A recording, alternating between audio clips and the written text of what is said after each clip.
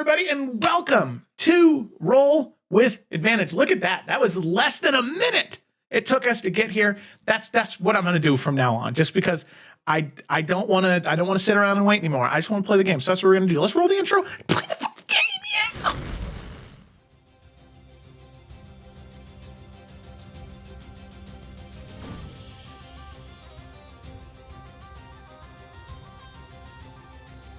I don't care. If I have to die, I am not spending another second under your control.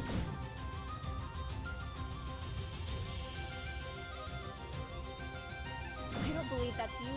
I've met the teacher at the mausoleum. You met a lie.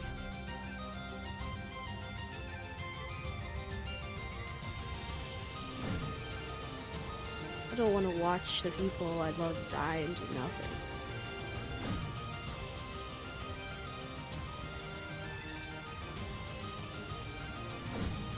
You can't tell me what my spirit tells me isn't true.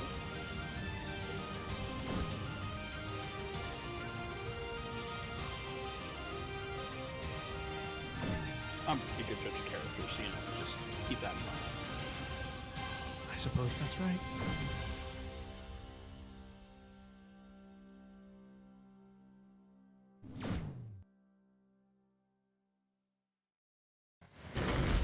I made a new intro, but I forgot to replace it. Hello, everybody. Welcome back. Twig does have new art, but I'm bad at my job, so it's not there yet. Please forgive me. So, yeah, that's Gemma's reward for returning. She can have her new art in the intro. So hello, welcome. Very excited to dive in. Let's just go ahead and get right to it. As is tradition here on Roll with Advantage, I, the Dungeon Master, do not do the summary. No, that is for the players to do. This week on summary is Kayla. Kayla, whenever you're ready, just absolutely douse us in these dulcet tones of this delicious summary.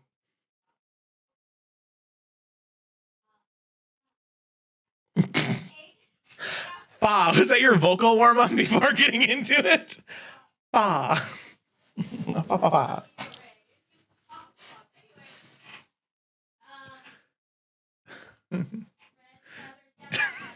Red. Okay, sorry. I'll mute.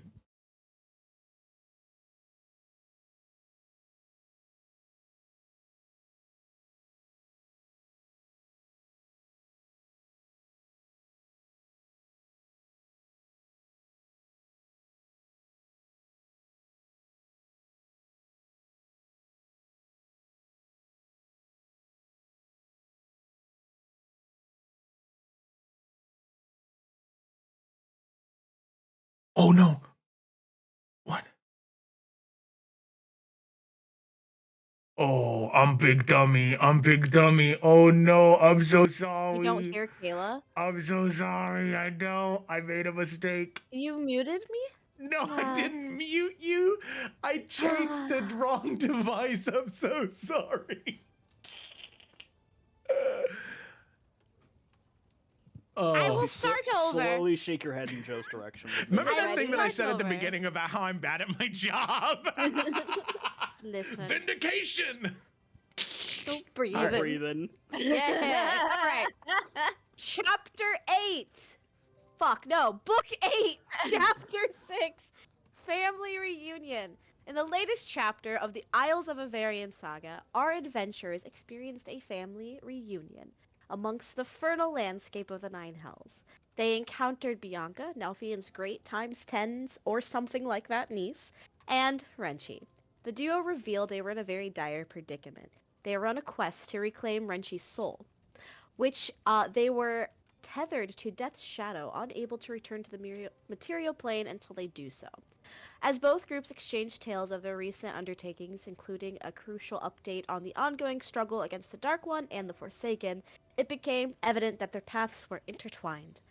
So, united by a common purpose, the party and their newfound allies set forth towards the icy prison of Levistus, hoping that the Archdevil might be able to have the key to their salvation.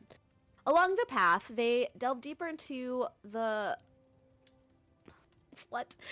During the conversation that Bianca and Renchi had, they talked about uncovering the existence of the primordial beings of creation, amongst which the essence of magic itself seemed linked to Renchi. Moreover, they unearthed the chilling prophecy of the primordial titans. They are imprisoned somewhere within the depths of Tartarus, whose liberation by the Dark One threatened to unleash chaos upon the material plane. So that's new information for everybody. Where there are these creatures that are lurking around in Tartarus, and if they are released, it could spell disaster for everyone. However, one of those titans, one of them being that of magic, might be connected to Renchi. Their journey had led them to a precarious bridge where they fought off the ice devils. In a remarkable turn of events, Yorick's persuasive powers swayed the devils to their cause, bolstering their ranks.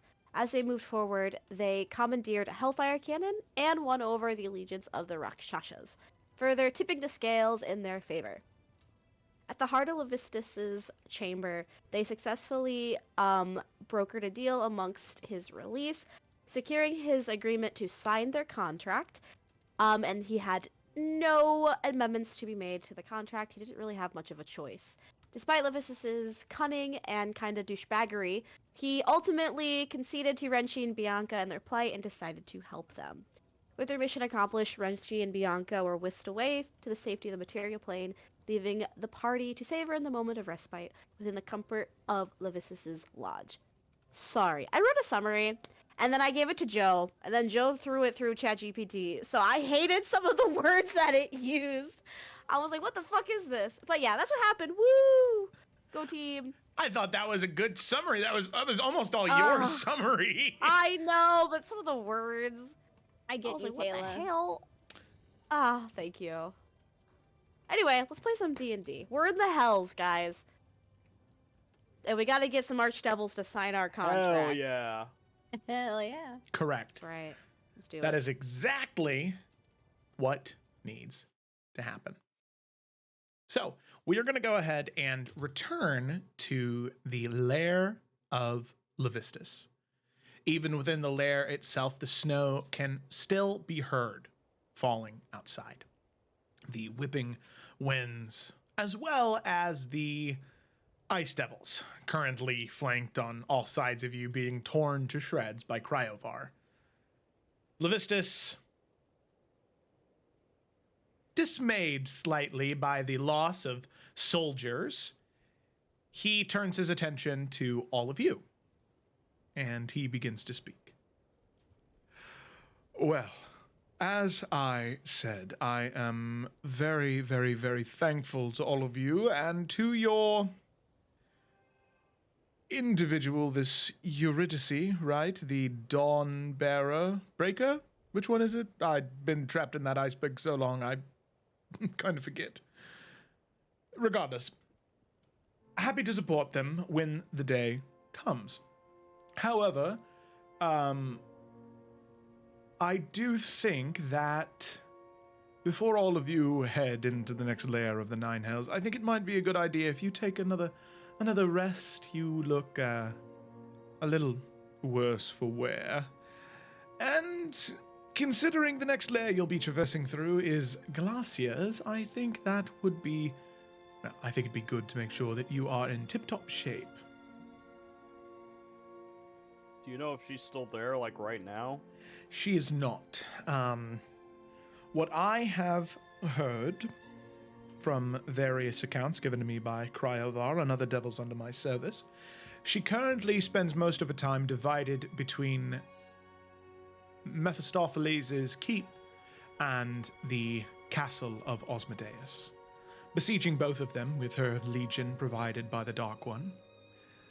In an attempt to break through the walls of Mephistopheles' keep and take his throne, and then once that is done, to finally breach the gates of Osmodeus' keep and, well, finally take that throne from him. However, I have a feeling that that job has just gotten a lot more difficult for her, considering there is now a new fiery force within the keep. You see, Glacier's claim isn't exactly... it isn't exactly legal, it's kind of illegal by force, you know. Yeah. I hear you. Yes. And what do you plan on doing now? Well, I mean, all this freedom. Re-establishing control over my domain is most important. You see, the snow should not be this intense, and Gorshanal should not be free on a leash to do whatever it wishes to do. No, that is the first thing. Put that tornado on a leash, and then go around killing, maiming the various devils that have betrayed my service in the favor of Osmodeus. Use this pit fiend a bit more. He's going to be quite helpful. See the pit fiend just like standing there, eyes glossed over white. Nice. That's very good. Use him, and well, I suppose once that's done, await your call. Sounds good. And Well. transparency.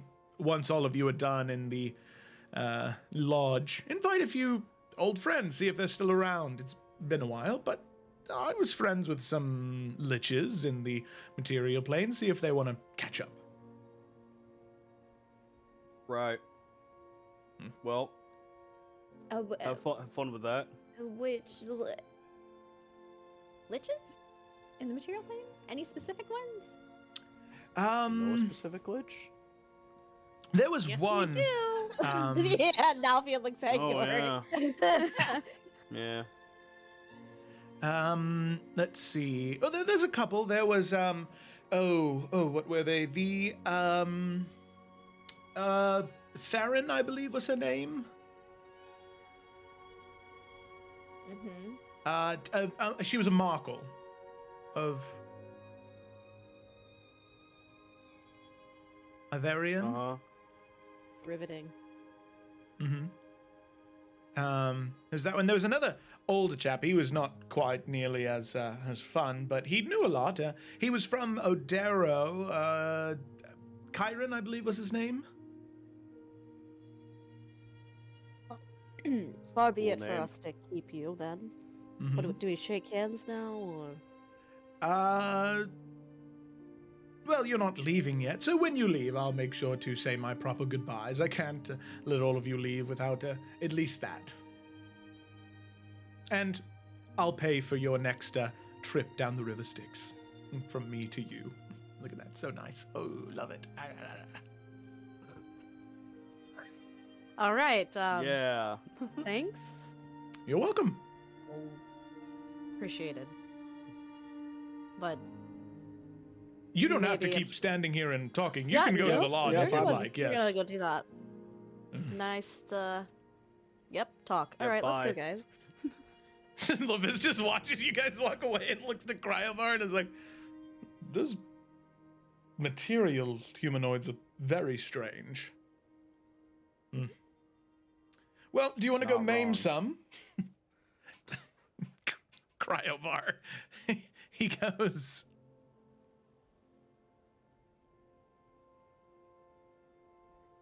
I would love that a lot. All right, let's go. Wow, what friendship. I imagine Cryovar was like organizing the pile of limbs that he had ripped off. He was stacking them like Put all the- cards, just having fun. Yeah. Oh my god. Lincoln logs, bud. Also, Joe, I can't handle how you play him because like it makes me laugh so hard. Like when he went, he was like pinching their cheeks, and I'm like, "This is fun." Levistus fucking has a God. lot of Mike Myers Cat in the Hat energy. I want to Don't- be serious, but I like literally can't. That's what's dangerous about him, you know? He also hasn't talked to someone in person in quite some time. It's like after the pandemic, like when you first went back to That's talk to people true. in real life, you were like, hello. That's true. I'm so happy to be around people. You're like, do I be formal? Do I be casual? No, go somewhere in the middle. Hey, bitch! No, that wasn't it. Nope, That too wasn't much, it. too much. No, Do I too touch your far, too face far. when I see you again? Is that what I do? It's so nice to see. Big apparition. Is that what skin feels like? Oh, very true. All right. So they're back in the room. We're going We- for Lodge. that. Yes, you head to the lodge. Which- Now this is meta, Mhm. but I posted it in the chat. Are we just like not gonna tell him Sarah Lena Farron's dead? Does it matter? Will it Aw. come back to us? I mean, he already signed the contract, but Yeah, just why start this whole thing? We got I enough didn't- shit to worry about right now. Yeah, I just didn't know. I couldn't remember. I'm like, I don't think there's any way to trace it back to us. He probably just gonna be like, oh, she's dead. That's crazy. Wait, he said, wait, ahead. she's a lich. Did we kill her phylactery or, well, we We bail did. fired her. Oh, okay. I couldn't remember. The Okay. phylactery where like the gems are embedded into her hands and Nalfian cut them Yep. off. Right. Yep. Okay. Never mind. Then I agree. I just didn't know if there was anything like. Yeah, no, Saralina Farron is dead. Yep. Dead. Good. So is Kyron Yeah, too. like we could for the sake of honesty, but Kyron is dead. That's how. You're right. That's how long this bitch has been in a fucking ice cube. Yeah. Yeah. All of his He friends was- are dead. He was hanging out with Kyron before he was encased in the amber. Crazy. damn. Yeah. That's wild. Rest Yeah. time. It's really sad. Rest All I time. my think I friends are already hit dead. my- No. All his immortal friends are dead. Like that's Yeah, that's crazy. Yeah. Mhm. I mean, that's good. Alright, long This rest bitch time. does not need lich friends. We'll have But to make new No. friends. He's a little suspect. Do you guys know any liches? Oh, well, now that you say No. that. How they. do you feel about Drow? You ever met I my don't think she'd mother? want to be your friend, but Malice knows how to party. a little too well. That's why she has so apparently. many children. Mhm. Oh. Got her. We shaming people now? So you're in the cabin. Malice, yeah. Yes, fair always, enough. baby. Yeah, Malice deserves it. How much child murder do you get away with? You know, and people are fine, like, okay, wait a Mhm. minute, let's And That's right. abuse. in the context of a game. In game, in game. In game, yeah. In game. Anyway, cabin, long rest. Yep. So Taken. all of I you don't are remember, did within you let the, me the roll lodge. For my wand and breastplate last time. My breastplate, I have no charges used, just the wand. because last session you guys didn't take a rest, so this would be the one then. Okay. It was the session And before, after you guys got here. And the reason why I asked is because it does specify like every sunrise. Does it matter in this circumstance? I think that we did. I didn't change it on the thing, but we agreed it would just be every long rest to make it easier. that's what I think to so, track. too. But I didn't want to be A sneaky. cheetah. Yeah. Mm, 1d6. too late. You know me. Oh, that sucks. That sucks so much. Oh Roll yeah. one. Be like Music. that. Want something a I little use more. my DM inspiration. to re-roll a d6. Yeah, What is I this? don't even think What is I this might have thing used it for? already. I don't see it on my character sheet, so interesting. Alas. Tragic. Tragic. What's it? Let me get some better music while you guys are in here. This Campfire Memories is nice, but it's a little too relaxing for what I want. Fair. So all of you are currently resting within the lodge of Levistus. Same as before, there is delicious food provided from all across the material plane to make your stay as comfortable as possible. So as all of you take the next 6 to 8 hours of sleep, rest, drink, and eat, is there anything in particular you wanted to do? As your next lair will be Glacia's lair, and she is the warden of the Nine Hells. So, needless to say, it's not going to be the easiest thing to navigate through. That's common knowledge that especially York would have. But yes, York, I see your hand is raised. Yeah, what's Nalfian doing during rest time? I think him and Danny are doing some push-ups together. They've rested. Now you gotta fit it in where you can. Yeah, Nelfin's completed his set. He's watching Danny struggle over his last 5. That one doesn't count. You didn't keep form. Do it again. You gotta straighten your back, Daniel. Okay, I'm trying. Closer to the ground. Your chin should touch the ground. My face is so small though, Nalfian, it's really hard. Oh, well. No pain, no game. Let's go.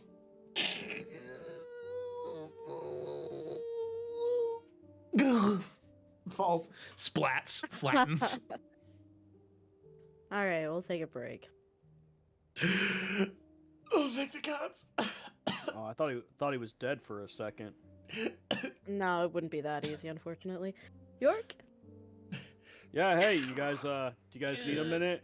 No, I you hope can you're have right. him. He just needs to Danny's just crawling away. crawl away. You still have to complete those 5 at a later time. All right, he's gone. He just stops crawling. I think he actually passed out. He'll wake up in a few hours. Crazy. I mean, like, he fought, you know, us and stuff, but push-ups, that really did it, huh? It's the upper body strength. He's not quite there yet. Yeah, but he was, like, blessed by Elwyn. I just didn't think it'd be, like, that bad, you know? I don't know. Magic works in weird ways. Oh well. Can't miss upper arm day. True. So I just wanted to check in. How you doing?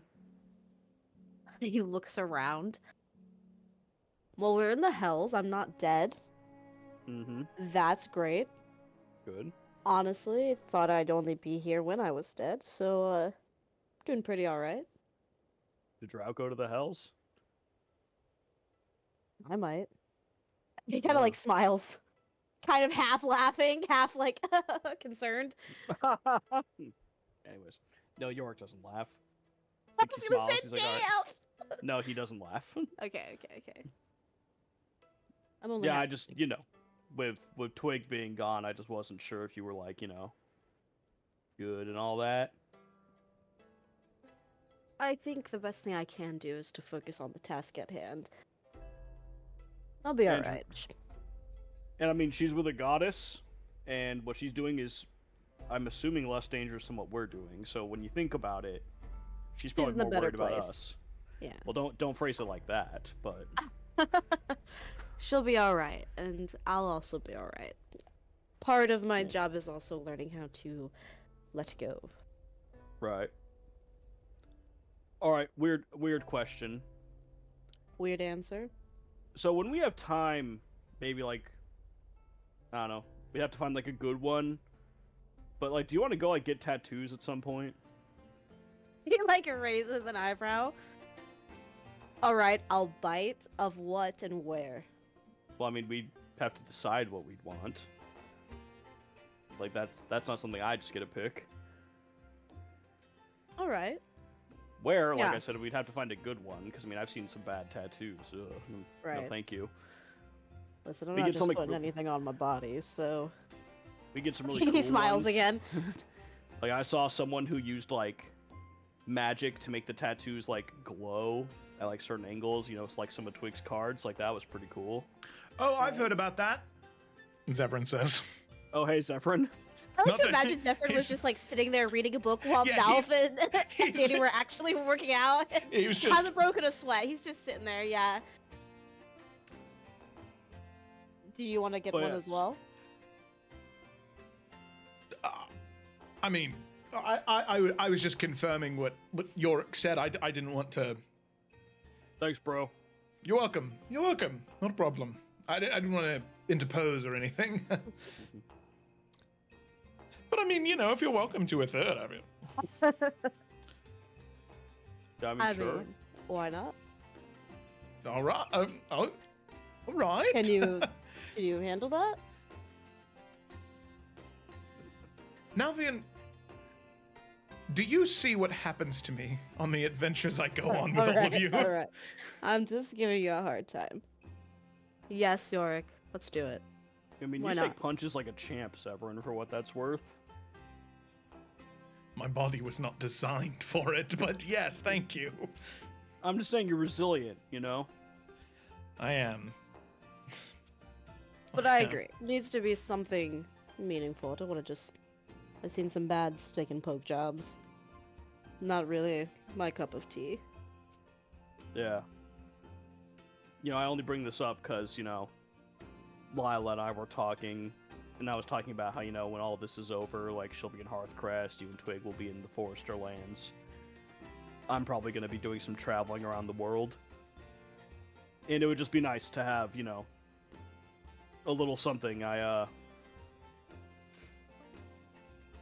You know, big family, grew up with 6 sisters, but Never had a brother. Yeah, Nelfiel will like put his hand on York's shoulder. You know, big family, too many sisters to count. Never any love amongst them, but not a lot of brothers I consider genuine either. So it would be nice to look down at something and remember everything we've done. That's what I was thinking. Just, not that it'd be goodbye, but something to just help us remember. Memory's important and all that. No, I agree. We'll think of something. I think I'm gonna get like a full back tattoo. You're gonna commit? Yeah, I mean, like, I can't see it anyway, That's better. And, like, it's not doing anything for me, so, like, why not just turn the whole thing into a canvas, Yeah, I can respect that. Yeah. But like I said, we gotta find someone real good, and it's gotta be really high quality. Yeah. So yeah, We'll just figure get it to out. thinking, I'll get to thinking, and we'll figure it out. Alright, sounds good. I like this idea. Alright. Forearm bro shake. Yeah! Yeah. Just like that. Nice sound effect there, Joe. Yeah, thanks you. for that.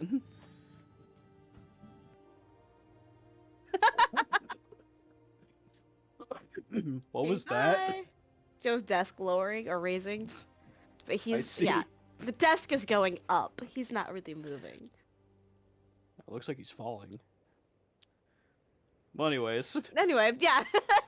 Forearm, was- cool guy, handshake. That was all I had. All right, cool. The sun was starting to get into the webcam, so if I move it up, that Oh. doesn't happen.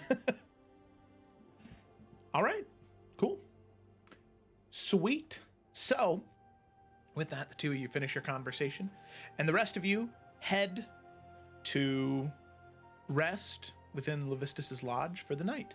Was there anything else anybody wanted to do before heading to back to Levistus to get your soul coins and head to the River Styx?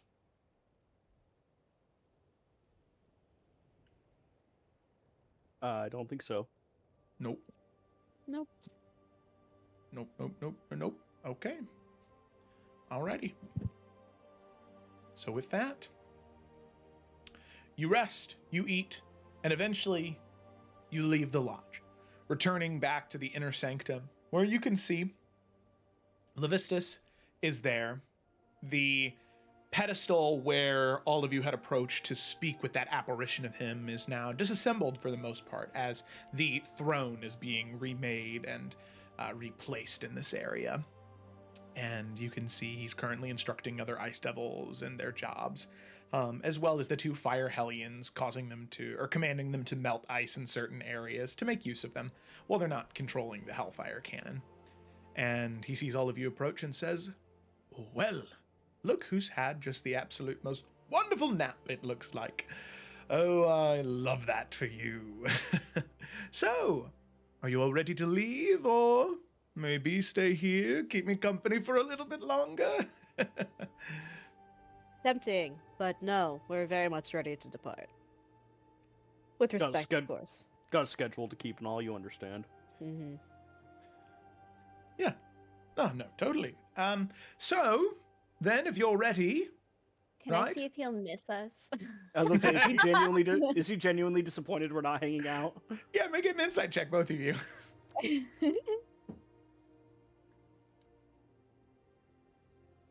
I wanna know.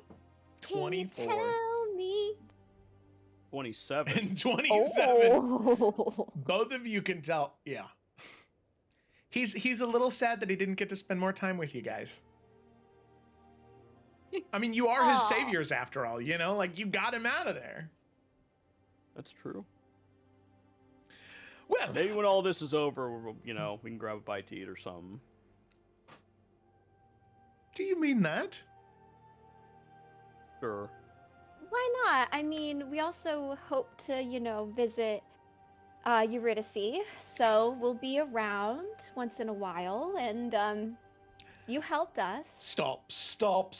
stop. Oh, my heart can't take anymore. Oh, it doesn't beat anymore, but it still feels things.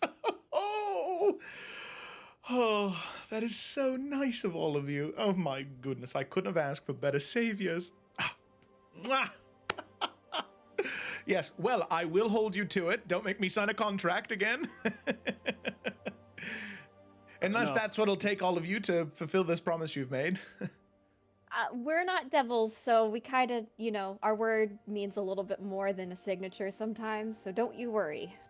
All right, I will remember that. How long do all of you live again for, just so I have a general timetable of it? Is it 300 years? 500? Now, Fiona and I, more around 300. Tieflings live like a little longer than 100, right? It's about the same. Yeah, all of us around 300. No, about the same to humans, sorry. Oh, about the same to humans.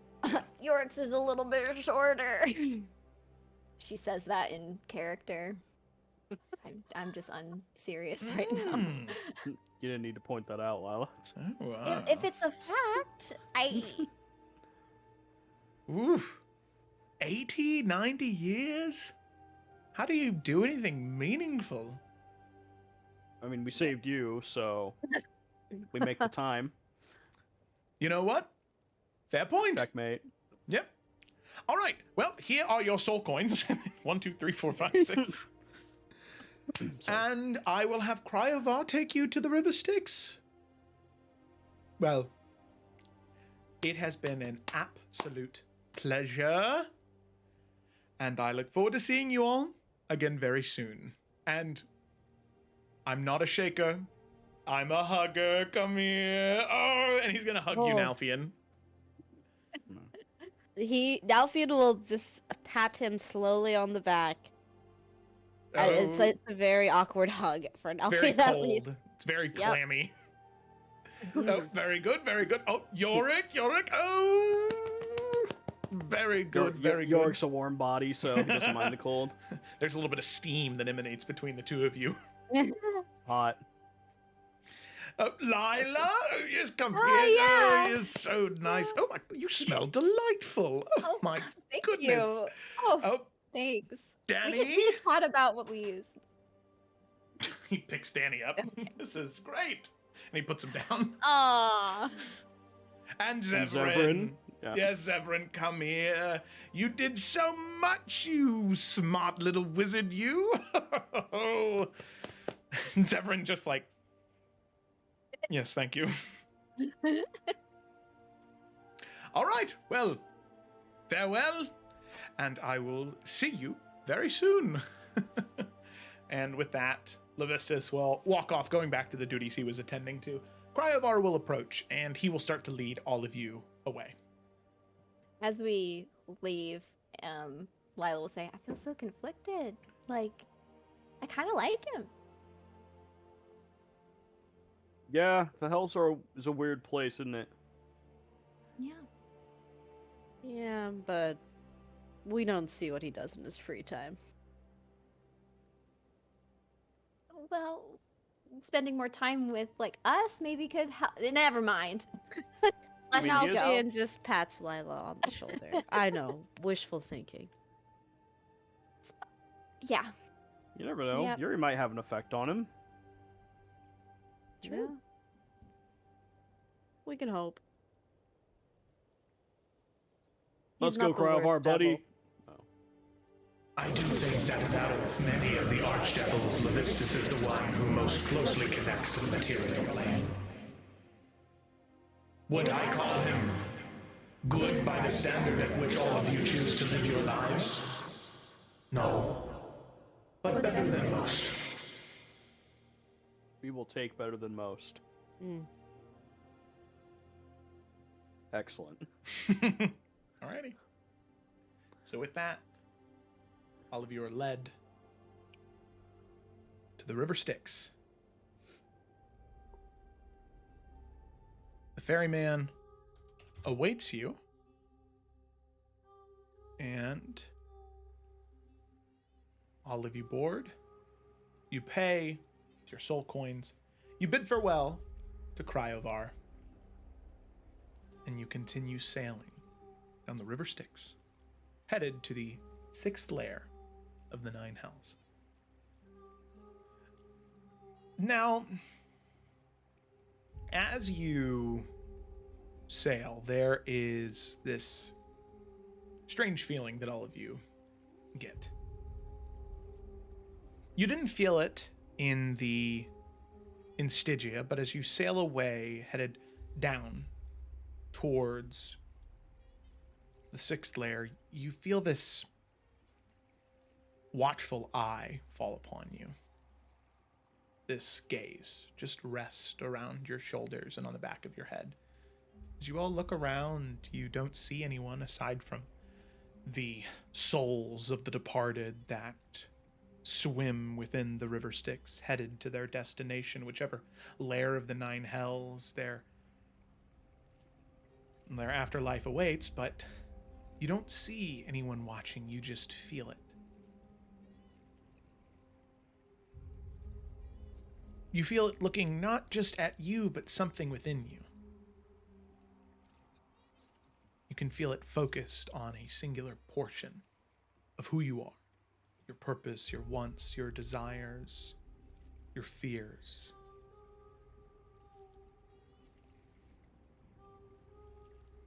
And for each one of you, it's something different. It's something deeply personal. Lila, for you, what it seems to focus on is this regret, this fear of something happening to your family again. You weren't there the first time to stop it. Who knows what would have happened to your father if all of you hadn't found him? Why weren't you smart enough to figure it out beforehand? You had other things to attend to, of course. So much for being valedictorian, right? Best in your class? Wasn't good enough, I suppose. Now, Fian, you feel this eye focus in on Twig, on your feelings for her. You told her you'd always be by her side. You told her you'd always be there to protect her, but she's gone. And of course, your mission's important, right? More important than the promise you made, I guess. Yorick focuses in on you and Aventahala. The relationship you have, unique as tieflings and their owners, the owners of their souls go, very unique. She's done so much for you, and you so much for her. It's truly a beautiful, beautiful thing, but there's this seed of doubt that's planted. You believe Glacia, or you believe Aventahala in what she says to you, that she'll give you your soul back when all is said and done. But if her two biggest problems of Glacia and Osmodeus are dealt with, a vacuum of power, free roam for her to gain what she wants, maybe she could get it.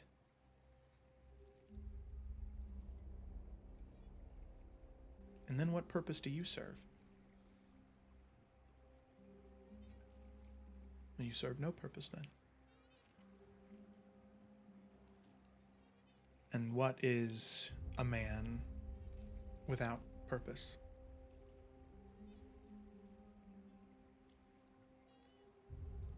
The three of you rest on those feelings, this unsettling stare, focusing on those aspects of your life. For Danny, it focuses on the abandonment of his family back in Raven Rock. to pursue a life that he believed that he always wanted, something more, something greater. But around every corner, he feels like he shouldn't be here, that he's not good enough, regardless of how hard he pretends that he should. For Zevran, it focuses in on feelings of inadequacy.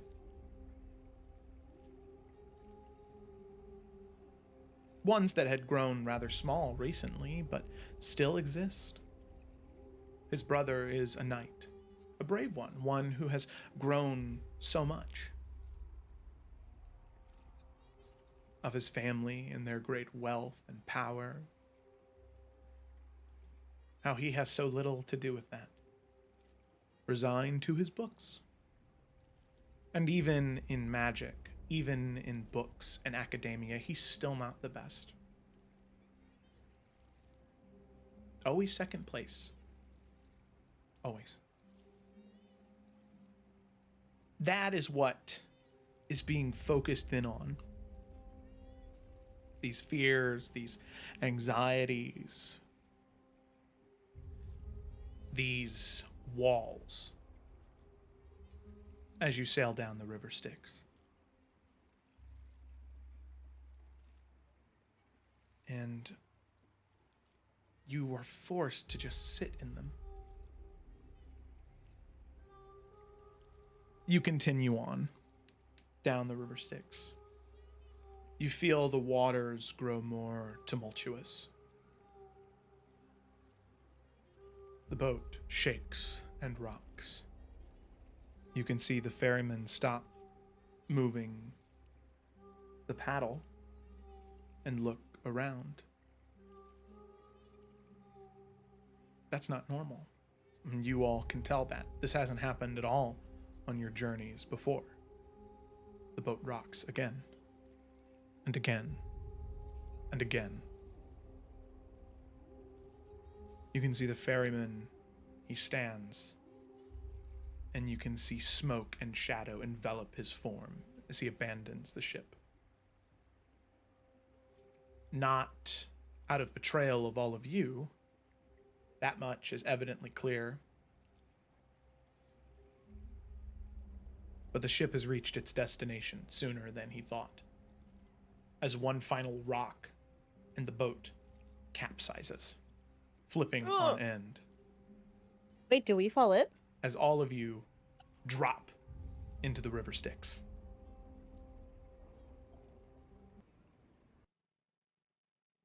Silence. I was just about to ask if we could like look around, but we're in the water. Can we see anything, or is it like pitch black kind of water, which is horrifying? It Is it hurting us? is pitch black water. It is cold and hot. You feel your body singe and freeze at the same time. And the most peculiar thing is you don't feel pain from it. You feel your body singe, you feel it freeze, but you don't feel pain. It's just sensation. As all of you currently sink into the river Styx. Sinking and falling. There is this eye that follows you deeper down as you sink. It watches.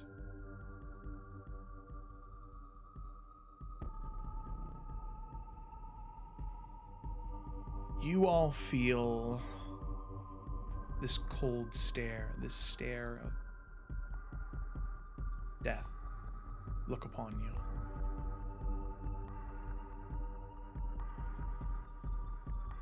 Staring not at you, but through you, as if looking at your life as if it were the spines of a book on a bookshelf, seeing each and every single moment until its final chapter. It's so incredibly unsettling. You sink and you fall.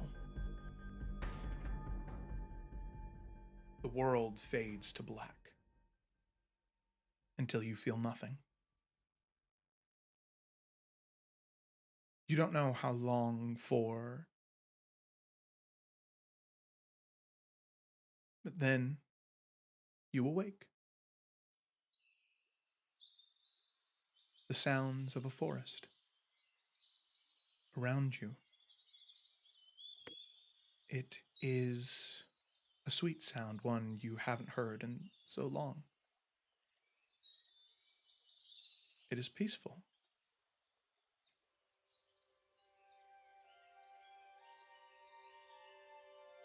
As you all open your eyes and begin to stand, you're not wet at all. You remember falling into the river, but as you open your eyes and look in front of you, you see trees full of bright golden and green leaves.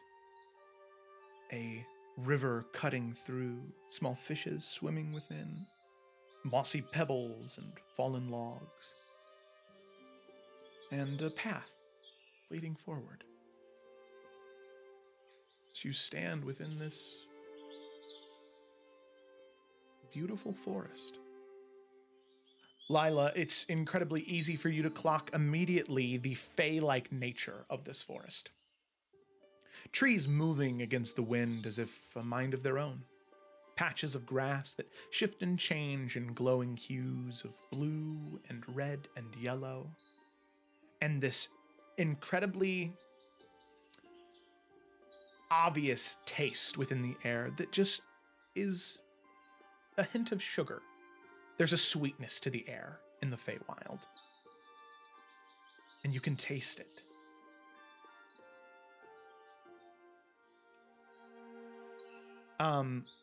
I would like Lila and Yorick to make history checks. Okay. I was just about to be like, she's sus. Like, Okay, 17. I think we're way past sus. yeah. I thought that was a natural 20 for a second. Team. Yorick, for you, you are familiar with pocket dimensions, where there are, within the multiverse, even in areas like the Hells, there are small dimensions that exist away from the rest of them. They exist in part because of massive cosmic energy, right? That they've been separated from the plane that they were a part of, or they were created by some powerful wizard, mage, warlock, some type of magical entity created them. For you, Felicity, I'm going to send you a message. Do I get a Secret, message? secret. I got a Oh my secret. god. Ooh.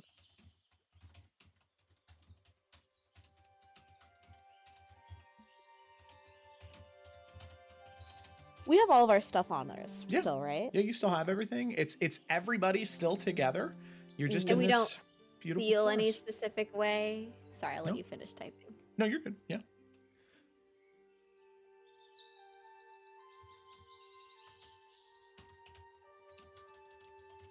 I'm curious about the art with the trees So shape. yeah.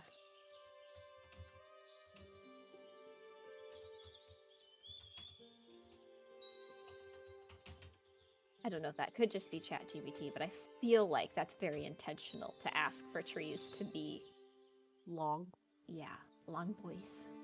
boys. Also, you said the ferryman seemed surprised. He was, yeah. So that tells me this was not our we are not where we're supposed to be.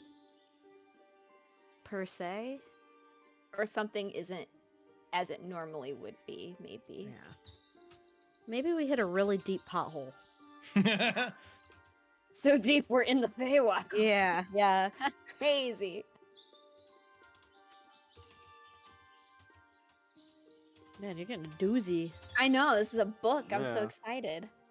It's because I keep fucking up and I keep having to backspace. Sorry, we're Ball. also talking.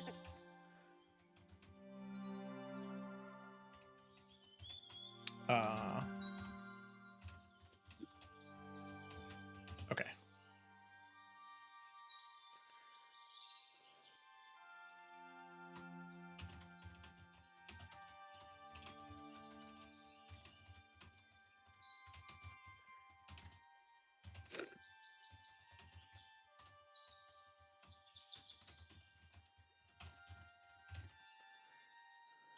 Okay.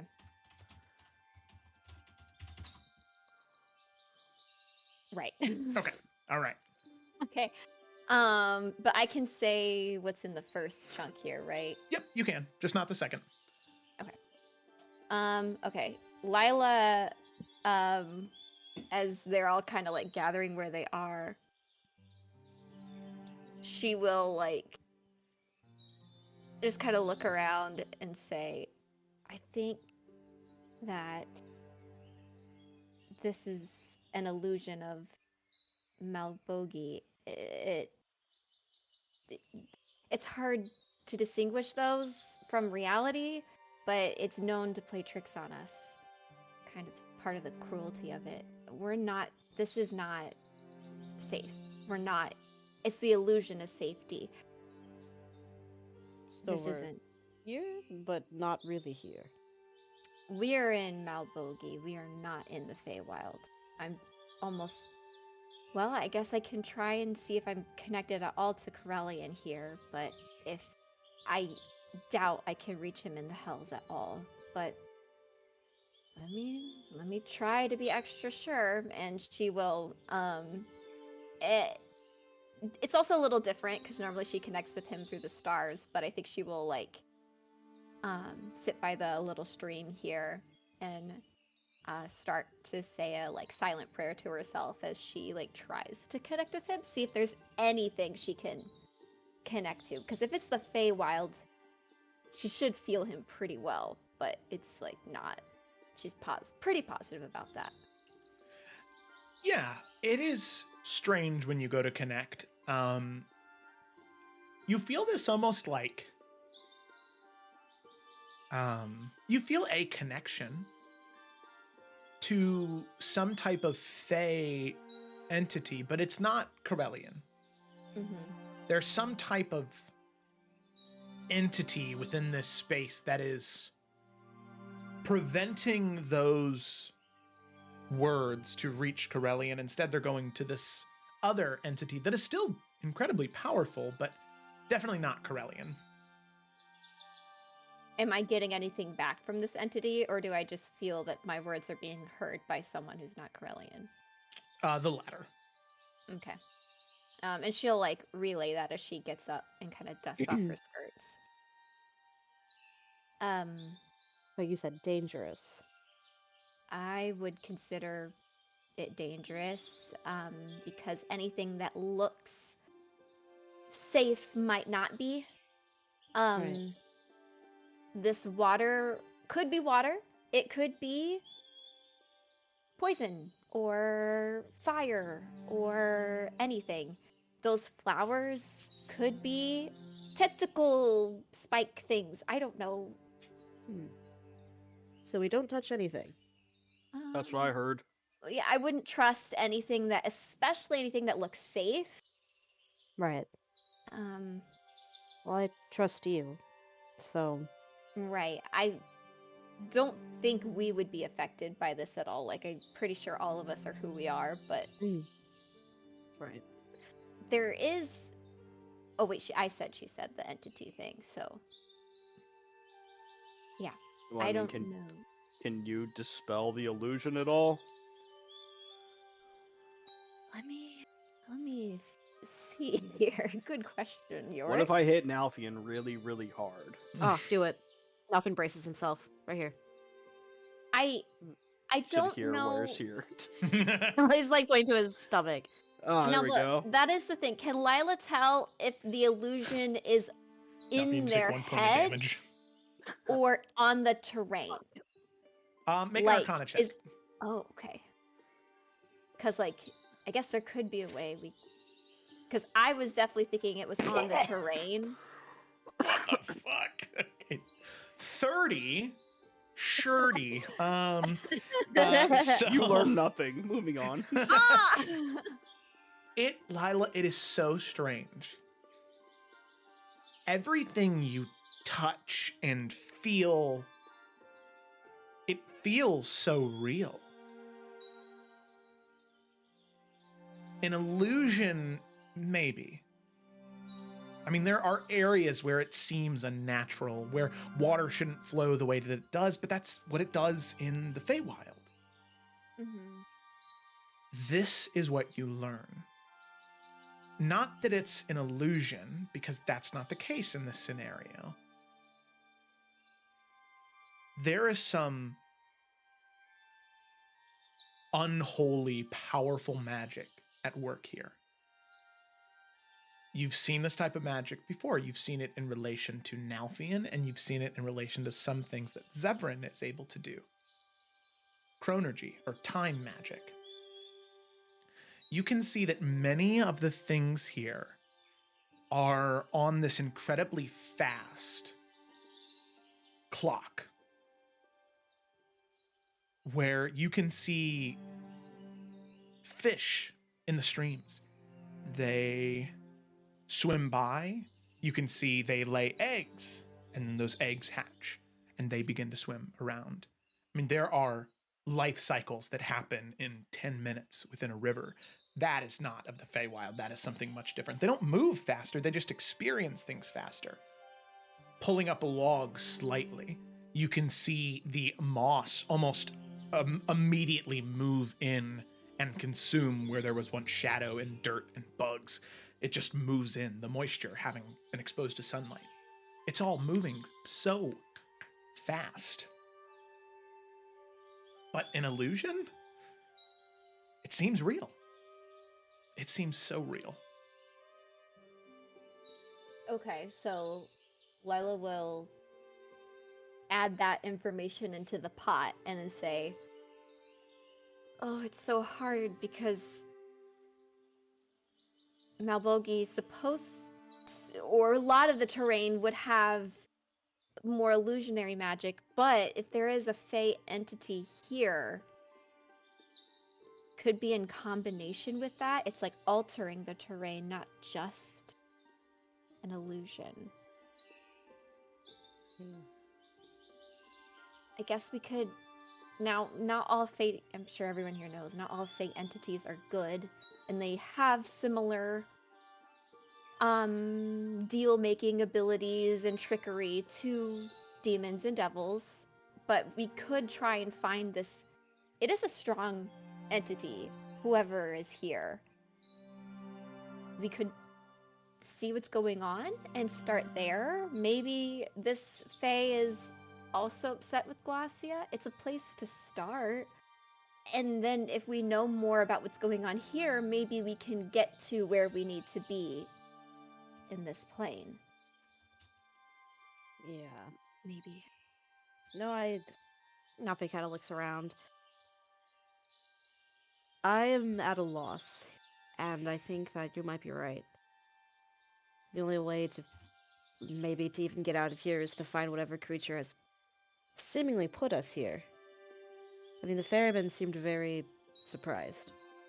This didn't seem to be what he wanted, but out of his control. Mm-hmm. But And there's one way forward. if it keeps changing like this so quickly, maybe this is something very recent. I just... Right. If there's a Fae here, I don't think they're gonna be a very, you know, Yep. they want something. No. If they're down here, it can't be good. I don't mean to assume, but they're gonna want something from us, some shape, way, or form. Mm-hmm. But I think we just have to keep moving forward, or we'll end up stuck here. You guys hear And, that? Here, what? Nalthian listens. The voice? No one heard that? No? Can Lila Awesome. look for that voice? Anything at all? She's got good perception. Look for the voice. Look for Make a a voice. perception Fine. check. That's what I want. You know what? I'll stop talking. I know what you meant. Thank you. Looking Kayla. for the location in which the voice has come from. Yeah, The source. perceive with my ears. So you look for the voice. But Lila, you never heard a voice to begin with, so you don't even know what to look for. You just search, scan around, but there's nobody near all of you. What did it say, Yorick? It said, I know you truly. He looks to Lila. Yeah, let's leave. Well, we've been trying that the whole time. We haven't walked yet. I know you. Okay, so other crazy thing, right? Aventa Hala used to be a dryad. Glaskia is her daughter.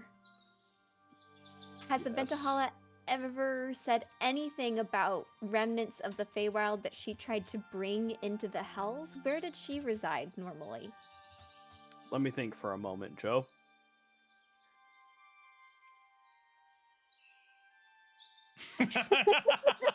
Face. I don't know the answer to that. So now here's the thing about the whole Aventa Hala situation. At least as far as I recall, and this is Yorick would have available to him without making a history check. Aventa Hala was a dryad on the material plane who was connected more so to life and death, keeping things that were buried in the ground buried, and sort of the natural order of animals, humans, humanoids, whatever was buried staying below, and nature feeding off of it and growing stronger. That was where her sort of specialty was. But being a dryad, she was of the Feywild, so you would know that as well. So she is connected to the Feywild in some way. You don't know exactly how, but the connection is there. Does that answer the question? I guess what the other thing was, what was the plane that she hung out on? Like The the material most plane. No, not as a dryad, as a devil. Sorry. Oh, as a devil, she spent the most time. Let me look at the map here real quick. Or which layer? I think I said plane, which is also confusing. I meant layer. No, you're good. I believe she spent the most amount of time in Avernus. That feels most correct. You guys are on here now. With Yorick reminding Lila of those things, I mean, Lila's gonna lean towards this. Doesn't have any. She was hoping that if there was potentially a Aventa Hala influence here, they'd be in a better spot. But now she's just nervous in general. Yorick and Lila, with your passive perceptions, you hear these massive, like quadrupedal footfalls. Heavy, heavy, heavy creatures. As there are two of them, you can tell. But you can hear this rustling in the leaves as well. As We should get moving, but I don't know where. I don't know where to. Hang on, let me try something. Okay. York's gonna walk out in the direction of where he hears the sound coming from. uh-huh. And do they sound close? They do sound close. They sound within earshot. In fact, Yorick, you have a pretty high passive perception. Real quick, what is it again? It's like 20 something. 23. 23. You can just barely see over the edge of the trees above you these deep green scaly heads, multiple. About 3, 4, maybe 5 that just barely peek up above and then almost snake-like go back into the trees. All right, 1 second. Trey and So, we're friendly. The footfalls stop. And you hear this voice echoing from the left. each voice coming directly one after the other, this echo. As one of the voices, deeper than the other, begins to speak. So, you know of us. Very good. We do not get visitors very often. We are very happy to have new friends. As you can see, 5 different heads peek out from different areas behind trees attached to this massive base. What all of you would easily be able to recognize from Thoralian myth as hydras. A second one emerges from the other side, a voice much higher. Yes, very, very, very happy to have new guests. It is strange to see, but seeing now makes sense. You, looking to you, Yorick, you bear a familiar face. You've been here before. So long ago. The other one speaks. And you come as you did before in the day. Very good. To be here at night. Well, you welcome death then.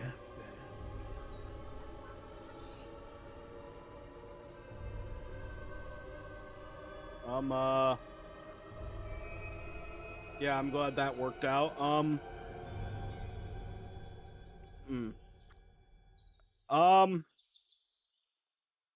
So you met before. I know your names. You remember mine? The heads look to each other.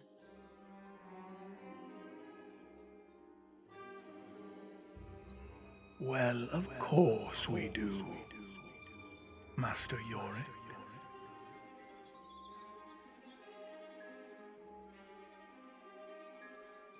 Okay.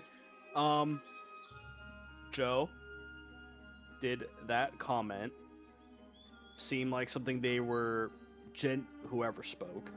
Did it seem like something they were genuinely able to remember, or, as I have also been receiving some information in my head, did that seem less sincere, like someone told them to say that, and they just kind of said it casually? Make an insight if check. that makes sense. Make an insight check. It's a Like little how I hard phrased to that? get a read. I did. It's very good. It's a little hard to get a read because it is 10 heads talking to you all at once. Yeah, well, it's a 25, so... It seemed very genuine. Like a almost a reverence to a degree. And for the record, Yorick has no memory of ever being in a place like this, right? Yeah. Cool. I was worried I forgot something very important. You don't remember this from your session 0? Anyways, good. Just wanted to make sure we were all on the same page, which we clearly are now.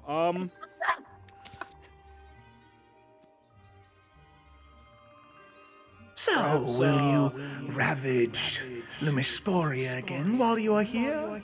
Or do you come to see the Fey Enchantress? Torture her more? I wasn't planning on staying very long, to be honest. No, Master, you must. Especially when you bring guests.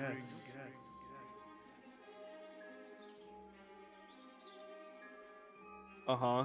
You must at least revel in the night.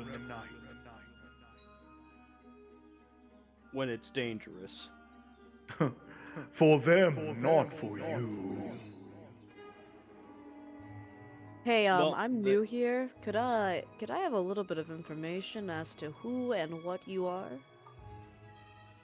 Yeah, well, it's nice to meet you both. Yorick's friends. Alfie and their Hydra. Oh, hello, Hydras. You have a familiar smell. I'm sorry, what? You Looking heard to them. Nalfian. Your kind have been here before. Oh, well, I'm sorry for that, but, don't associate with them too much. You are different. You are not nearly as vicious. But you have bite. I can tell. Thank you. Where is here exactly? You have not Joe, I told have the to- master? He's been a little Like- preoccupied. I Hold got a on lot on my plate. It's one not a big deal. A creature I can see. Okay. Can I? Joe, you're gonna be like, fuck you, Felicity. It says for my channel divinity read thoughts. Uh-huh. One creature I can see within 60 feet. Can I try to read their thoughts? You can try, yeah. It's a creature. As long as it says creature, that's cool. It says creature. They have to make a wisdom saving throw. Do you hear all 10 thoughts at once? Because it's a I have Hydra. You hear no like all idea. the Do I heads have to in So like it's- stereo. It's two separate hydras, so you'd be picking either Right. the one with the higher pitched voice or the deeper pitch. I feel like they both know the same. But I'll pick the one with the deeper pitch. Okay. Alrighty. They both seem to have the same amount of knowledge, so I don't know if it would really Mhm. matter. Okay, wisdom save. DC what? 18. Shoot. Wisdom save? Okay, straight roll. No additives. Okay, it fails. So, Lila, you pick a creature. However, this creature does have 5 heads. That is a lot of thoughts for you to process all at It's like- once. Alright. So, Lila, you will take a considerable... Psychic damage. Yes. That's only fair. Right. 22 points of psychic damage. Ouch. 1d10 per extra head on top of the original. As you Okay. kind of reel for a moment, you can feel this Yeah. throbbing headache as it takes a moment for you to organize all of those thoughts in your brain. Because even though they speak as one in that echo, each one of them has their own unique, independent thoughts. And you have to choose to focus in on one of the heads. I'd like you to roll a d6 for me. To pick one of the 6. That's so sweet. The second one. Okay. The second head. As you read the thoughts, the second head. Okay. The second head, you hear it speak, but not with an echo. You hear it speak on its own as you focus into the thoughts, pushing away the other ones. You see this head is, while it's speaking with the others, it is looking to the rest of you. It's looking down and it looks back to the other Hydra across the river. And in its thoughts, you hear, The small one looks tasty. Why has Master Yorick brought guests? It is so unlike him. Oh, how I wish to tear limb from limb. Oh, Master Yorick, please let us go free. We've done your service, we've done your duty. We destroy, we consume, every day since you placed us here. Since you became our warden.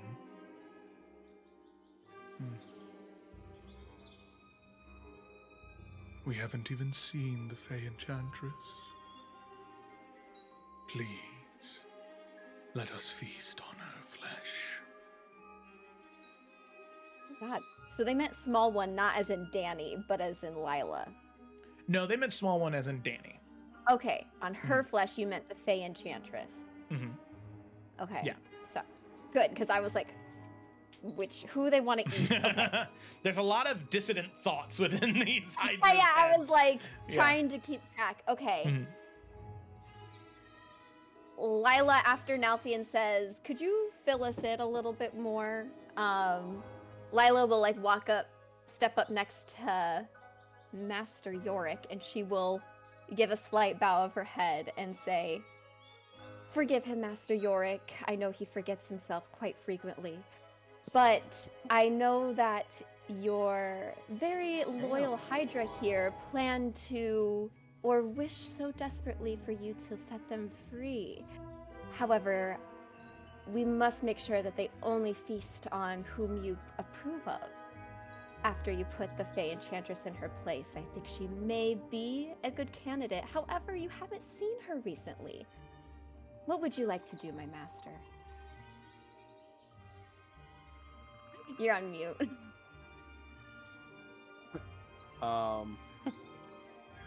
Yeah, Yorick's very uncomfortable right now. Yeah, I suppose that. seeing He's that trying to like be like, go yeah, along! shut the fuck up, I'm trying. I was prepared to make deals with devils, not whatever the fuck this is. Improv's hard for some people, Lila. But yeah, I suppose it's long overdue that I see this enchantress. It has been many cycles. She longs for the torture of your blade. Yorick, what the fuck? Anyways, why don't you lead us there, and I will take care of things. Yes, very good, master. We will guide you. It is strange you do not know the way. He's hit his head a few times, you know, memory loss. It's coming back to him slowly but surely. You dare question your master or follow? No. He forgets himself. Trey always forgets himself. Please. Lila like backs up towards Nalfian, like kind of like letting Yorick be the head one, and she like leans over to him and says, "Just go with it." I'm fucking trying, but I am lost.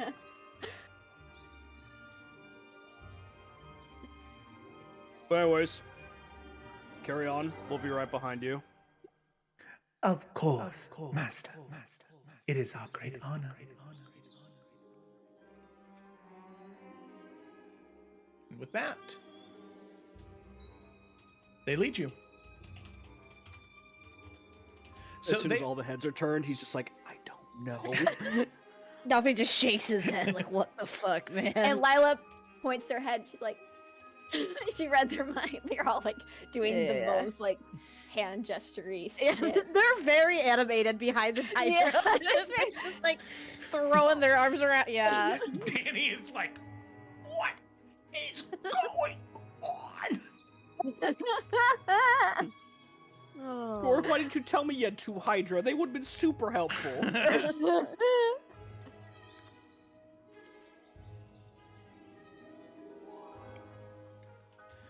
All right. I don't even know which head to look at when I'm talking to them. All of them. There you go. You got the 360 view helmet for a reason. That way you can walk forward and like look back at everybody and just gesture with your hands like, I don't know. What do I you can want me just to do? claim I'm looking at all the Hydra at one time. Yep. No disrespect. The real All reason right. Yorick has that item. Yep. So, you follow behind the Hydra. They guide you throughout this chrono magic, enchanted, fey realm, pocket illusion, whatever it is. This strange place. The Hydra that now you can identify the deeper toned one as Trey and the higher toned one as So. They turn looking back to you, Trey does, and says, Master, are you sure you do not wish to go to Lumisporia first? It has been so long since you have been there in the Myconids. They grow considerably. They do expire come night. The madness does consume them. And they have to start over from the beginning, but I feel as though it's been too long. They need to be cut down by hand. By your hand. There will still be time. I've chosen the Enchantress, and I will see it done, but I will see it all done before I depart. You hear all of them kind of grumble at the same time, and the other Hydra speaks up. Trey, do not disagree with the Master. You serve your purpose. Sorry, again, Master. It has been so long since you have graced our presence. Some of us forget how to act. As several of the heads snap at Trey. Not biting, but just aggressively snapping towards him. Remind me how long it's been anyway. Of course, Master. You have been quite busy with the war. It has been some many, many, many years since you have graced this place. Great sadness it does us. It is hard to keep track of time, as you see. We also expire by the end of the night. We feast on each other, or you prove to us your might by the end of the night. But we come back in the morning, ready to serve you in the day. But in the night... Well, when the night comes, you prove to us why you are master, and we are lowly servants. Since they've both been talking and asking Yorick's questions, I mean, I know Yorick hasn't done the best job here being caught off guard, but does Yorick still believe that Does he still believe that Yorick knows what they're talking about, you know? Yeah, make does an it seem insight like check. they're catching on that, hang on, something's not right. Wait a minute. Ooh, 21. 21, okay. So with Trey and So is the higher pitched one, they bought in entirely. You are Master Yorick, and it is so disgraceful what Trey is doing. So no worries there. With Trey, it's not that they don't believe that you are Master Yorick, it's that they crave violence more so than So. They want it now, and they want to do that with you. And you deny them. Cool. I love having no idea what the right or wrong answers are. D&D, baby. Yeah. Okay. All right, cool. That was my only question. All right. So with that, you approach. And you can see the forest becomes more Fey-like as you move further in. The trees begin to shift into these bright hues of pink and purple and blue. These mushrooms begin to sprout. That is beyond what is normal for bioluminescent. I mean, it is like the light cantrip, where it is just this cone of light that cascades over you. The taste in the air becomes sweeter. Your steps feel lighter. And you can't help but just giggle a little bit at a funny memory, at an odd-shaped tree, or a fish swimming just a little too fast. It's just it's just a little goofy. You feel whimsical. You feel light and bright. It's a good feeling. You can see, however, The forest breaks away slightly. A solid stone structure emerges, something that looks very similar to a keep that once stood proud but is now overcome with nature. And you can see within, above the wall, there is this swirling of blue and green, not spores, but just little balls of light that swirl around, mist in the air that cascades over the walls, creating this fog in the area. You see the hydras, they stop, and So looks back to you and says, "This is where we leave you, Master. You forbade us from ever entering, so we stay here and wait your return. Your friends and companions should be able to follow you in, but if not, we promise we will keep them safe." Excellent. Because if they weren't safe, there would be consequences. You see the hydra's heads nod.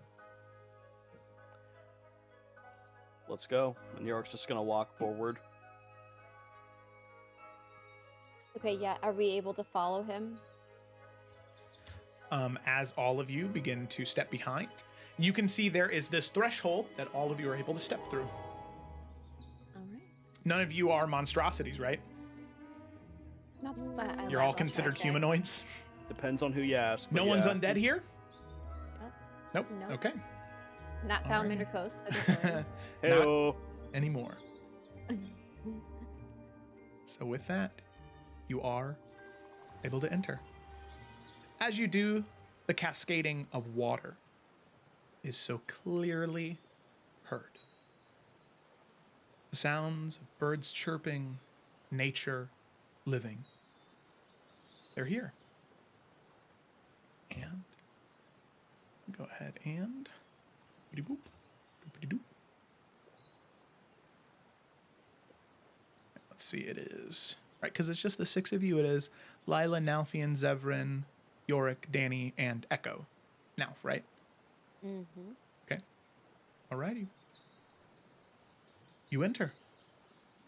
And you see the swirling of pinks and blues colliding into this kaleidoscope of different shades of purple. I mean, it is truly calming to your core.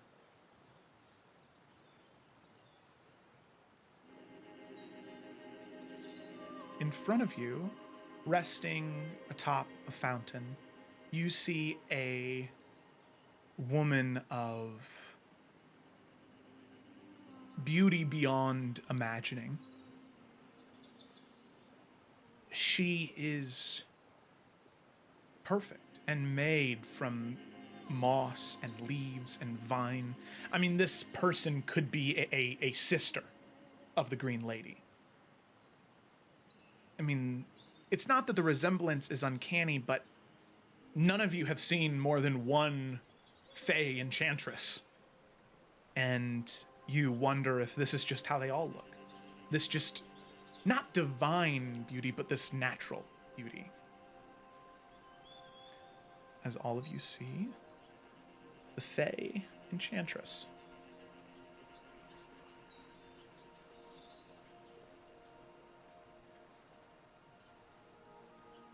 Nice. Colorful. You see she sits there, and as she looks up, her eyes are full of grief and sadness. Her voice is this hollow echo, a voice that most likely once carried power, but now is drained of it. So you return.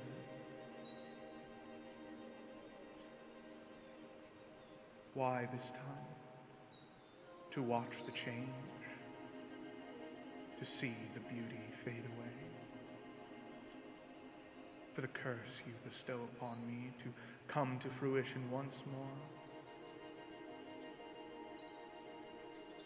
I'm guessing the voice does not sound familiar. Yorick, it does. That's what's very odd.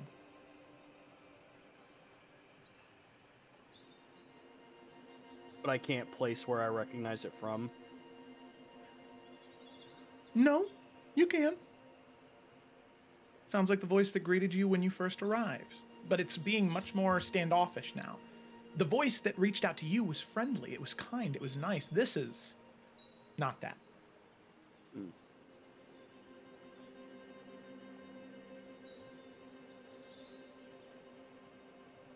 You're probably not going to believe me, but I don't know what you're talking about. York, make a persuasion check. Can I give him guidance? You can, yeah. Add that D4, buddy. Well, thanks, Felicity, but no need. Ooh. But just for Roll it fun. anyway, you Yeah, know. for fun. Yep, a little funny D4. We don't know how bad you hurt her in this That's alternate. true. It's a 36, so I mean... The DC was 37. I'm just Fuck! I'm just kidding. Okay, so you speak those words, and you can see there is this moment where the face stays sallow and sunken and sad. But as you speak the words, you see she stops for just a moment, and you see she sits up.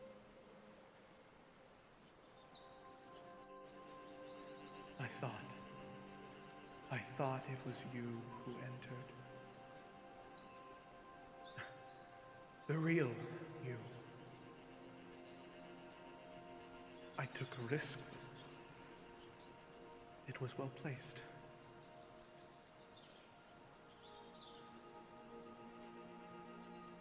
My name is Elendara. You may not know my face or my name, but I do know you. You carry something within you that I have known my whole life. A part of one whom I love dearly. Although she does not remember, you carry within you a part, the last living part, of my sister.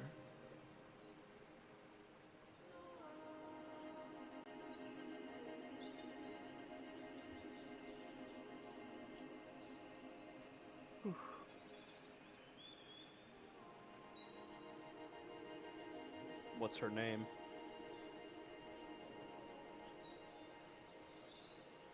Aventahala.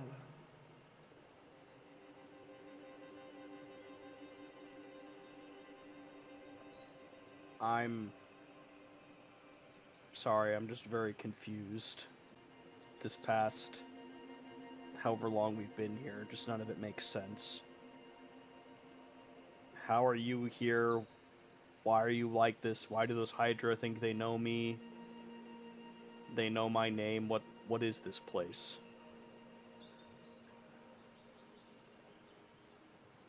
The truth is painful. But I'm sure that all of you have endured enough of that to be able to withstand more. Painful for who?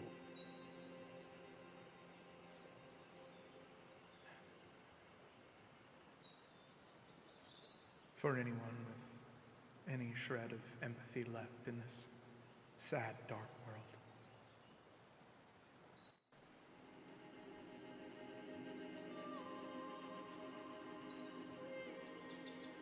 You see,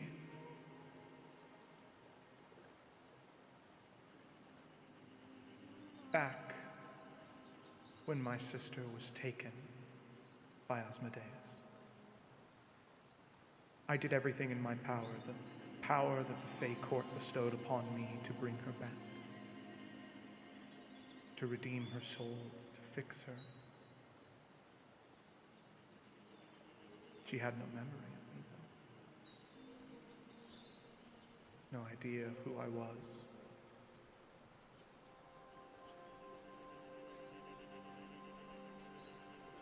One day I trapped her. I captured her. She tried to break free, but I did not allow it.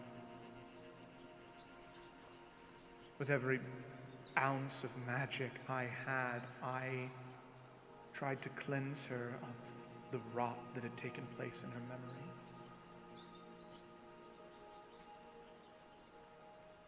For a moment I saw her again. We saw each other. Then he arrived.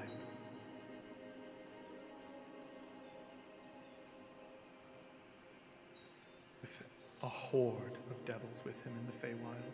I have no idea how he got there, how he found her, how he found me, but he did.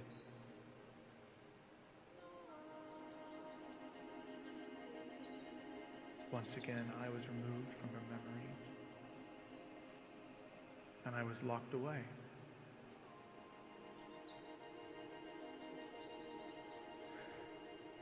So many years have passed. For the longest time, the warden was Osmodeus' daughter.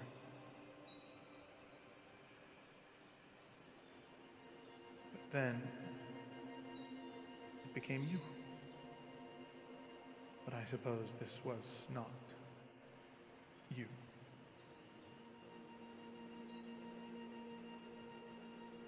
I've never been here.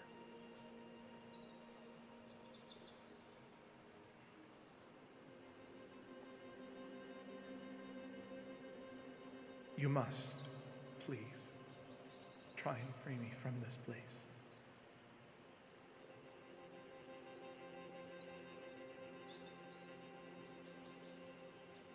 How?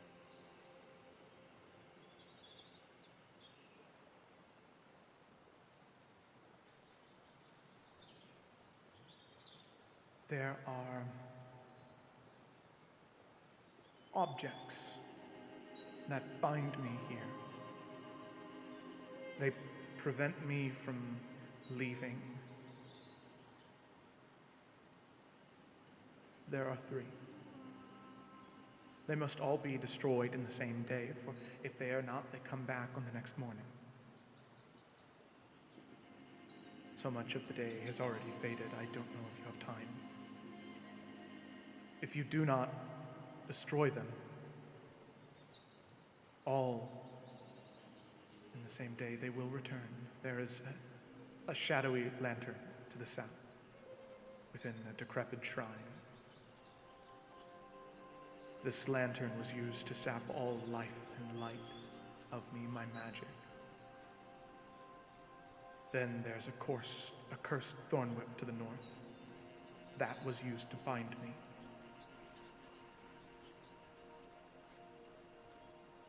And then finally to the west,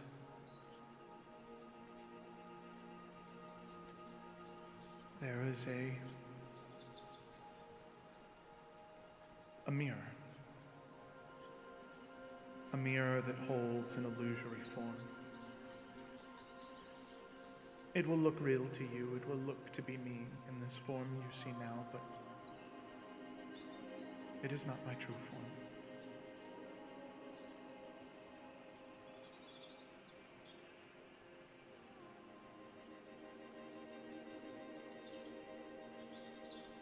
You must know, if you hear a voice reach out to you at night, any of you that sounds like me, or any loved one you've ever cared for,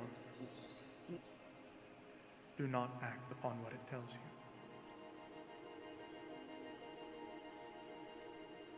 Part of my curse that sapped away my fey magic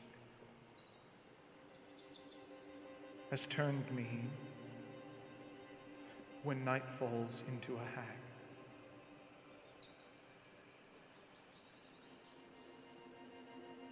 The forest will try and kill you.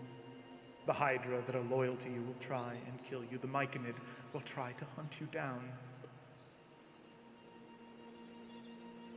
And I will try to make sure that you do not destroy the items that bind me here.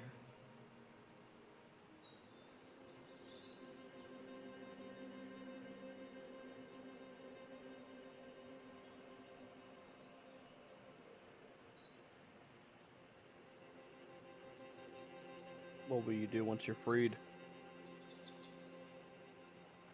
For a time I will return to the Feywild and hope that those that are there can heal me.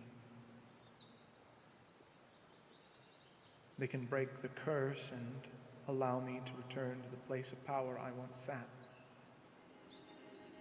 And then I will reclaim my sister once and for all.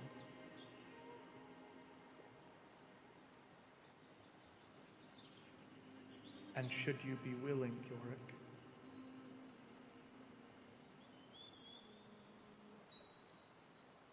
if she is to return to what she once was, something will be required from you. The part of you that she gifted to you.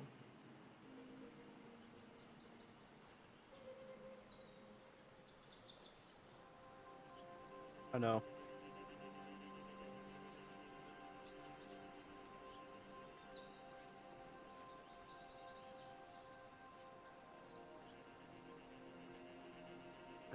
I'm sorry, I just still don't understand. Why me, though? To turn you against me in case I ever came here? Why would they have someone that looked like me come here?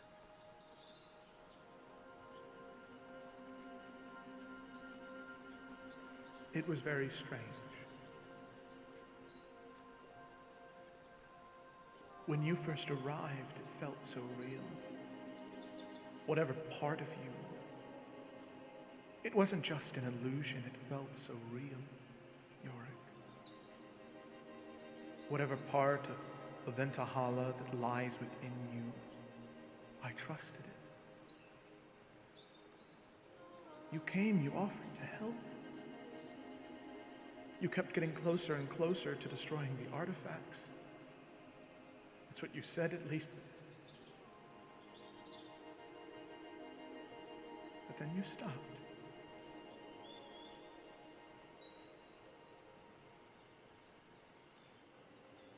I don't know if you, or whatever it was, got bored. But then the pain started.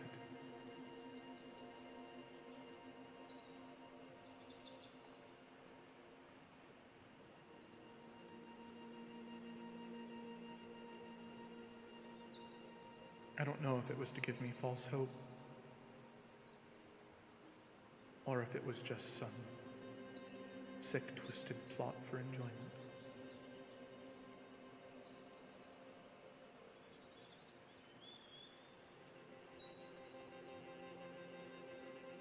Alright, Joe, question. Mm-hmm. So obviously, Lila said earlier that she still thought that we were in the prison realm, like she didn't think we were quite in the Feywild. This seemed like an illusion. Mm-hmm. And obviously, York cares a lot about Eventahala. This woman showing up all of a sudden and having this story would definitely pull on some heartstrings. So I'm just gonna ask, York, going against his own judgment, does he believe her, or does he think that this is a very carefully elaborate setup meant to manipulate him? Mm-hmm. Go ahead and make an insight check.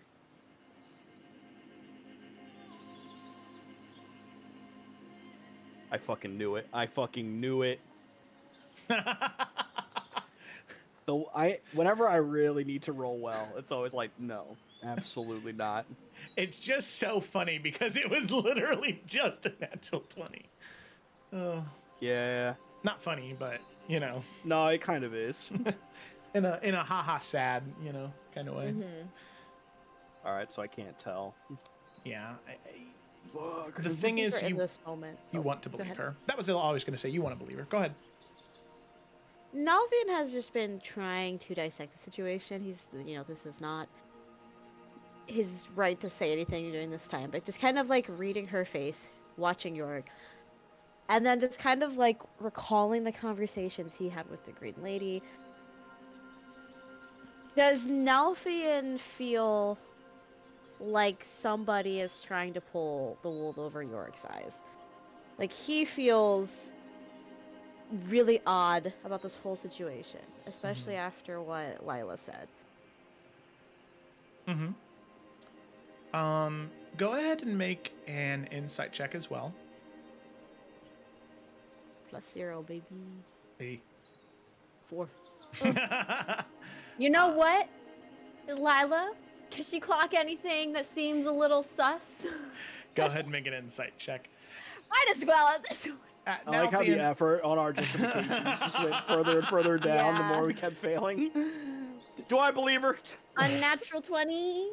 So, Nalfian, you do want to believe as well. I mean, Aventa Hala has been nothing but helpful to all of you. And, I mean, you do. You want to believe this because this is a sad story. I mean, you could imagine if the Green Lady was trapped like this, you would want to help her as well. Lila, with a dirty 20,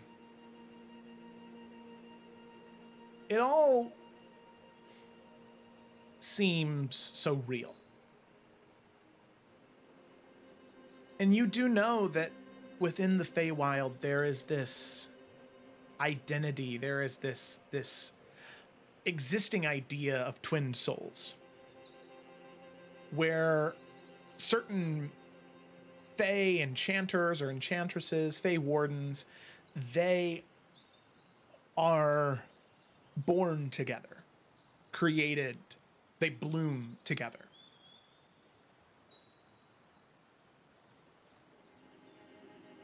Now, you do believe what she is saying. You believe that she's telling the truth. However, there is just something that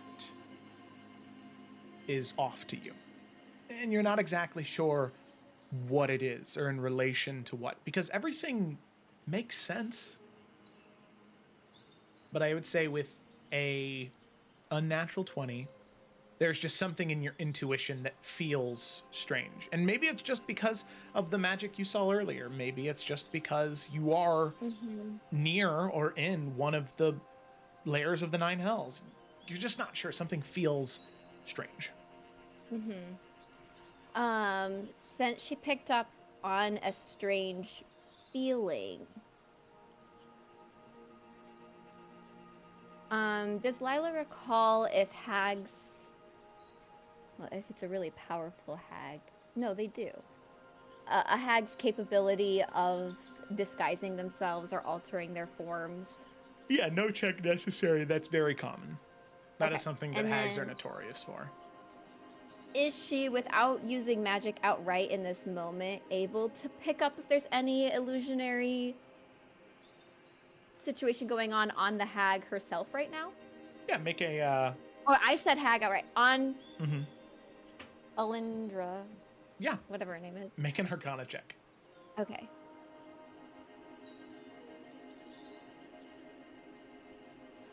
Ooh.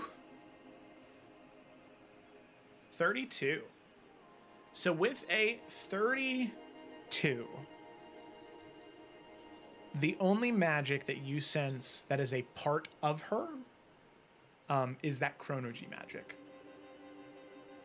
That rot.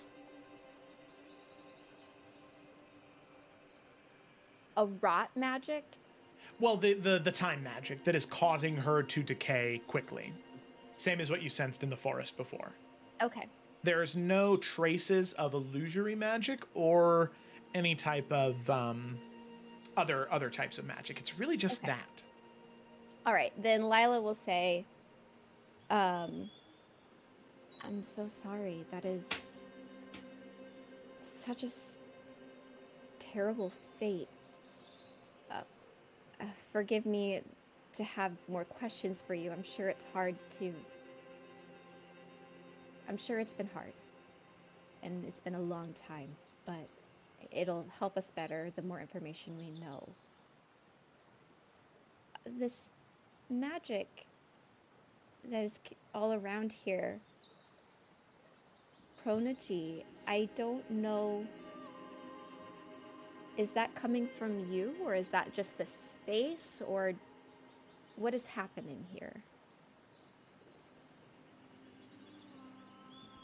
That is part of the curse. This is my prison cell. Every single day or cycle, I'm meant to see this illusion of the Feywild, or slice of it, rot and decay, and see my form shift and change. When Fey enchantresses spend too much time away from the Feywild, too much time in the material plane or in other planes of existence, they can rot. Same as a flower with no water, shifting into horrible amalgamations. In this realm that spends much time in darkness and shadow, it's forced me to become a night hag. But I hope with time back in the Feywild, I will return to what I once was. And with that information, does that raise any bells for Lila? Because I feel like if Felicity knows that there's plenty of dryads on the material plane that are just hanging out there, then Lila would know that too. Mm-hmm. Does that kind of, is that anything there that like seems like, wait, dryads can be on the material plane just fine? What does she mean by that? Mm-hmm. Yeah, dryads can be on the material plane. It's just wherever they are at, they're typically somewhere that is closely connected to, whether it be the Feywild or some other plane of existence that they were connected to originally. Okay. For dryads, though, and even in Aventahala's case, it would still be the Feywild. Okay. So she was still near it, even though she wasn't exactly in it. Mm-hmm. Mm-hmm. All right, I'm trying to think of more follow-ups. And this other warden that is fronting is Yorick, and you said there was a piece of, you could tell, of your sister in that false Yorick too. Could that not have been Glacia again, as she is her daughter, just disguised as Yorick? And you were asking that to Alindra? Mm-hmm. Yeah. Or Elendara, sorry. Yeah. What?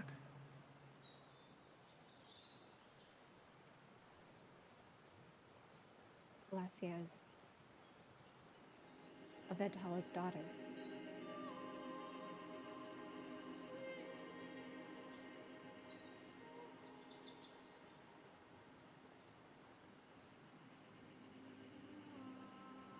You...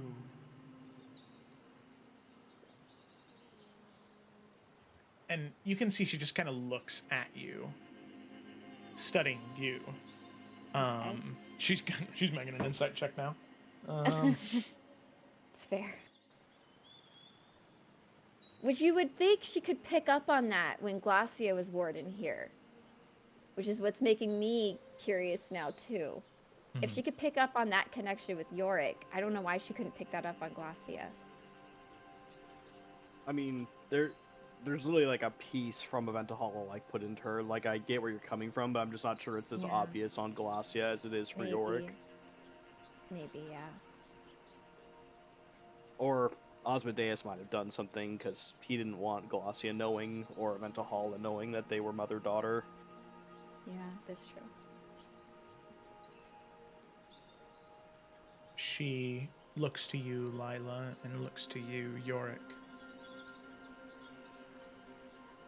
It is true. When I had first seen Glacia, I have to admit the resemblance was similar, but I thought it was just my mind missing my sister. It wasn't the same, though. I didn't get that sense of a Ventahala in front of me like I do with Yorick standing before me now. There was an evil in his eyes, though.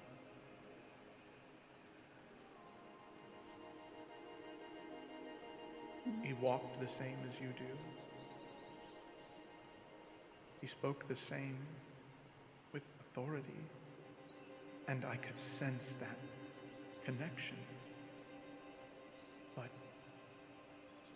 now that connection feels so hollow, like a facade.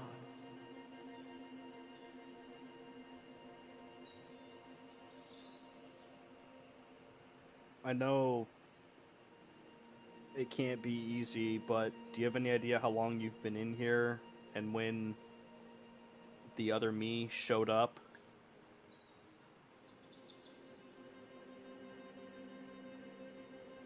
How long I've been trapped here, I do not know. I'm sorry. I tried to count, but after several hundred years, I lost count. But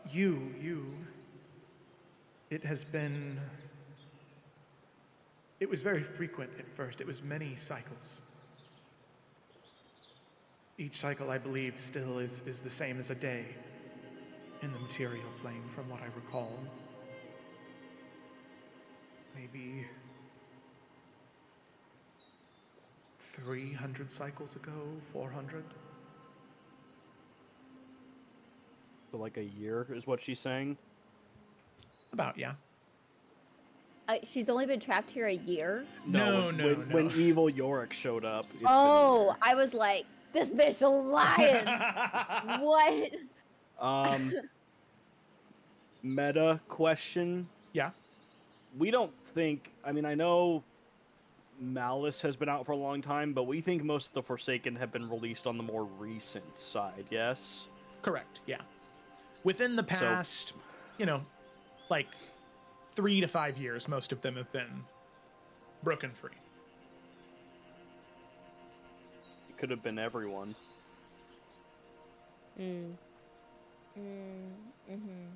But the piece, can he imitate? Like Can he every imitate single that aspect well? of him, yeah.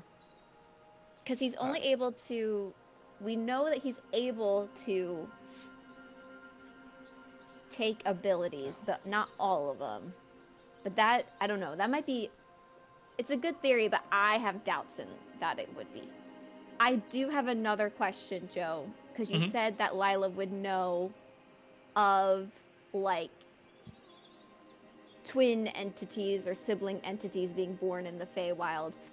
Now, are they typically like of the same, like a dryad, or are they typically more like a yin yang thing where it's like a hag and a dryad? Like, does she know anything about that, or does it not matter? It could be anything. It really doesn't matter too much, the type of creature.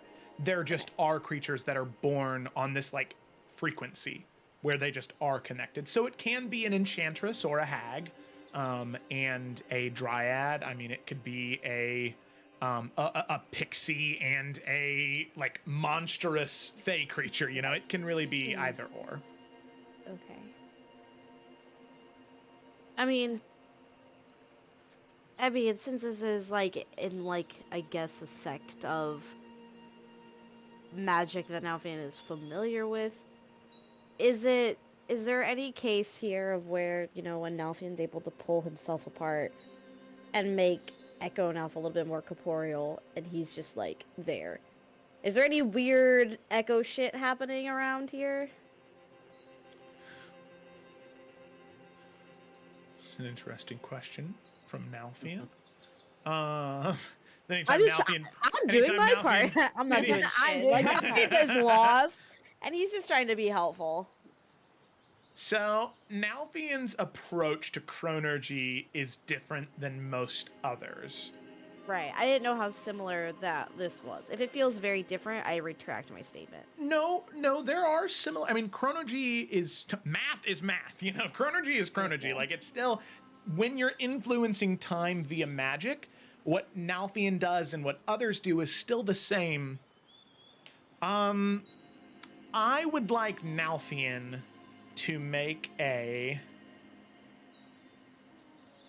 I'm looking here real quick because I want it to be something that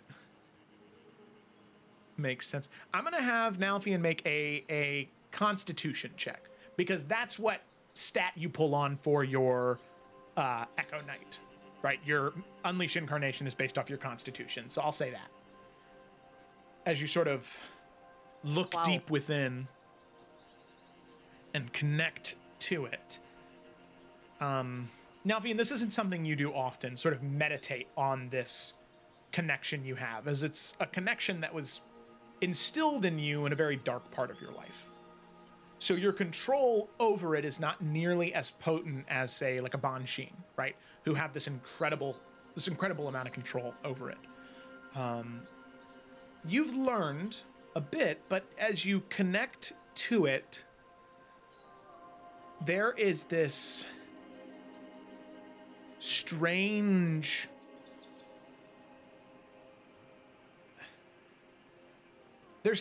feeling you get for just a moment, and it's exaggerated in its strangeness because it just happened to you moments before you fell into the river Styx. The thing that I said earlier about you felt as though somebody was looking at you, looking through you at your life as though it were books on a shelf, spines lined up, each event, they could see it in this chronological order from like a fourth dimension. For a brief moment, just because it was a 12, you do not get anything substantial, but as you focus in on it for a moment, Nalthian, you feel your worldview and your reality stretch for a moment as you enter this different perspective. You see the moment before this one, the Battle of Hazran's Hollow. You see this one, the attempted destruction of the 9 hells and your part in it, and you can't quite see the one after, but you see those two away from where you currently sit. But it's not enough to look any further back or capitalize on that feeling anymore. As you sort of snap back, you do at least connect that with a strong enough understanding of time magic, of chronergy. There is some manipulation and understanding outside of normal magic that you can gain. So someone who has a strong enough hold on time magic might be able to... They might be able... I think the best way to phrase this... I didn't get anything, but I think something's going on here. In short words, somebody might be able to, instead of looking at their own library of books, they might be able to step even further back and view other people's libraries and take other parts, like other books, and use that for themselves, if someone has a strong enough understanding of time magic. So it could be that everyone is able to step back far enough, grab someone's book, and put it in their bookshelf and step back in that moment. What a little asshole. So it's not an illusion in the same John. sense of like a mask. It is literally becoming someone else. Relocating.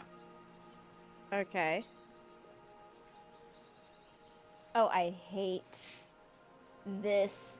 We gotta get rid of him first, guys. We gotta. It's so bad. So is that, are you essentially then kind of not soft confirming that that's what's happening here? It is a likely possibility. Okay. Whew.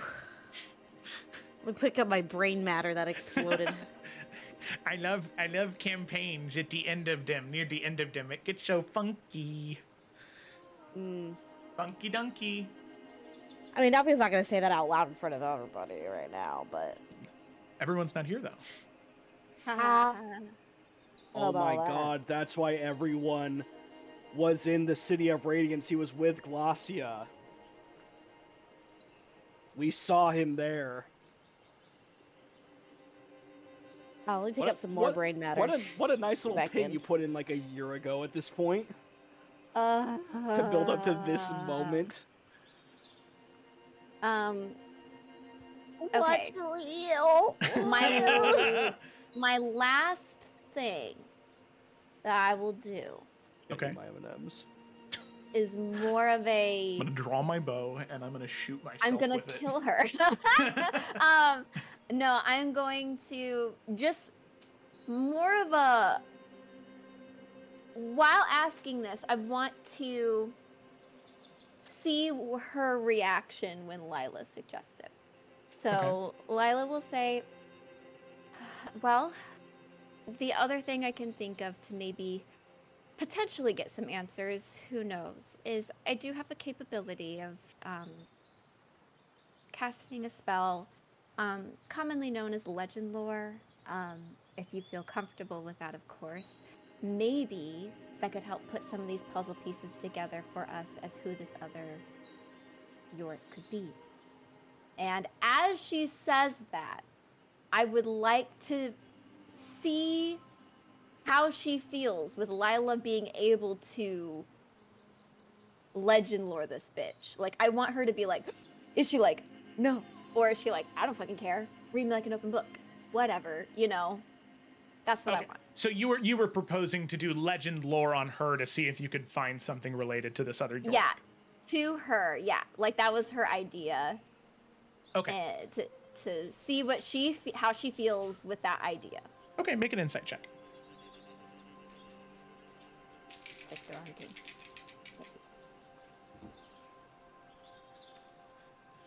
Dirty 20. Need to take a shower. Just drop it in the little pond that's in front of you. So, you sort of look to her as you say that, and she seems not to. She doesn't react negatively. As far as you can tell, what she says is, If it will help, I just don't know. I'm familiar with the spell. If you cast it upon me, you'll see, I'm sure, the position of power I used to hold within the Feywild, and you may see what transpired between Ventahala and I. But I do not know if you would see anything related to this other Yorick. But if you wish to try, you may. Okay. She will kind of look into the rest of the party, be like, well, maybe it won't be as useful, but it was just an idea I had. We only have, like you said, so much daytime left, so we could, I don't know. I mean, start at this the point, game plan? Joe, would it be wise for us to leave now, or should we definitely wait for morning? I mean, based off what she said, you'll probably just want to wait until morning Okay, yeah, sorry. and start fresh on the next day. You're good. I was thinking maybe we could like start to travel to one of the places, and then Zevran can cast his thingy, and then we're like Smart. right there on the morning, and then we can. But up inside, all yeah. three. That's my idea. I like it. Real quick. Mm-hmm. Because York rolled a nat 1, so he really has no idea how to feel right now. But it seems like, from what I'm understanding, this whole thing that we're in, whatever it is, like, we've been told it's meant to contain her, right? Like, Correct. that's... Yeah. Okay. So if she's, like, you know, the most valuable asset, well, let's check it out. York's gonna cast See Invisibility through his helmet to see if there's anything else in this room. See invisibility, okay. I think that's what the spell's called. I'm pretty sure it is too. Yep, See Invisibility. Okay. They might have cameras. I don't know.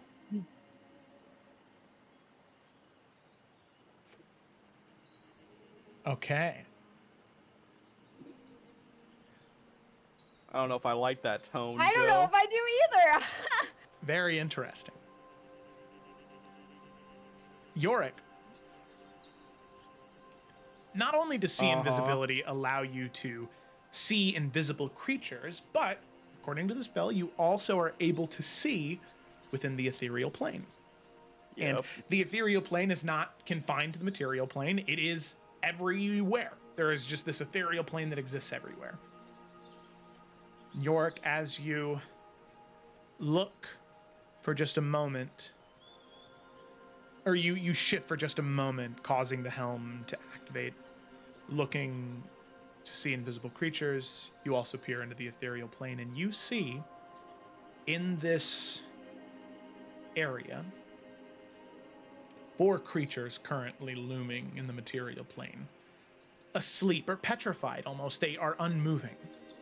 Cloaked black figures. You can see this. Their forms themselves are ghastly already. These pale, translucent blue, but you can tell the skin is maggoty. You can see the lidless eyes as you see just waiting. Unmoving, heads bowed within the ethereal plane. What looks to be 4 Bansheen. Oh. Well, damn. They're not looking at all of you. They're not watching you. They are just there. I was going to say, I don't seem to get any indication that they even know we're here. Like, they're paying Correct. us no mind at all. So, Yeah. they're in the ethereal plane, but they can't see into this plane, it would seem. That could be It would one of the seem. many reasons why they're acting this way.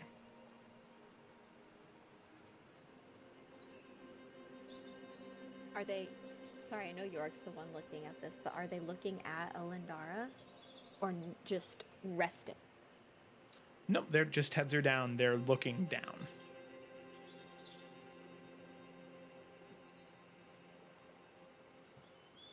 I know, Felicity, I know.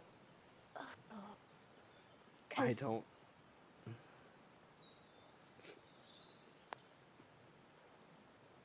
I have a lot of ideas. I also have ideas. I'm doing my part. Got no spells, guys. Dolph's just like, this is fucking weird. No, nice Does rock. anything, before I ask any questions, does anything seem, I don't know, this might be too much of a stretch.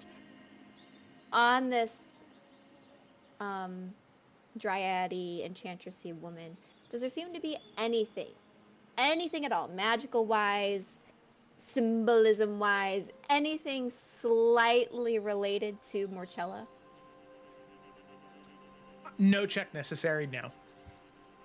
I won't. I won't even make you roll for it. There's nothing you see that is a resemblance aside from the fact that Morchella also had a connection to the Feywild. But there's nothing other than that. Like there's no spore-like quality to her aside from like the small mushrooms that are around. But those seem, Normal, yeah. normal. Yeah. And the Hydra did say. All right, I have an actual good question.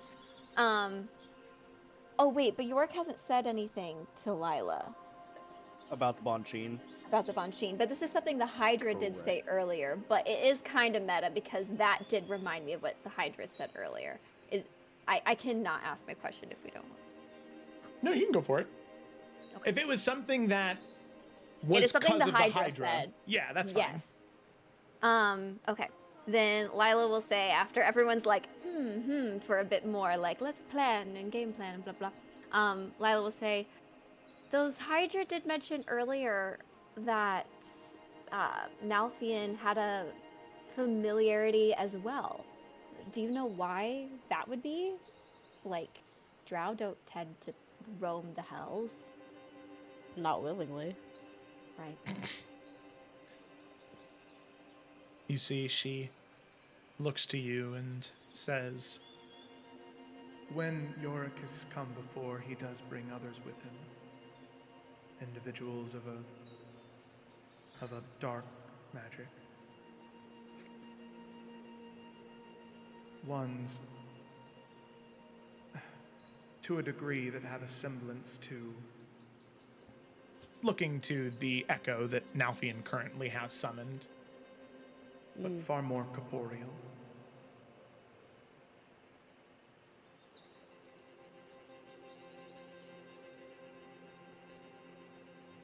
Interesting. Well, Navs doesn't even know about that dude, right? Like, isn't that... He has no idea didn't... I know. I don't think Lila knows either. This is something Bianca knows. I'm having She such... had to leave last session, didn't Yeah, she? I Couldn't hang out to do know! us one more favor. No. Oh, probably. Okay, sorry. I'm just gonna speak I got totally shit meta to right now. do. It's probably not everyone. If it might be. It might be everyone with Dinan, or because Dinan is a shapeshifter too. I am breaking. Joe doesn't look convinced. I feel like No, I think he just is judging me. Joe. As far as I'm aware, Mm-hmm. if something's in the ethereal plane, they can't see or know what's going on in the material plane. Correct? Like it's a totally different. Yeah, unless they have that type of vision.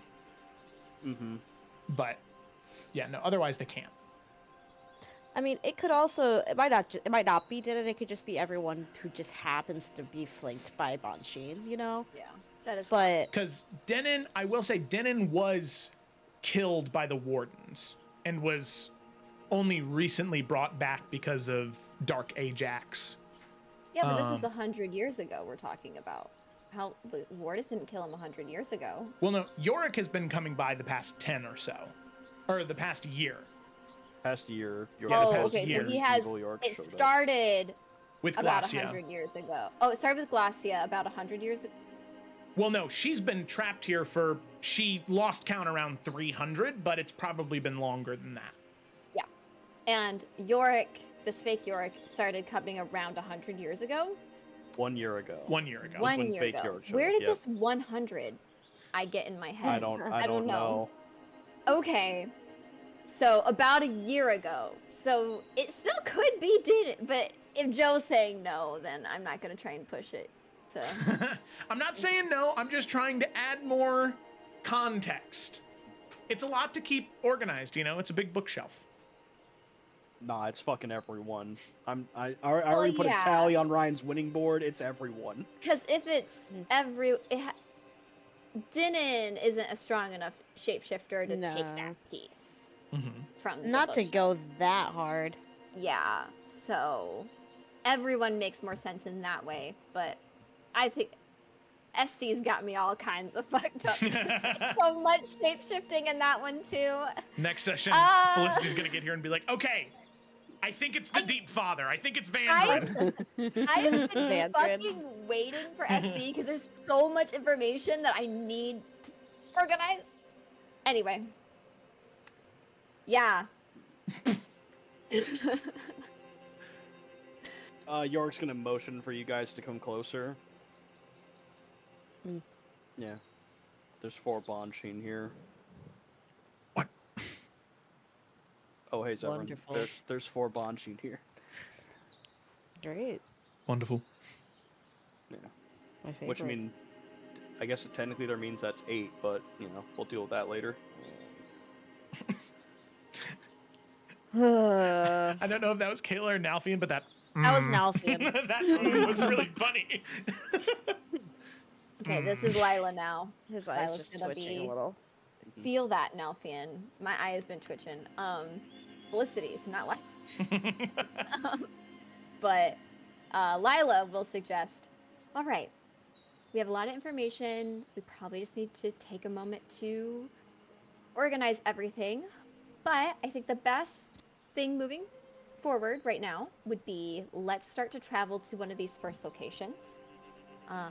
Once night falls, we rest in Zevran's sanctum, and then we game plan in the safety of there to get all 3 of these items and plan on freeing you.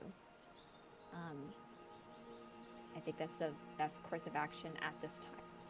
But if anyone has any other suggestions, that's kind of what I got. One small addendum.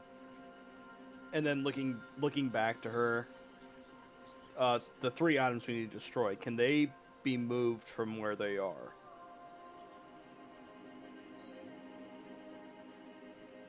You see her kind of think for a moment,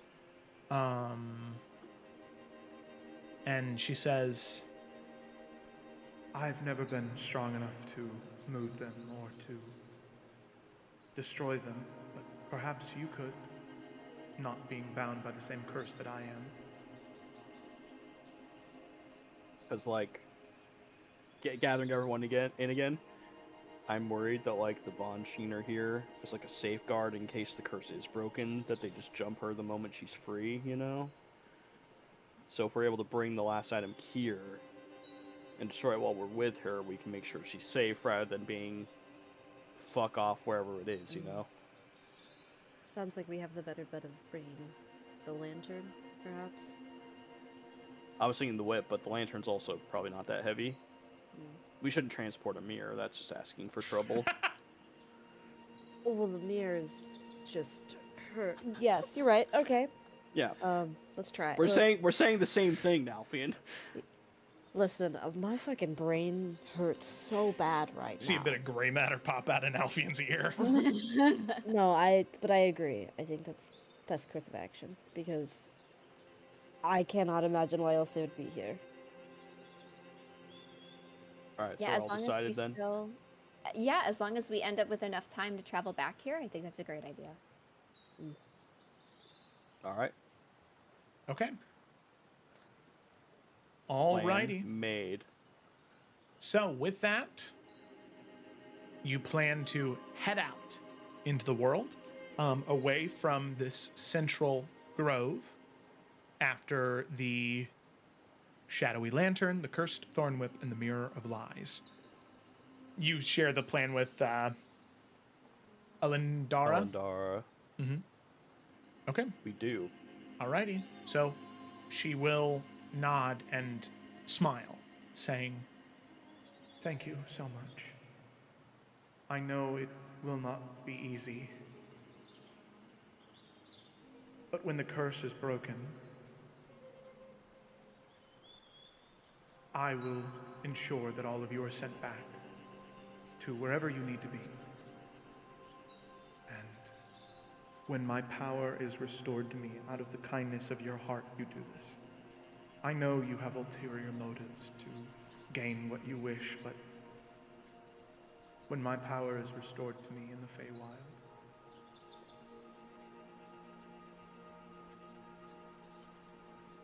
I promise I will have a just reward for such a kindness. A wish.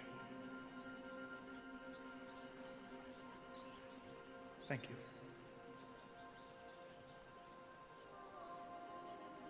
Well, thank us when we accomplish it. She nods, and with that, the 6 of you are able to gather yourselves and head out. So, just real quick before we go on break, because we will take a quick break here, what object are you heading to first? Because you were going to take either the lantern or the thorn whip, but you were definitely going to destroy the mirror where it was. I was thinking, we should start. Okay, so sorry. Was in my notes, I couldn't remember if you said the lantern was south or what direction you said the It was lantern south. is in. Okay, so I think we should either start north or south so we can make a crescent shape. I don't care which one. But maybe if we are trying not to just, whichever one we end on is the one we should carry back, probably, for safety. So we should start north because the lantern's south. Yeah, Yeah. that sounds good. Okay. So what was the items again? A lantern, the mirror, and the what? A whip. In the mirror, yeah. Okay. Yeah, so head thorn whip. north to the Thorn Whip, Yeah. then east, Then. The and mirror. then south. For Oh, I have the mirror west. But oh, the if mirror you wanna is make it west. East, No, east is Lumisporia, which I guess you guys won't end up going to. That's okay. sorry. That's okay. It does sound cool though. So, you begin to head south. You exit out of the grove. We are going to take a quick break there, though. And when we return, we will pick up right where we left off. Thanks for watching, and we will be right back.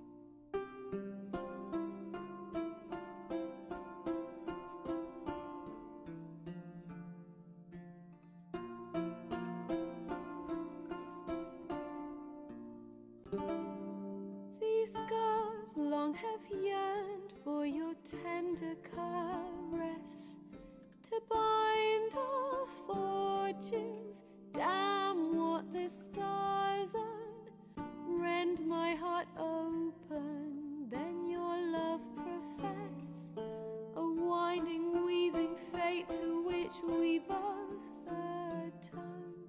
You flee, my dream come the morning, your scent berries tart, lilac sweet, to dream of raven locks and twisted stormy, of violet eyes glistening as you weep. The wolf I will follow into the storm, to find your heart, its passion displaced by our ever-growing, hardening into stone, amidst the cold to hold you in a heated embrace. You flee, my dream come the morning, your scent berries tart, lilac sweet, to dream of raven locks and twisted stormy, of violet eyes glistening as you weep. I know not if fate would have. Big. And we're back. Hello. Let's go ahead and dive right back in.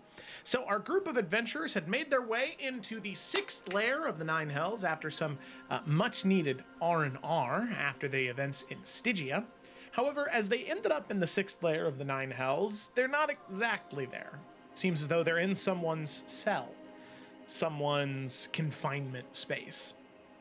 None other than, at least as the party, some believe and has been presented to them so far, is Aventahala's sister, Elendara, a Fey enchantress, a Fey of incredible power that had once tried to break Asmodeus' hold of Aventahala.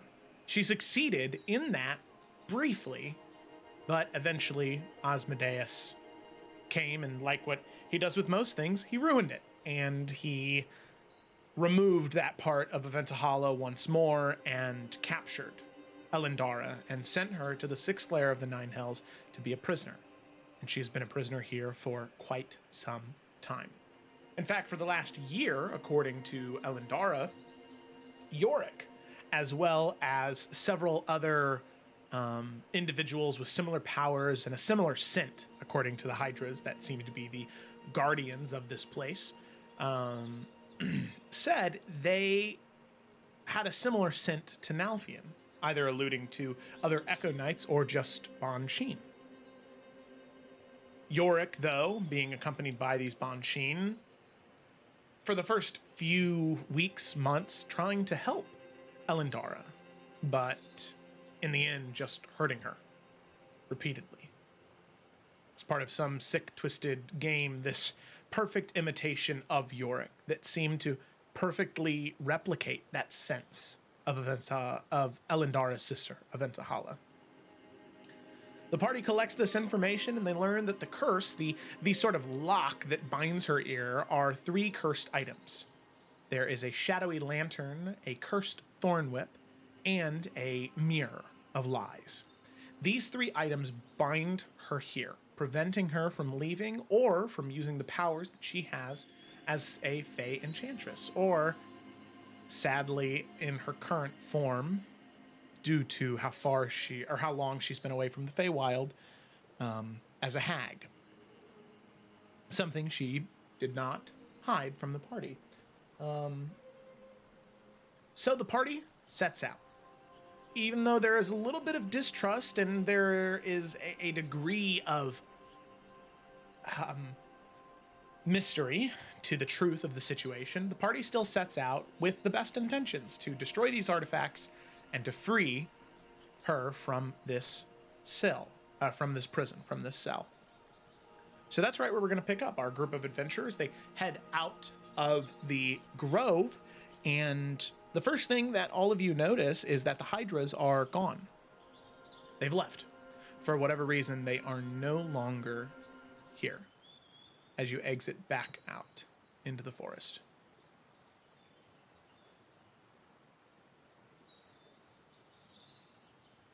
So with that, as I understand it, you're heading north towards the Cursed Thornwood. Yep. Yeah. Okay. So you can get a pretty good distance where you can see, after maybe 3 or 4 hours of walking through this dense, thick forest, there is bits of bramble and thorns that begin to crop up out of the ground that almost slither like serpents. They have movement to them. It is very, very, very strange, this serpentine-like pattern that you begin to consistently see related to these thorns. There is also this moisture in the air. Wherever you are, the pools of water are getting larger and seemingly deeper. Every once in a while, you kind of feel a rumble underneath your feet. You're unsure what exactly it is, but something moves under the earth here. Either A, it hasn't noticed you, or B, it has, and you are not an issue for it yet. But about at that point, it's not sun, but the ambient lighting in the sky begins to fade. From bright golds and whites to deep ambers and purples that streak the sky as night begins to fall. And there is this shadow that descends across the entire area. I mean, it is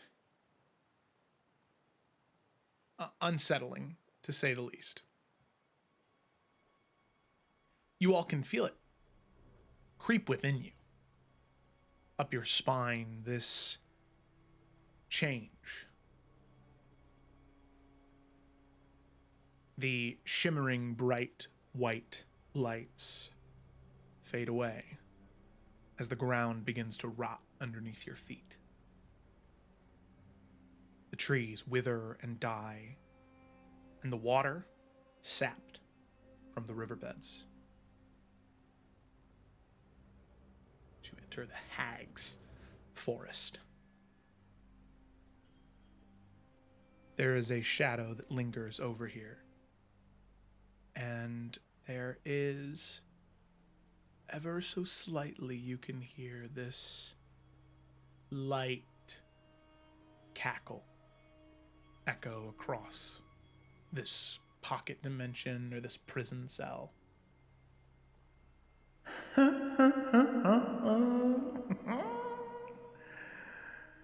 So, you tried to destroy the artifacts. Very good, very good. But you can't. No, no, no.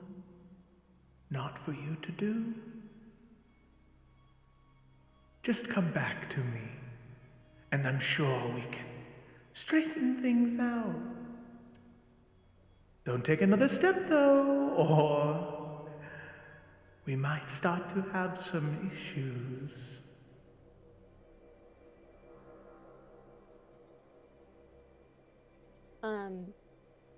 Do we feel like we've traveled far enough then to just do the sanctum thingy and skip out on this night? Or do we want to try to get closer? I mean, how many, does it seem like it's still going to be day for a while, or is night, imminently approaching? Night is pretty imminently approaching. I mean, it happens fast. It isn't a smooth transition like the normal world. It is you visibly can see the trees just rot and shrivel and die, the water evaporate, and the grass turn brown. Then, yeah, I think we should call it for the night before something whack happens. Just Okay. to be safe. Is that Bryn? Yes, this is quite awful. And you can see he will use his 7th level spell slot, and he will cast Magnificent Mansion. That's what it is. I keep Yep. saying sanctum. Sorry. You can see he pulls out the wand, and just from the ground in a wide arch causes this thin golden line of magic to appear, and all of it begins to connect these various threads as a translucent doorknob appears.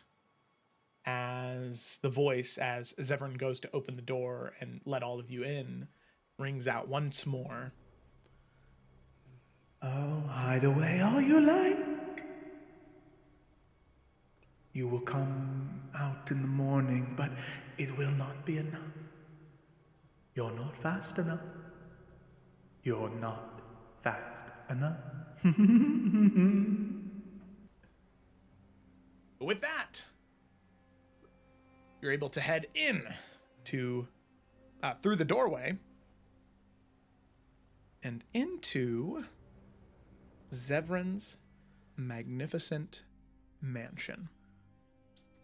So, go ahead and get. There we go. As you enter there is a fireplace that immediately hits you. The roiling flame, the warmth, the comfort of someplace that is far away from where you just were. Mhm. It is peaceful. It feels nice. However, Zevran's mansion is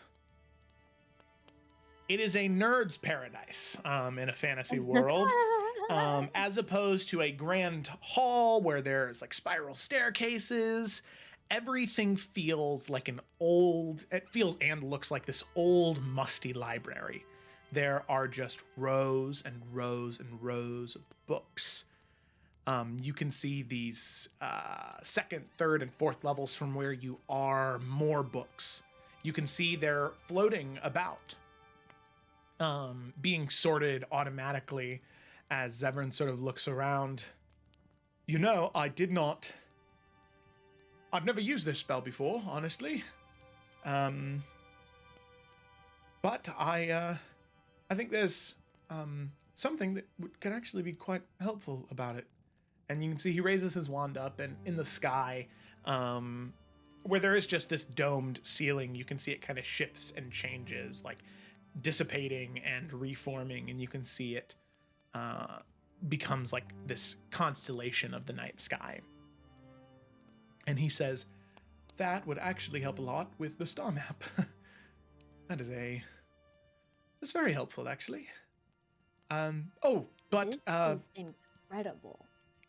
I know, right? It's really cool. Oh my gosh. How are we supposed to rest with all these books? That's a good point. I'm sure bedrooms. we'll find a way. Right now, there's no bedrooms. Like a baby. I mean, yeah. All right. Let me make a combat dummy room or whatever you use to practice with. Oh, hell yeah. All right. Let's And go. You can see he sort of flicks his wand forward, and some of the bookshelves sort of move and dissolve. And there are a collection of doors that open on the other end of the room. One is a large double door that Yorick, Nalfian, as the two of you go to open it, you can see there's some small sparring arena. There's like a sand pit in the center. You didn't have to do that. That's great. And then on the opposite side, there are individual rooms for each one of you with some taste that that Zevran thinks that all of you would enjoy. Yeah. Alrighty. Pretty cool spell. Right? Oh my gosh, no, we should hang out here more often. This is great. I agree. right. Also, there are, and he kind of like gestures the wand, and you can see there's just like, Yorick, I guess you'd be able to see them because you can see invisible creatures with the, you can just see these like ghostly apparitions, these servants begin to move around all of you. They sort of offer to take your weapons, your coats off your hands for the time being. They sort of telepathically communicate, asking if you'd like any food or drink, that they'd be more than happy to provide for you while you're Yes. here. Yes. Mhm.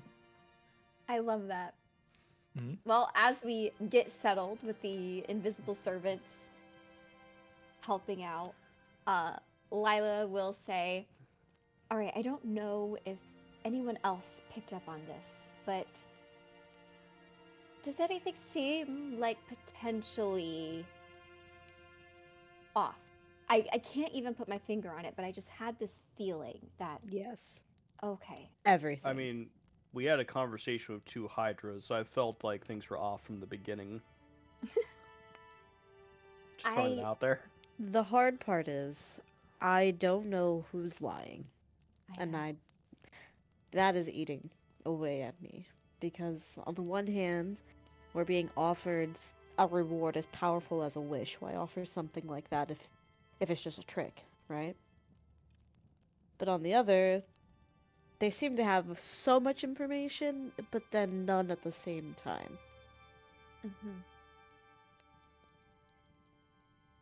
Yeah. Which, I mean, if she's been stuck here for 100 years, that makes for hundreds of years, that makes sense, though. Right. Right. I would like to. I know I suggested it in front of her before, but mostly because I just want to see. Oh my god. What is that? God? Gandalf the White. Yeah, I got Gandalf I got- the Fool. I got flashbanged there. All right.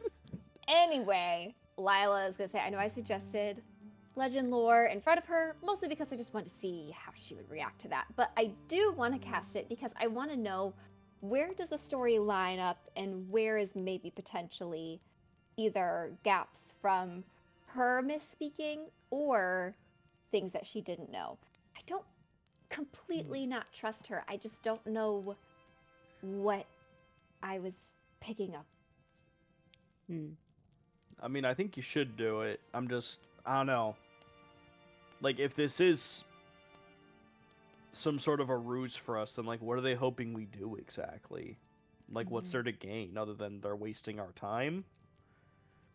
I don't know. Maybe, but again, if she's not actually who or what she says she is, and we're freeing her, I mean, that's their gain. She goes free. Maybe we get trapped here. That's just a theory, but That's a good theory. Because I think the thing I'm still questioning, obviously, Asmodeus can do whatever he wants, right? To be such a vicious person to lock away somebody with such good intentions does sound exactly like something that he would do. But the other part of me is wondering, is that really the sole reason she is imprisoned here? You know? because this is a prison. And at the end of the day, we are jailbreaking, right? That's true. There could be a consequence for us in general for letting her out that we haven't been able to pick up on yet. That's out of her control. Just how the how Mobogi works, maybe. I don't know. But alas, unless anyone else has anything else they want to bring up, I will just go ahead and cast a spell. Cast it. All right, yeah, she'll get it all prepped and everything. I'll pay my 250 of gold. Yeah, and she will cast Legend Lore. Okay. So, just to clarify, you are casting Legend Lore on Alindara. Elendara? Okay. All right. All right. All right. All right.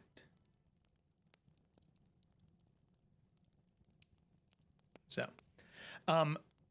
just because it's been a while, what does it look like when Lila casts Legend Lore? Like, what is the process for her Yeah. to do that? Yeah, so I know in the past Lila's talked about drawing like constellations in like a magic circle on the ground with like her chalk. So she may start to do that again, putting down specific constellations that are associated with fate and lore and history, pulling on those heroes of the past. She normally does like it, if there's candles or anything, she does want to bring a little bit of light in the room when she does it as well. And when she's under the stars, which I know these aren't the stars, she does like to have a view of those as well. So she probably has all that going with her chalk and her like little book of like what the constellations look like and everything as she sits in the center and closes her eyes and tries to reach out to Corellian to guide her through the spell. Okay.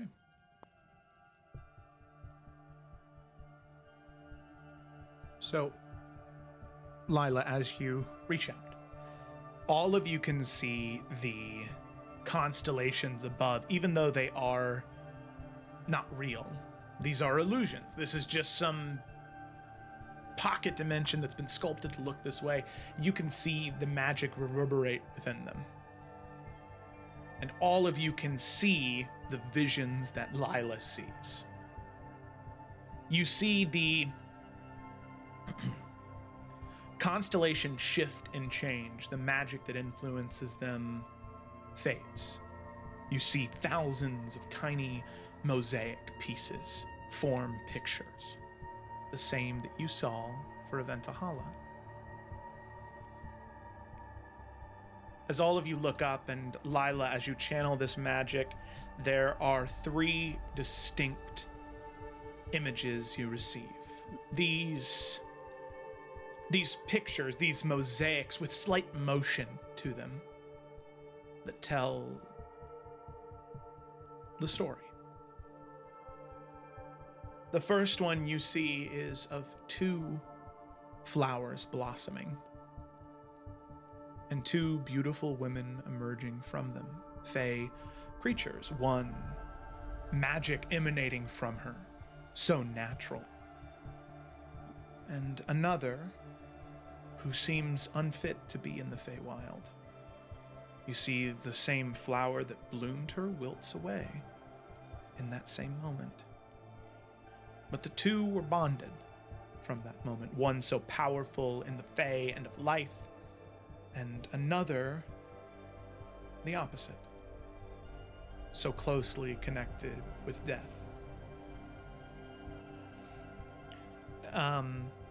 It's very similar to those of you that have seen it, the Birth of Venus. It's very similar to that painting, as you see the 2 of them born, and the look they share with each other. The bond is so visible from that moment. All of the mosaic tiles click away.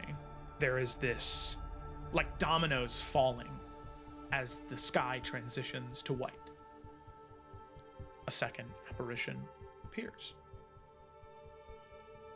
You see the same woman, the one who was so powerful in the Fae, struck with grief, walking throughout a grove where now undead amalgamations roam. You see bramble and natural energy consume them, pulling them deep into the earth as large globs fall from her face, these mosaic stones of blue that she sheds onto the ground, leaving a trail of flowers behind her from the tears she sheds. Mourning the loss of someone near her.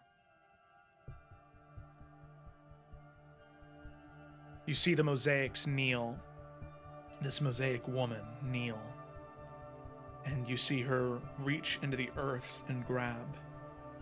You can see her fingers and hands covered in this bright yellow material. Sulfur.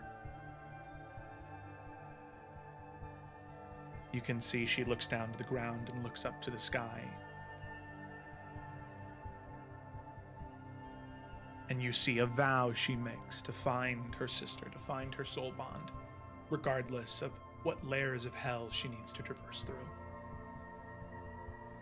And the third and final mosaic is the end of that journey. The woman is no longer beautiful, of greenish skin, flowers cascading down her head. She's wizened, her skin sapped of all fey life. The magic that she uses is dark and devious. The woman who was once a beautiful fae enchantress has left her home for so long. Night and shadow take over her. The woman who hunts for her soul-bonded sister now is a hag, fighting throughout the hells, fighting in Avernus. You see, she makes contact with another mosaic woman, curled horns, deep red skin, and a large blade within her hands. You see the hag move closer, a slash across the face and chest. The hag's wounded. She doesn't use any magic against her, she just tries to get closer. You can't hear any words, you just see those tears continuing to fall, same as they did before. And the tears, when they fall to the ground, flowers still sprout. There's still goodness within her.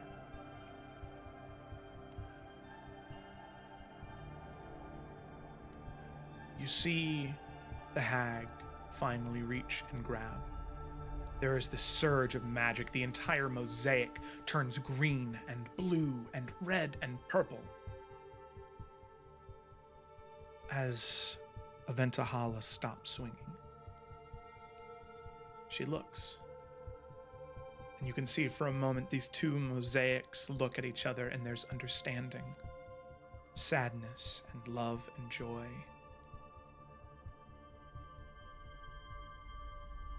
But then, Yorick, in a moment that causes your stomach to twist and turn because you saw the same thing happen to her. A flash of yellow and brimstone. A spear impales Elendara. You see the hag's body writhe, reaching for her sister reaching for her, restrained by two pit fiends. Asmodeus reaching towards the hag, and with this infernal, hellish dagger, reaches up and cuts the throat of Elendara. The blood trickles down into the dirt of Avernus, the blood-soaked battlefield of the Blood War. Flowers begin to bloom. Vines begin to grow. And you see Asmodeus reach up and reach into Elendara and rip something out of her, a part of her, not a heart or a body part, but an essence, her soul.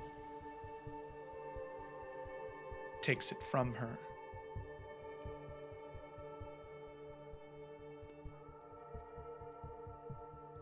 And sends it away. And it's in that moment, Lila, that you make a realization.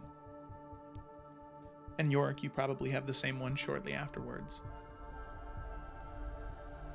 The prisoners of Malbolge are not alive. They can't be.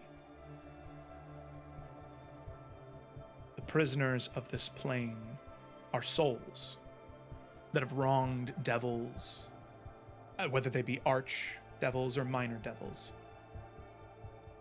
They are sent here to work. They are sent here to be tortured for their transgressions. Elendara is dead.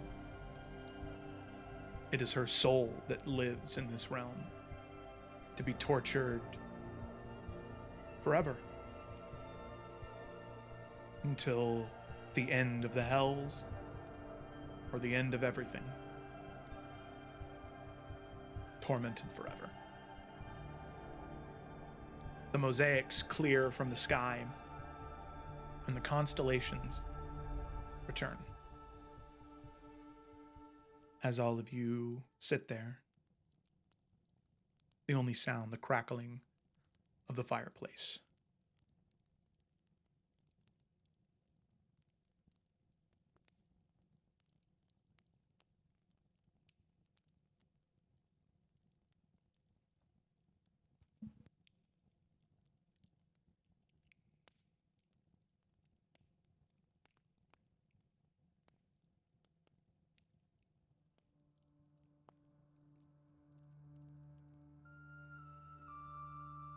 So, with that knowledge,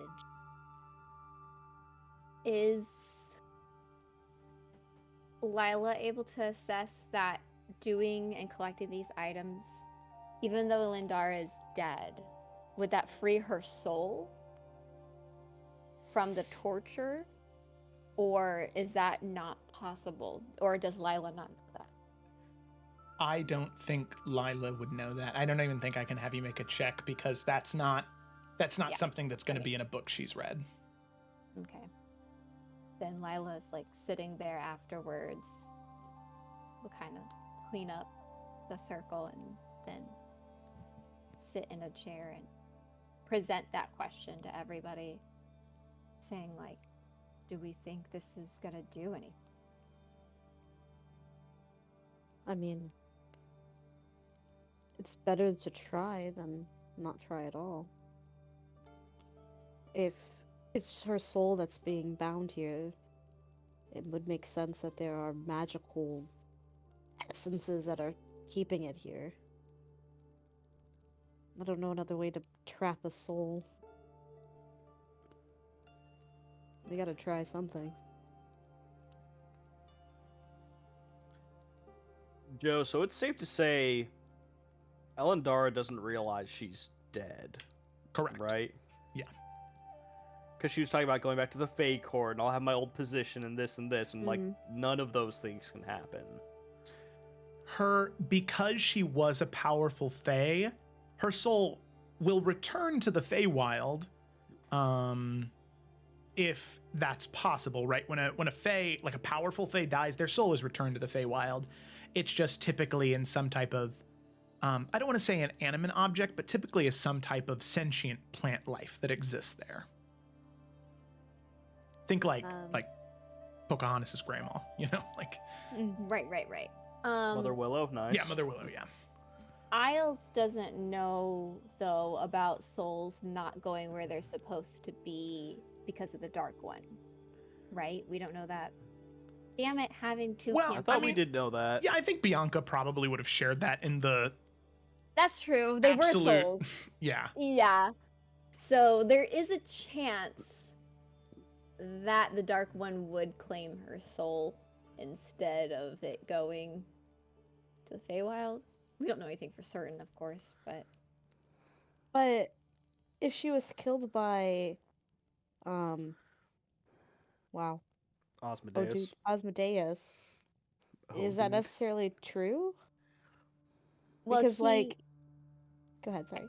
Well, I guess the way I thought it was working was like if a soul was just like not claimed by like a devil or something, because like Bianca's soul was in Issen's hands and now she's got it back. So if it's not like already been claimed and it's just supposed to go where it's supposed to go, like the way I understood it, Joe, with Bianca's knowledge and everything, is it was more the line of like where when a soul is free to go somewhere in the possession of like the Raven Queen's land, right? Because the Raven Queen can't control if a demon or devil has a soul. So when it's supposed to be ferried where it's supposed to go, instead of like making it to the Raven Queen and going where it needs to go, it's like halted and goes to the Dark One. Yeah. But I thought exactly. that was only for like the people that he's tracking. So you're saying just if anybody right now on the material plane just dies of natural causes, the Dark One just gets their soul? Yeah. What? We've seen some exceptions to that though. There's always exceptions, but for the most part, That's interesting. I guess I didn't understand that because I was under the assumption that it was just like people who are standing in his way, essentially. Like, I don't know why he'd want like grandma 5 times removed random ass soul, but I guess more people to feed his army, I guess. I don't know. That's weird. Yeah, I don't know if That's they pretty turn much into it. Bansheen or something. Like, I don't know. Interesting. But Okay, I guess I didn't know it was like everybody who dies just. because that was something that happened to Cecily, I think. Yeah. And Keothi. It's- There's a lot they're more. important. Not that not other people aren't important. No, I see Not what to you're say that. saying. I see Fucking what you're kids. saying. Yeah. Huh. Yeah. I think it's also that theme has been brought up in Salamander Coast a lot more. Yeah. Than Isles too. Yeah. there's a So. lot more death in Salamander Coast. Oh my God, there is. Well, I mean, I don't know, like I said, just outside the scope of the adventures we're on, you wouldn't really think about just like, like I said, someone passing of natural causes. Their soul just ends up with the Dark One. Mm-hmm. Wacky. Yeah. A hard knock life. I guess so. Yeah.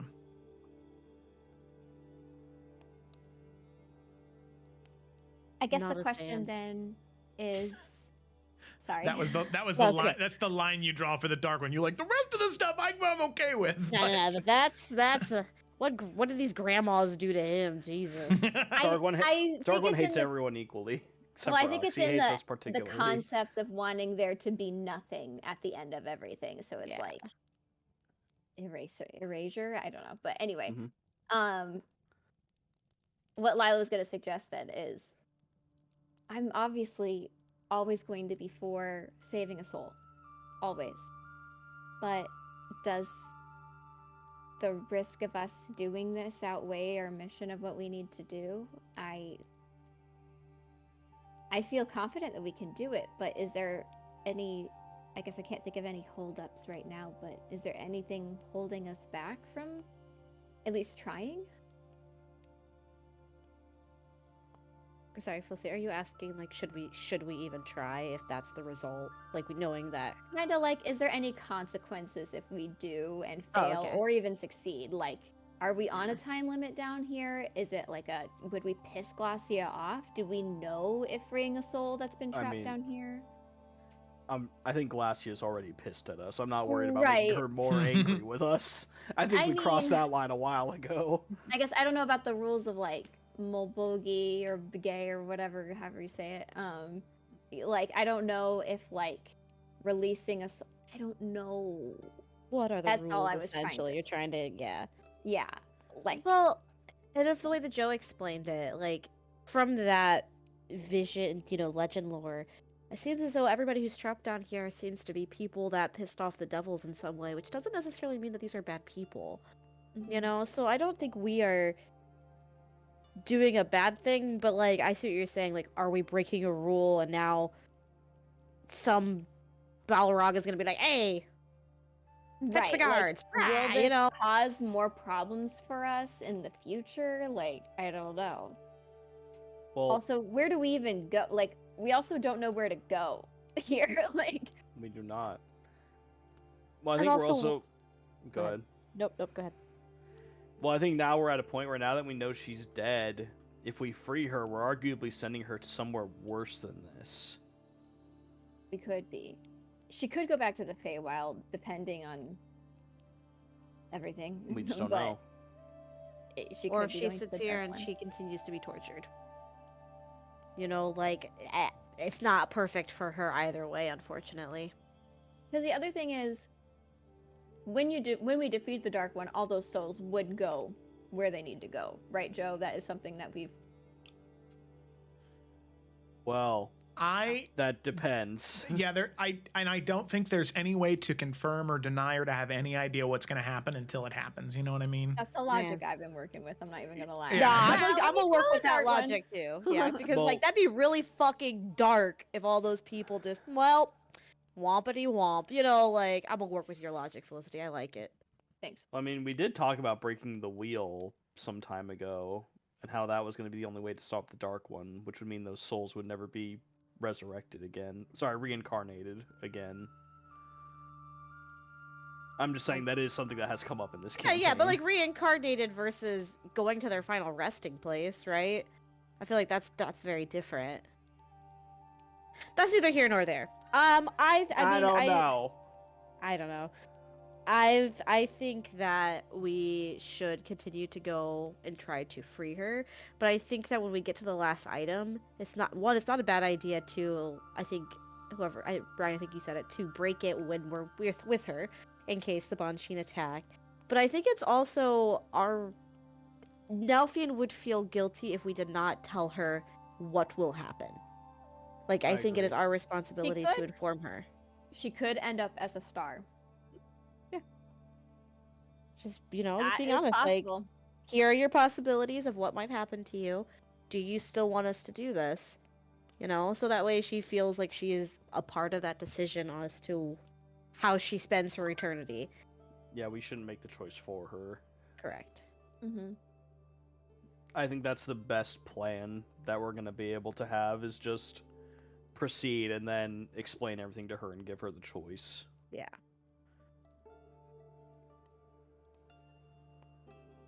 Cool. She could be a star. Now that I think about it.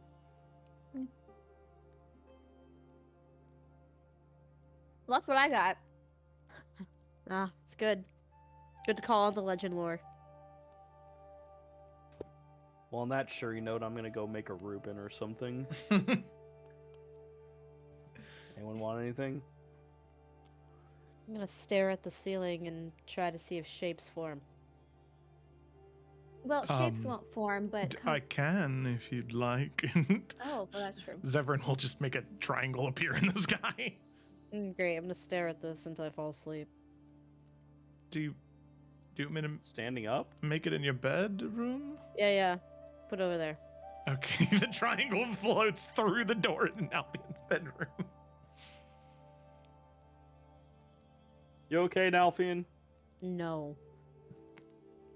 My brain hurts. I'm gonna go lay down. Oh, because I was that it? thinking if it. Yeah, do you need to talk about anything? No, I'm alright. Do I believe him? I was about Yeah, to say, yeah, with the No, he's tone of his okay. voice and the... No, he's just like, I think he's just confused and like trying to see the big picture, and Nalfi's not the kind of person who doesn't like to not see what's in front of him. And it's making him feel very disoriented. Mm-hmm. Lila's gonna look through Zevran's books before she goes to bed, Mm-hmm. and then she'll go to bed. She's not looking for anything in particular, just kind of like, what does he put in his library that he could choose any books? You know, what's going in here?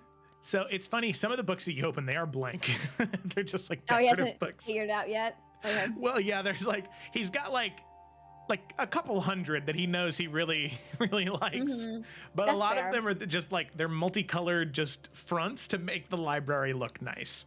But yeah, you find a lot of nonfiction, you know, a lot of like interesting like history books that he's read before, or books on the study of Arcana. But you also find some fun fiction books. Probably the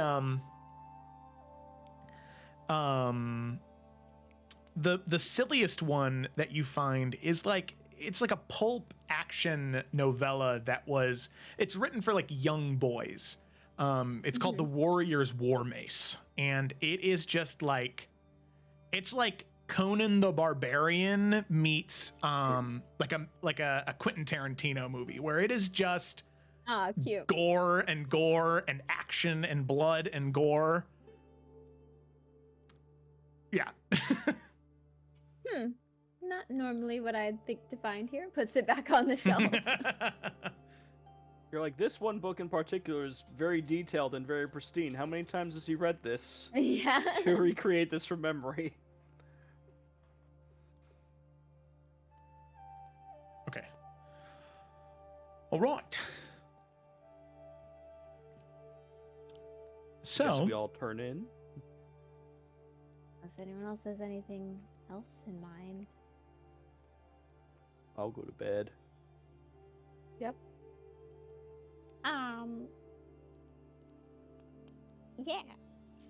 With me long rest, I'm gonna do my rerolls. good, okay. So all of you head to rest. You all head to bed, and most of you find a rather peaceful sleep. However, Nalfian, as you close your eyes and head to sleep, you open them again, and you're no longer in Zevran's mansion. You're back in Hearthcrest. The city's empty, however, which is so uncharacteristic of it. You know exactly where you are. You're right near the Kingdoms and Castles shop, very close to the center of town where the Hornwood Keep is. There's a low mist that rolls through the city.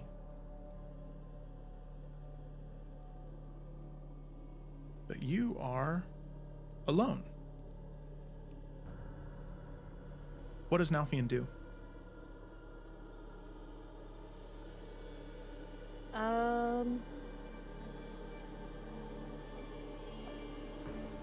Yeah, I mean, I guess he's gonna try to look into, like, different shops to see if there's anybody inside. Just, like, kind of peeking into windows, trying to open doors. Mm-hmm. Okay. You look into windows, you peek through doors. No investigation check necessary. The first few that you check are empty. Nobody there. But as you peek through a final one, you see there's somebody rummaging throughout this area, throughout this building that you've just entered. As you open the door, do you try and sneak a peek silently before saying anything, or are you just kind of like... He would definitely be quiet about it. Okay, and go try ahead. to peek around the corner first. Okay, no stealth check necessary. Nalfian is naturally stealthy.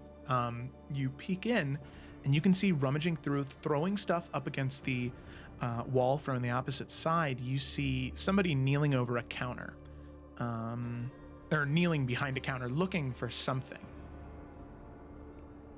Do I see the person? You can just barely get the top of their head as they're throwing things behind them. You see a stark white hair, shaved at the sides, pulled back into a braided ponytail.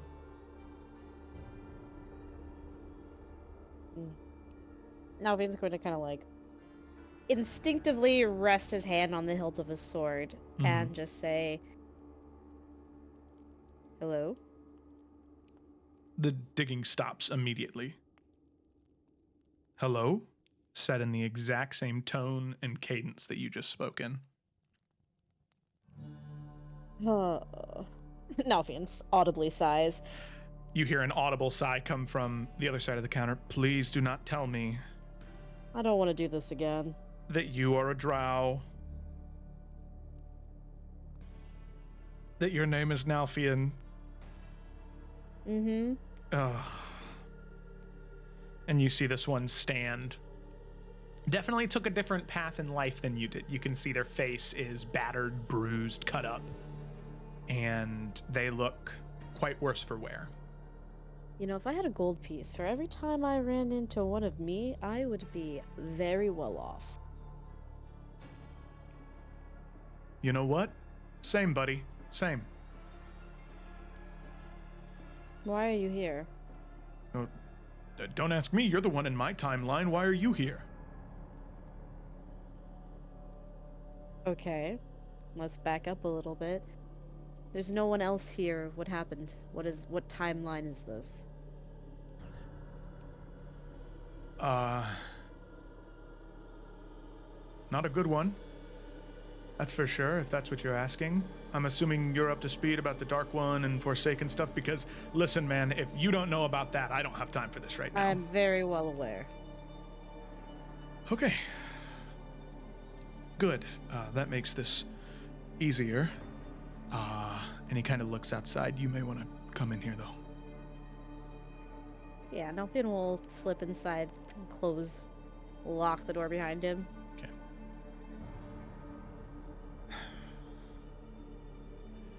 All right. So you know about that stuff? The other realities, you know about that too, right? Right. Okay. So then that's good, because for a second we all thought that we thought we were the core. That's good. 4. What does that mean? Like the last one. Well, last time I checked, there was still plenty going around. That's comforting to know, because we made some mistakes in this one. And things aren't looking good.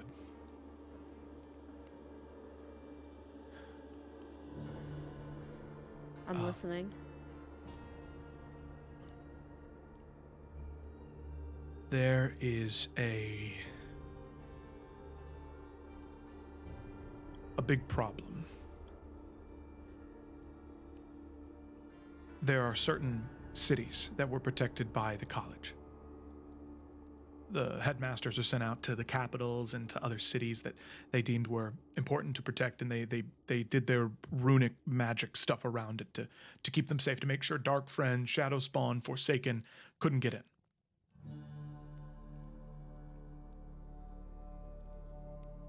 The issue is that does nothing about the ones that are already inside. Inside what? Inside the city, inside the whatever. Alright, I follow. So some of those places, Hearthcrest was one of them. The runes were dispelled from the inside.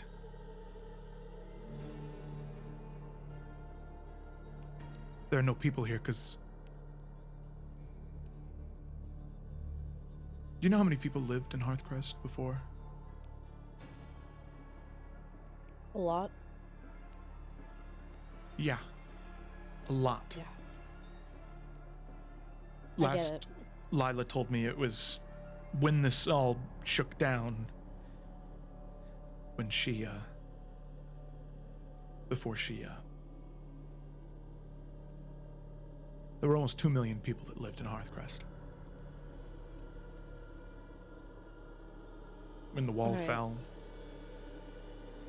the Dark Friends, the Shadow Spawn, the Forsaken that were still alive when they...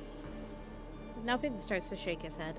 I feel like we are way ahead of anything that I can keep up with.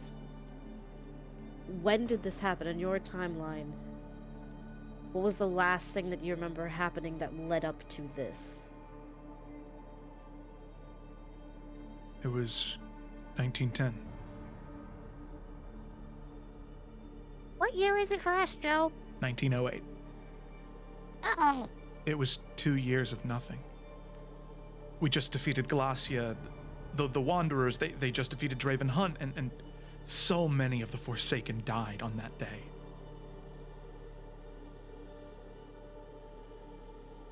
But something happened. So many of us died on that day. What was the mistake?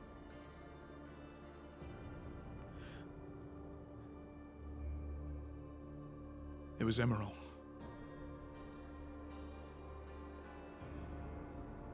No one saw it coming, no one expected it. Now come on, you know me better than that. You gotta be specific.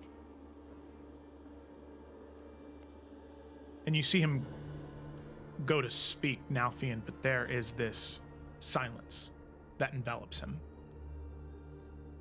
You see him try to Like, he speak can't again, speak? and shit. like something's stopping him. Nuffin's gonna like walk over to him. And is there paper? Is there charcoal nearby? Yeah, there's He's tons gonna of... shove it into his hand. Write it. Okay. All right. So you place the charcoal, the scrap of parchment, and he begins to scribble and scratch, trying his best to write down whatever is on his mind in this moment. Just scratching piece after piece. It's not words, it's a rune. It's some type of magical symbol, you think. You see it's two serpents intertwined at each other's tails, the same symbol of that of the Forsaken, but there are these runes within it that seem to connect parts of the scales, but you can see as he begins to get about halfway through, his hand begins to twist. Nothing's gonna take the paper from him. You see his wrist snap. You see him go to cry out in pain, but there is no sound that emanates. You can feel it, Alfian. You've felt fragments of the Dark One before, this essence that chilled you to your core. This is so much more. As you can see, the other Nalfian immediately runs outside, gripping onto his wrist. He looks up. And as you follow outside after him, the crack in the sky, it is so much larger than what it was when you last saw it. And you can see it shatters. You can see he looks to you, and you cannot hear him, but he mouths the words, "Please do better. Please." As you see him and this entire reality begin to unravel. Nalfian, you witness, for what is technically the first time in your life, but I suppose maybe the second, if we're counting out of order, a reality fall to the Dark One. Everything snaps and breaks, like glass shattering, hitting a concrete floor, but also like pulling millions of thread all at once. It all falls apart, and you fall.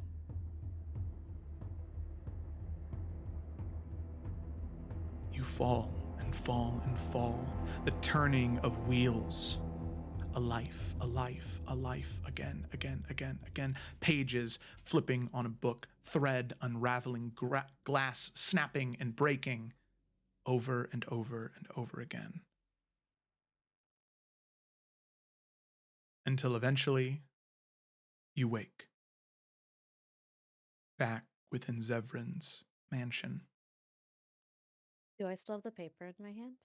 You still have the paper in your hand. With that paper in your hand, with this half-finished symbol of whatever this is in relation to Emerald. That is where we're going to go ahead. Not where we're going to end tonight's session, because this is all one episode. This is still the same day. It's all together, right? Right? Yes. Yeah. Yep. Okay. All right, cool. It's just a little bit of a longer session for fun. So let's go ahead and dive in. No need to summarize what happened last time. Let's just go for it. So, Nalfian, you just wake up in this, torrential sweat as this supreme amount of anxiety washed over you. Nalfian, you know what it feels like to begin to unravel, as that's something that has happened to you before, when you pushed too hard unknowingly and caused an issue. Your skills as an Echo Knight have grown over time, and with what you did yesterday, this pushback you received wasn't enough to send you over the edge, but it did cause a supreme amount of anxiety. And you breathe. You take a moment before you can even stand. There's like this sleep paralysis happening where you just feel frozen. And eventually, your heart rate calms and you're able to sit up. And you can tell you've had a full night's rest. You slept through the night. The night ended in, the way that it did for you. But in your hand, on this tattered piece of parchment, you have the symbol with the half of the arcane runes.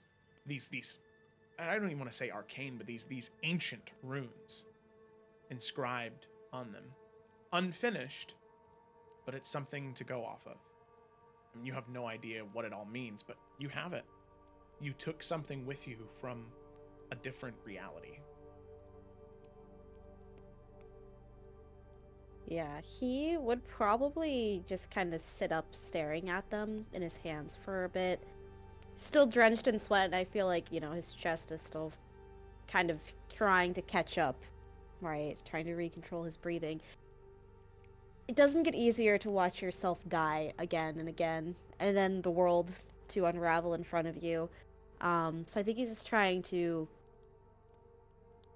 kind of pushing the anxiety down, maybe the tears out of the corner of his eyes, and just kind of breathing. He's gonna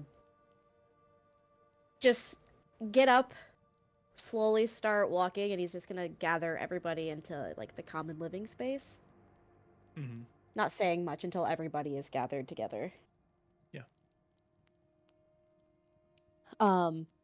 Yeah, so he'll go door to door, and he is very distressed. Like, Nalfian never, usually doesn't look disheveled, but his hair is kind of a mess. Doesn't even have a shirt on yet. Barefoot. Like, he's just fucking in his pants. He's just a mess. And he's, standing in the middle of the room, holding this paper. What happened?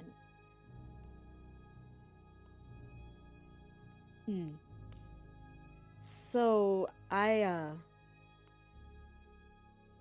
kind of runs a hand through his hair. Had a dream. I don't know if it was a dream or if it was a vision or if I was not even here anymore. Somehow I was transported, taken, catching a glimpse of another timeline. Again. Another reality, and I was in Hearthcrest, and I was walking through the streets. There was nobody. Eventually, I found a shop where I could hear commotion inside. I went inside, and I saw myself rummaging around.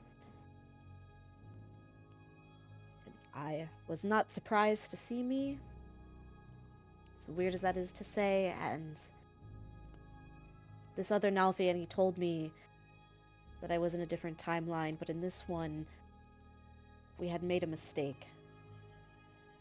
That in his timeline, we made a mistake, but the only thing I could get out of the mistake was Emerald's name. And as soon as he said that, he was unable to speak. I had him try to write something out and explain more what that meant. And he drew this. And I'll show everyone the picture. Before that, he mentioned a day where half the Forsaken were killed. But everyone in Hearthcrest was also. Lila, you were gone. Everyone was gone. And this wasn't the first city to be attacked like this. There were others. Even the ones that were supposedly protected. I don't know what any of that means, but all I was able to do was get this before I was gone too. And he hands the paper to Lila. Yeah, and does the symbol, besides the two snakes consuming each other, look like anything that she would recognize? No. I mean, you do recognize the two snakes because that is the ring that Cassius had that was the symbolic gift that was given to them by the Dark One that symbolized their status as his chosen. you recognize that, but the runes within it is in an ancient language beyond your understanding or any tome you've ever read. It is something primordial, like basis of creation primordial. Okay. So yeah, she'll say that seems like what the runes are, like that ancient, and then say, I mean, I can do legend lore again on this, but first of all, let's not jump right to that. Let's start to put some puzzle pieces together so we can figure out exactly what we're looking for here. So a mistake was made in this timeline. Right. Where we were simultaneously able to destroy a lot of Forsaken, but also a lot of us and innocents perished. Correct. And Emerald either was or was part of the mistake, but we also know there are two. Right.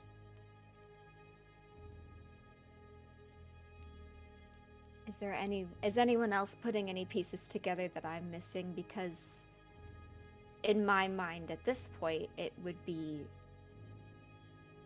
to assume Dark Emerald just kept being a thorn in our side and got away with everything. But do we think that maybe potentially the Emerald we have trusted is the mistake? Well, I don't know Solvis that well, but with the way that this other Nalfian said it, I think it's more likely that the Emerald we know caused this mistake to happen. Whether it was purposeful or not is the only thing I'm not certain of. I mean, we know that there's two Emeralds, so we'd certainly be keeping our guard up around the other one. So I don't see how we'd make a mistake on that front. I could see us lowering our guard around the other one, though. And if he's still connected to this darker half, there's just a lot we don't know. Even when you looked into his past, the Dark One had a presence there. And I wonder what he's learning right now on his journey to unlock those memories. But it also makes me wonder, was that the mistake that this other timeline made, was letting him unlock those memories, or was it the opposite, where they just kept going with what the game plan was and then trusting him in general without that extra knowledge? I don't know. I know. So Nalfian said it happened the same day that we defeated Glossia, and It happened 2 years after. the mistake was 2 years later. Right, Joe? Like everything kind of came to a crux 2 years later. Yeah, 2 years later was when it ended. In terms of where the mistake was exactly, you're not sure if that was in reference to, but everything ended 2 years later. It was like you killed some of the Forsaken, and you had a victory, but because of something that happened related to Emeril during that time, that's what caused something in there as the mistake. Can I ask a question? And maybe I'm misremembering. Echo Nalf, in his timeline, when Essie found him by the dragon skull and all that jazz, he talked about killing Emerald. Yeah. Did he say which one it was? At that, so... Or is it just unknown? It was just a Emerald during that timeline that Nalfian killed. Well, there was... The Sorry, thing Joe, I is can let you talk. Echo Nalfian didn't know there was a difference between the two. Because in his timeline that he experienced, he killed Brandon. And the rest of the party kind of shunned him. And he was pulled away. and that's when he was pulled to the future. And the only experience he ever had with Emerald up until that point was receiving the coin from him. And that is the one he would even say right now that The one I killed was the one that gave me the coin. I know that much is true. Felicity was also going to say, from what I remember, we were able to deduce that it was dark-robed Emerald at the I end just of want to time. make sure. Mhm. Yeah.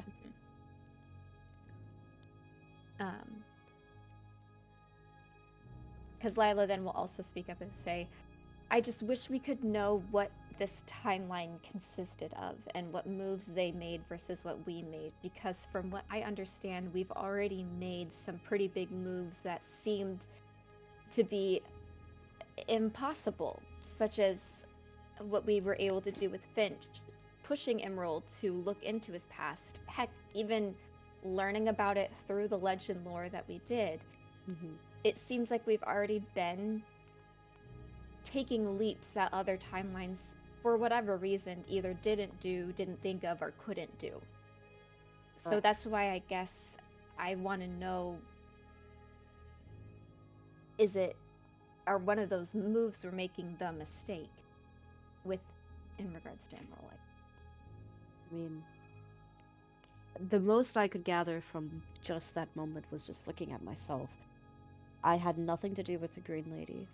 I had no bracers, I had no colors, I had nothing to represent any of that aspect of what we've gone through. I looked nothing more than I did the day that I met everyone. So that is one path I feel as though we did not go down. Does that help at all? I don't know.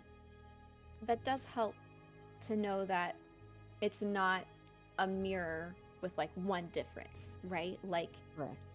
there have been quite a few differences, but still we just don't know for certain what they were able to do. And the thing I know is, now we will never know because that reality is gone. Well, maybe legend lore on this symbol, if the symbol is specifically tied to that timeline, we might be able to know. If this thing exists only in that reality, I feel like that's what we'll learn, is more about that reality, but I don't know. Yorick,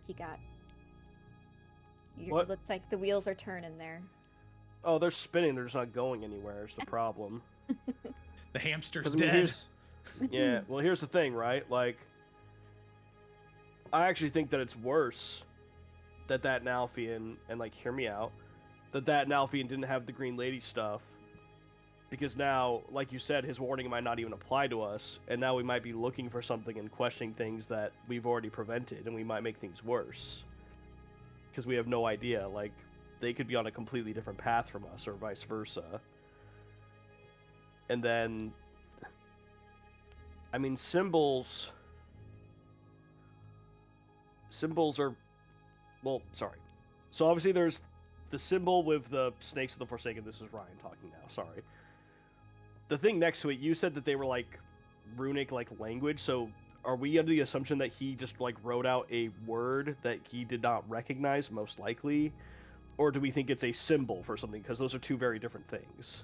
It looks like what Lila would be able to recognize, what Nalfian wouldn't have been able to say, is that it looks like an arcane rune. Like, it looks like a rune for magic or for doing something magical, not necessarily text that can be read. It is something that pulls upon the pattern to do something.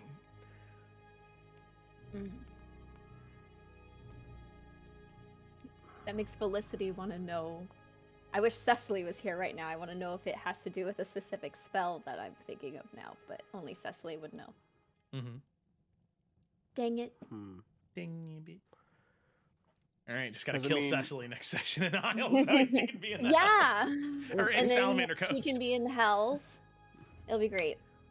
I'm sure Mark would love that. Mm-hmm. I don't know So, if this helps. Oh, go ahead. Why would he knew he was on limited time, right? Like you said, he couldn't talk, so he probably knew what was coming. Correct. Why take the time to draw the Forsaken symbol? He didn't talk. It's not that he didn't talk because he knew what was coming. He was unable right. to speak anymore Yeah. because of what was happening. Silence. Yeah. Right, but I'm guessing Nalfian, knowing that the end is coming, seeing Mhm. that this thing's taking a hold of him, he probably knew he was fucked. Exactly. Okay, yeah. I just wanted to clarify. I think that's Yes. a safe assumption. Yes, that is a Yeah, safe yeah. assumption. Okay. But still, even in what he believed was his last moments, he took the time to draw the Forsaken symbol with this. Why would he do that? When we already know what the Forsaken symbol looks like. And it's runes for a potential spell. What if this is what Emerald cast that day that destroyed everything?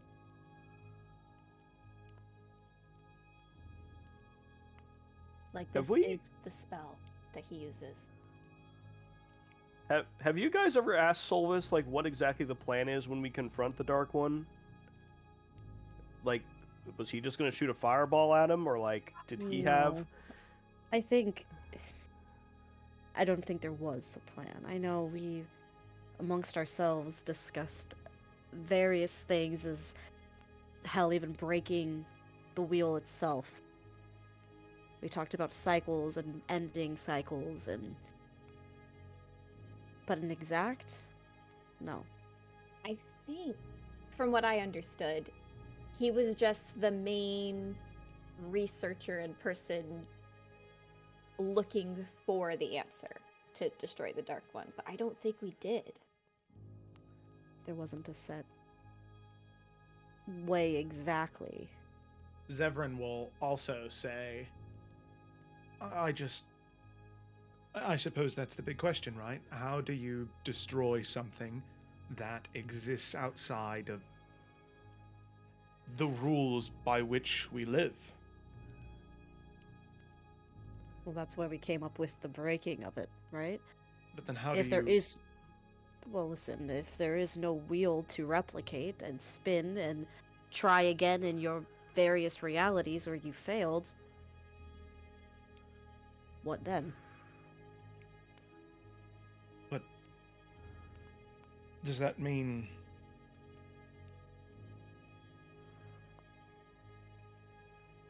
I don't know what that means, Everin. I see what you're saying, Zevran. There's a structure, there's a specific balance to what reality is, and if the Dark One is part of that structure, would unraveling the Dark One also unravel us? Is that what you're trying to say? I don't know. How do you even destroy the wheel? How do you burn the pattern? If the first light was able to once be an entity and then be the light in all of us, it can be altered. We just need to know how. I don't know if we're going to be eliminating darkness, but rather containing and controlling, or removing the evil of it, or breaking it apart like the light was, to only rest in certain places of reality. Instead of breaking the wheel, I think we need to make a new shape, which sounds like something a god should do. So what? Okay. There might be a way. Go ahead. There might be a way to, maybe not right now, but to... Now listen, I've tried this before and I nearly fucked myself, but I might be able to do it in a safer way. But I feel like there might be a way to peek into other realities to see where they are, what's gone wrong. I pushed on that today, and then tonight I was able to go into that timeline, and when Nalfian spoke to me, the way it made it sound was that I was not the first to see him. That he had seen another drow, another me, before. Like he was expecting it. So who's to say that I haven't been able to, or other me's, been able to just pop in to another timeline momentarily? Hell, isn't that what he's doing right now? He's kind of like gesturing to Echonauf. And see what mistakes were made, what paths, decisions were made, and how they got there, and what the state of the world is. I have another crazy concept now, Fionn. But let's... Conchomancy. You have a very good grasp on it. No, you're not a spellcaster, but you are strong.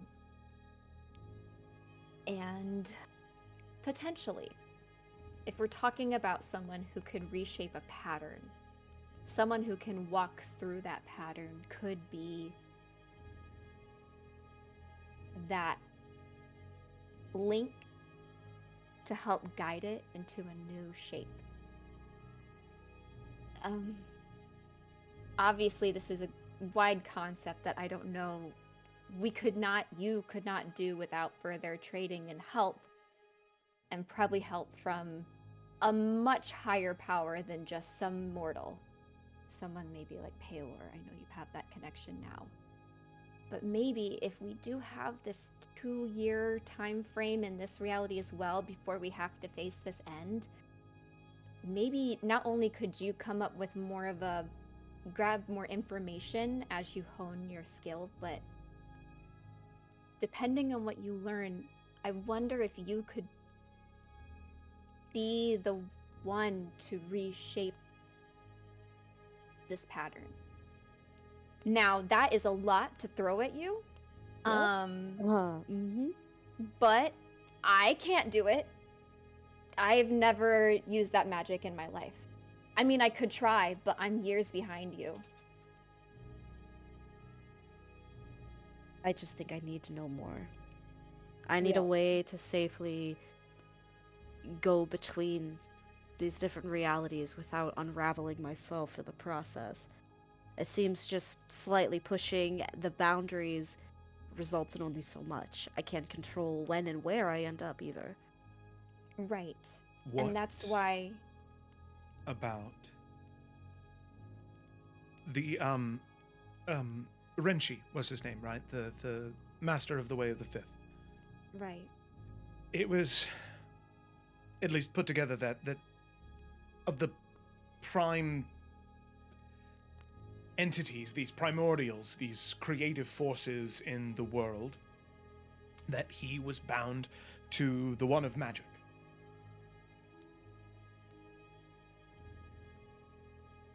From what Bianca and Renshi told us, what Ares had said was that the Dark One plans to break open the gates of Tartarus to allow these primordial titans to do his bidding. What if, before he's able to do that, we try and use some of what's in Tartarus to our benefit? I know that sounds bad, but if there is an entity of magic, then there should be one of life, death, and time. If somehow the primordial being of time can be used, that might be enough. I just don't know if Paylor would be strong enough. He was... I mean, if we look at a line of descendancy from the creator, he's pretty far down on the list.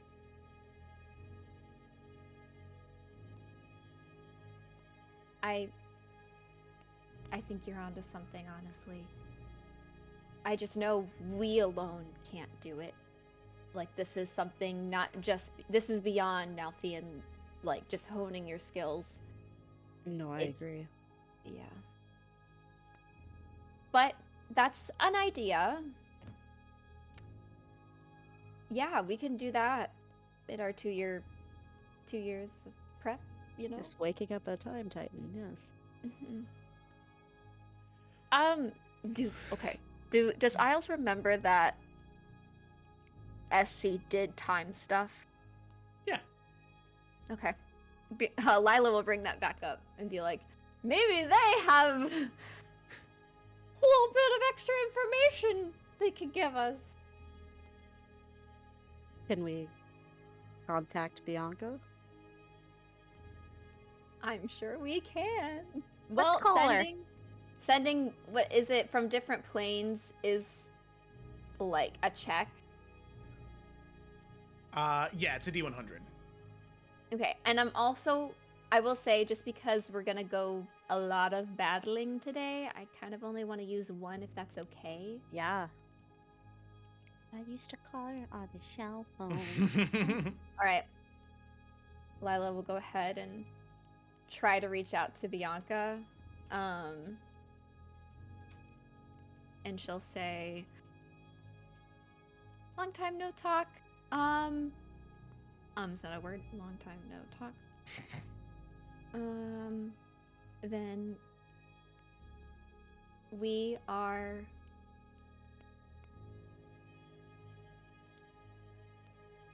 discussing potential plans to utilize time to fight the Dark One. Any information? I think that's probably good enough. And then a D100. Yep, D100. Okay, the message is delivered. Mm-hmm. Okay. Bianca will say, Bianca, by the way, you literally just came back to life. I mean, moments ago. Like, Sorry. no, it's all good. Not to call, but yeah. Okay, yeah, she comes back to life. Everyone's like, oh my god, you're here. She's like holding her head, gets that, and then is like, okay. I think she would say, Mezenkelnos has played with the forces of time. They are naturally creatures of law and order. Be careful. They will try to replace you. Yeah, something along those lines. So then Lila will relay that. So now we know that there are time wardens, basically, that do try to maintain the structure of time, but that Mezenkelnos has fucked with it quite a bit. yeah, So specifically the adding that the in the so like if we try to time travel, essentially, those people would like the time wardens. I'm thinking of like, Rick and Morty, right? The time police or whatever. So they'll just kind of show up, but like they're kind of under Mezenkelnos' control. So I mean, this is like kind of meta, but with SC, basically what they do is when time gets messed up, they just try to fix it, is what they're supposed to do. Is like keep it in order. Yeah. But Mezenkelnos has affected them where they had and may still be trying to reshape that order. So they're acting occasionally under Mezenkelnos' control, but they're supposed to just like when those little things happen, they're just supposed to reshape it so it makes sense. So like when SC had all their time stuff, Mezenkelnos was screwing it up, but then once SC fixed it, then those time wardens with a clear mind were able to put them back and put it in a little bow. Right. So if we were to hypothetically time travel, right? But like, oh god, my brains. So like time traveling in our own reality or time traveling into a different reality? Because I feel like that's different, right? Like what Nalfian did last night, he just stepped into a reality that's happening in sync with the timeline that's happening right now, right? So it's like, let's imagine it's like this, right? It's like a 4-lane highway, right? Nalfian just I like merged this. to the right a little bit, you know, and we're still going straight, but he just merged to the right. Instead of merging, we do a U-turn, right? That's when the time peeps get pissed, is because you're going the wrong way, right? And they try to pick you up and place you the right direction, right? Am I following? It could be, yeah. Okay. So Makes sense. It's a are good we metaphor. trying? I'm just trying to make it make sense. Are we trying to merge into other realities in this current time, or are we trying to make a U-turn and go into those other realities, but into the past of those realities?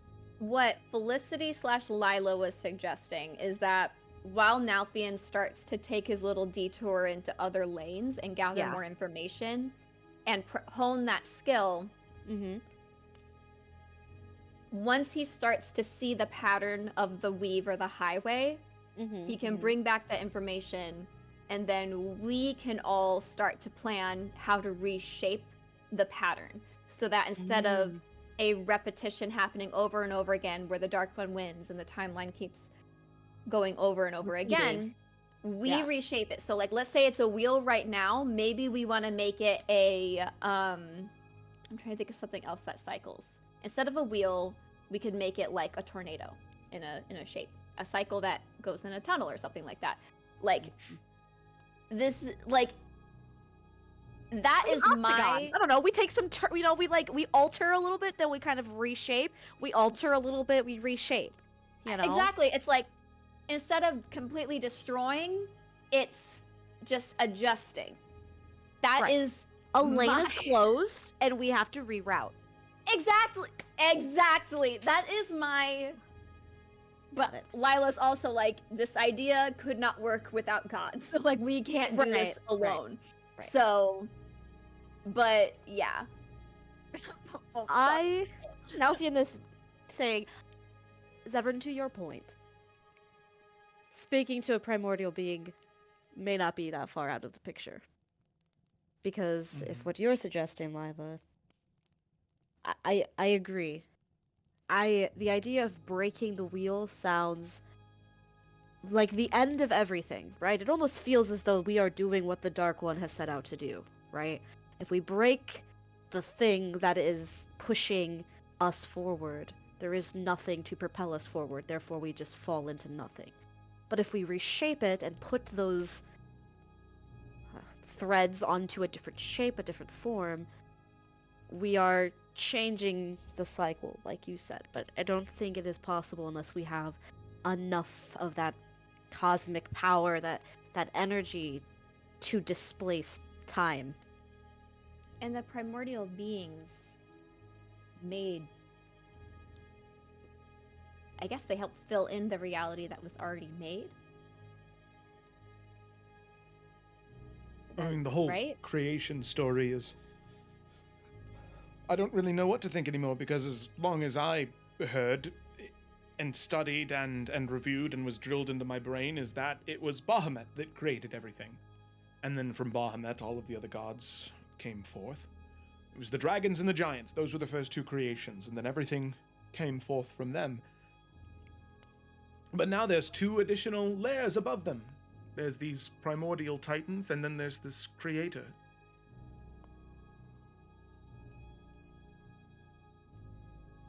So, Well, yeah.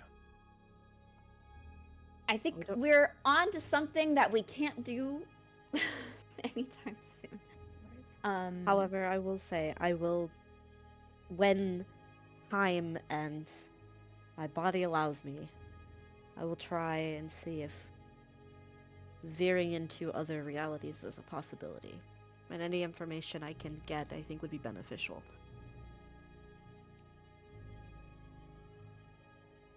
I think it's a good starting place. And as we learn more, we can adjust our plan and so on. And see if our friends and allies have further information. I do still plan to talk to the college beyond just my project, my assignment.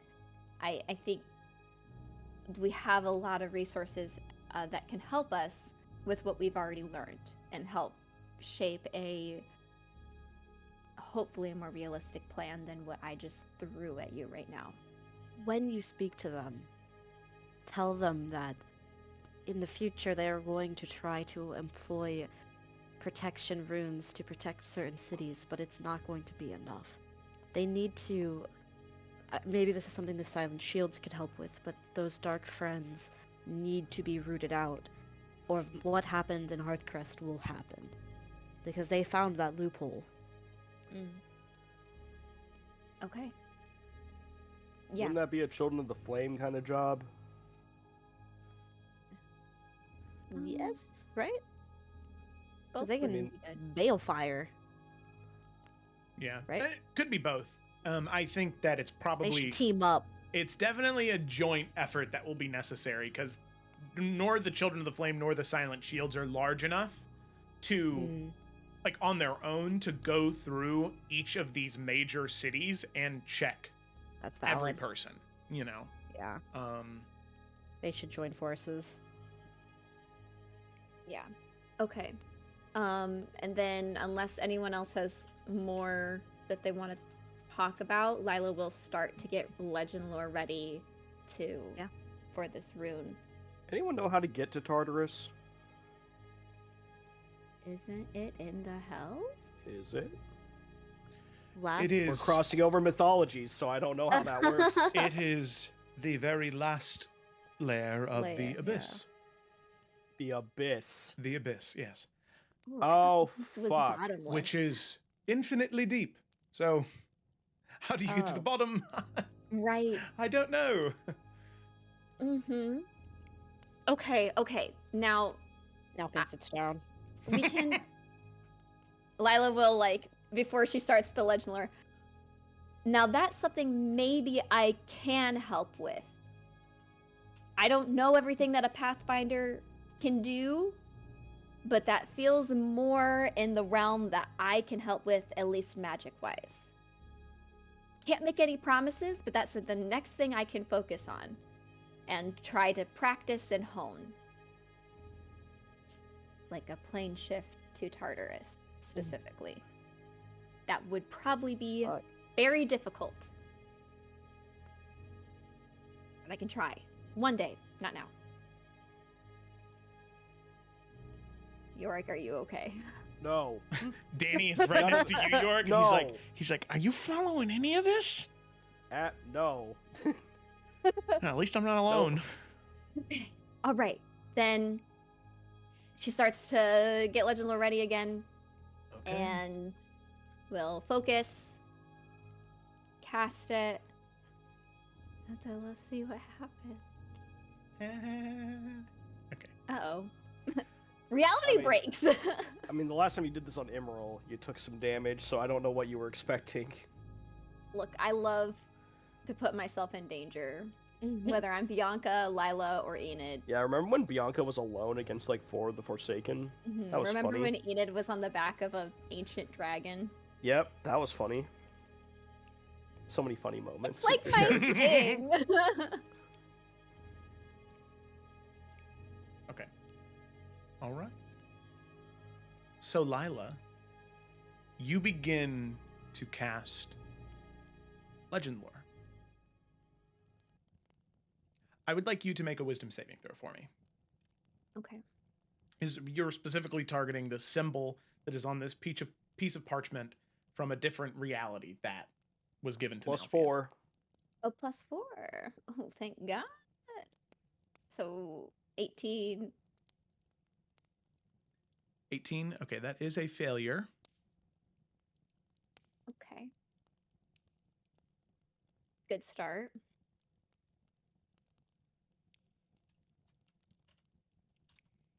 I should have guidanced myself.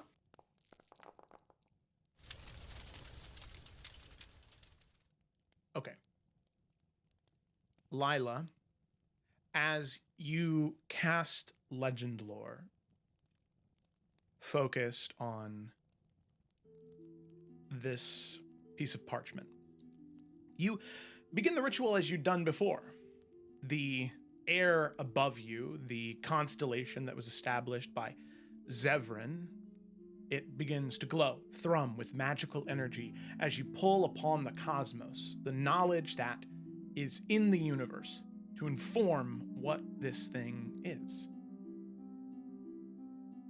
This is bending legend lore a bit. Typically, you call out a name, an idea, a concept, a place, and you receive an answer, but you have something physical in your hand that you are attempting to channel through, almost forcing the spell to give you an answer.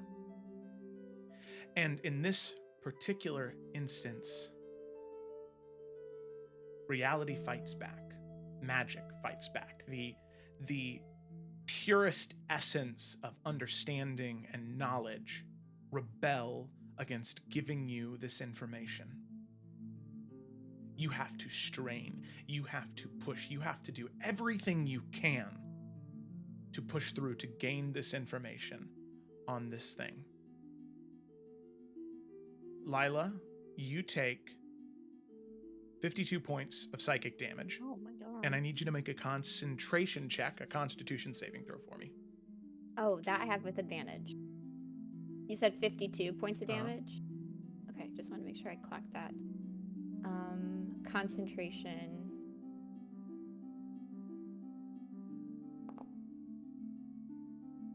Nice. Natural 20. Nice. Alrighty. Lila, even though there is so much within you, so much outside of you, so much near you that is trying to stop you from learning what this is, whether the forces be good, evil, lawful, chaotic, neutral, it doesn't matter. Something is trying to stop you from learning what this symbol is, what it means, what it's connected to, its purpose.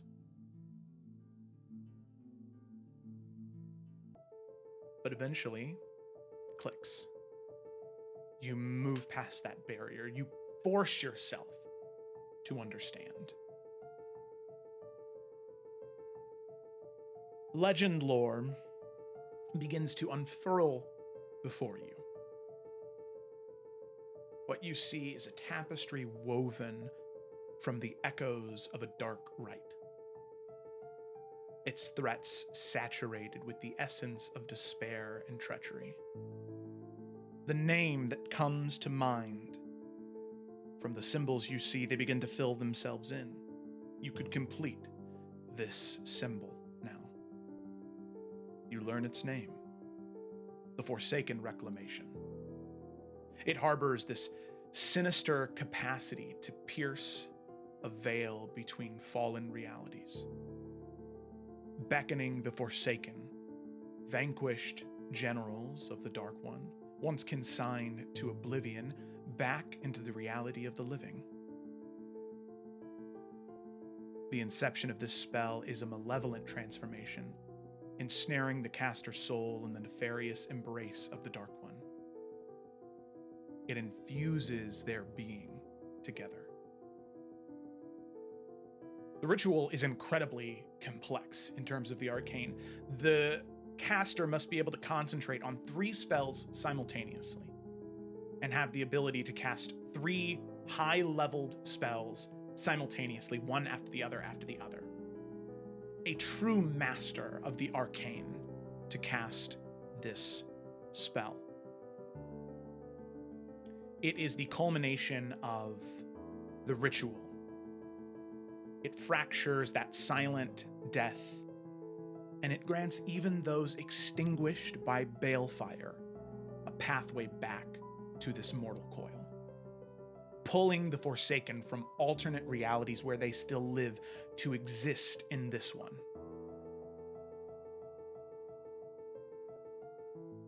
And Lila, you still continue to peer deeper.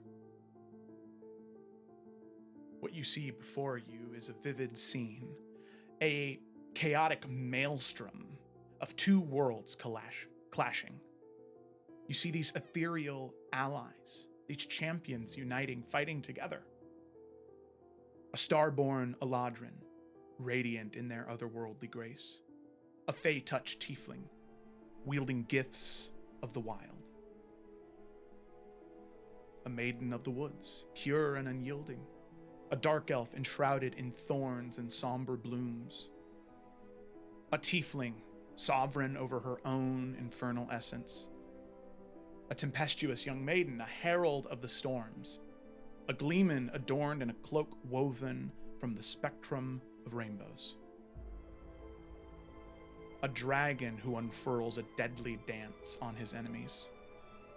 A blade master whose renown is sung in hushed tones, and a divine Leonin, a paragon of celestial might. They stand a bulwark against encroaching shadows as a figure with golden hair and eyes like twilight completes this dark symphony of the ritual. And from the abyss, from these alternate realities, 13 shadows emerge, each a testament to the dark legacy they bore, now reborn through the Forsaken Reclamation's unholy power. Among them, entities once vanished stand again, ready to serve the will of the Dark One. The reality you see unfold before you seems so real. You pushed against the pattern, against the weave, against the laws that exist of magic to get your answer, and you hope that what you see is a story that's ending can be altered. But as of now, you know what this can do, and you know that Emerald is the one who casts it. You know that battle that Nalfian spoke of, that he learned of, it will be a turning point for this world, for this reality. And you know that beyond a shadow of a doubt, you cannot allow this ritual to happen. If you do, all the work that you have fought for will vanish. Morchella returned. Wicker returned. Anvath returned. Every single Forsaken that has been slain will be back. Renewed, ready to spread his malevolent will across all of the planes. So, Lila, with that, you see the stars fade as you return to your companions. Just to clarify, Joe, did you say she saw Emerald in that legend lore that she saw? He cast it? He was the one who cast it, yep. Did we see what he looked like specifically? Like what color scheme he was wearing? What you saw most closely aligned with Emerald Prime, the one who has been swayed by the Dark One. Okay. And just to be clear, it was very strange what you saw. You saw the two parties fighting separately but together. It was two realities clashed together, but there was only one Emerald. There were other people there, but that was the main focal point to it. Emerald existed in both places, and the parties existed separately. Wait. So they existed separately, fighting together, one Emerald, but both parties saw that one, or it Correct. looked like the same one? Both parties saw the same Emerald. This is like when you're in fucking church So, and they're like, 3 gods, 1 god, you know, that kind of vibe. They're all the one god. Is And you're it like, because okay. Emerald, there is only Emerald and other Emerald, like there's only the two of them, and they don't exist across multiple realities. It's just those two. My the theory is that I think so was in both realities, but existing as like one being was kind of how it was described to simplify it. Yeah. I mean, we only know one other being that is capable of that. Yes. What being is that? Am I Dark One. forgetting? There's only one Dark One. He just exists across all the timelines. Correct? That's what we've been told, at least. Yeah. I hate to keep bringing up religion, but this is definitely giving like Jesus is God, like Yeah. like, yeah. But he's like So the vessel. Emerald's the creator and the Dark One? Is that what you're trying to say at the same time? Joe's not going to answer that. I mean, I'm Was talking that a to you. question Like, for is that, me? is that... No. That was just like me to Ryan. It was like that. Is that kind of what you're thinking is? I You're mean, just Emerald is thinking out still loud. such a big mystery that I don't know if I can answer that. Yeah. It would not surprise me if Dark Emerald is like the physical vessel of the Dark One himself, not someone that's just swayed to the Dark One. Right. I'm with that. And then what? Regular Emerald, his simulacrum is supposed to be a representation of the creator. I think that's a theory we had, but I don't know anymore. I don't know if I feel confident that Simulacrum Emerald is the creator. Mm-hmm. I don't know. Because when we Legend Lord Emerald, we saw an Emerald being corrupted, making a Simulacrum Emerald and putting all of his thoughts there as like, you have to win. But like, so I don't think anymore that that's, True. I don't know though, because what if that emerald that was making the simulacrum was a light emerald? I don't know. Because also the first light lives in all of us now. Like, it's not like an entity anymore. Right. That's like the Holy Spirit, right? If we're going with this. Yeah, No, right? literally the whole, Shout out to Holy Rachel in the Spirit's chat all- who said the Holy Trinity. Yes, exactly. Hey, well, Literally. using external resources, that's not allowed. That's not sanctioned. I'm just shouting out my Ilga's girl. not based off of Wheel of Time. It's based off the Bible, you son of a bitch. It's giving How dare too many, you? Because like that's giving me too many layovers from my youth. Okay. Well, if a bush starts burning and talking to us, we got major problems, guys. I mean, things mostly worked out for Moses. Mostly. All It's things starting to rain, considered. guys. We're in trouble. That was a good movie though, so. Yes, it was.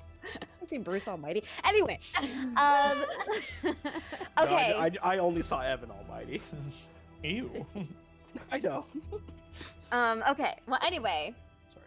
in character, digesting everything, Lila's gonna be like, well, that seems to be the mistake. allowing him to cast the spell. Yeah.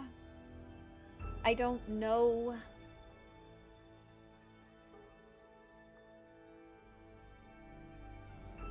I don't know what steps in particular we have to take to prevent that.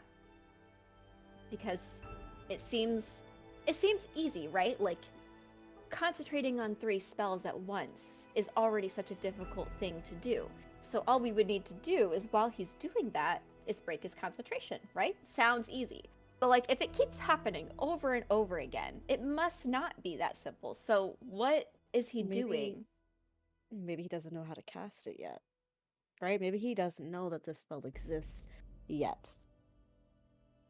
The other thing I was thinking about too, along those lines with not knowing, is maybe if the emerald we've been trusting has to be corrupted in order for this prime emerald to have all of his power and be capable of doing that.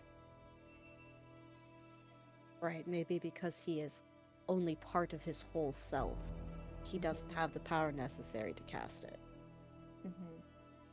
Because, and Lila will look to Zevran I don't know another wizard, and we know a lot of strong casters, wizards, sorcerers, anybody. I don't know a single one that can do that. I don't either. I'm not even read of any that can do that. I mean, to maintain concentration on 2, yes, that's been done before. There are ways to do it, but 3? And then on top of that, to be able to call upon that powerful of magic in quick succession? We're still missing something. Like, and Nalfian, you were there, I wasn't, but Nalfian said we made a mistake. Like, those were the words he chose. Correct. So it couldn't just be we failed to stop Dark Emerald. That wouldn't be a mistake. That would just mean we dropped the ball, we screwed up, we failed. A mistake is like a purposeful choice you make that ends up being wrong. So I'm still confused about where the mistake is. What choice did we make that allowed that to happen? Also, question. Simulacrums, they exist as their own entity, but they're still part of their creator, right? Or are they a separate new being? Or both? So they are, according to the understanding you have, they are an illusory duplicate that is friendly. It obeys. It's supposed to obey your commands, and it moves and acts in accordance with your wishes. It has all of your memories. It has all of your powers. It is the same as you, except, according to the spell, it can't regain spell slots. It does not increase in level. It never becomes more powerful, and its hit point maximum is equal to half of yours. Well, there's a few problems in that knowledge with how Emerald's been acting, in combination with we know he's not as fragile anymore ever since being in the Astral Sea. Because he's got some of his something happened. He's more real than a mimic now. What if that had nothing to do with the Astral Sea? He But said more- he talked to Dark Emerald while he was there.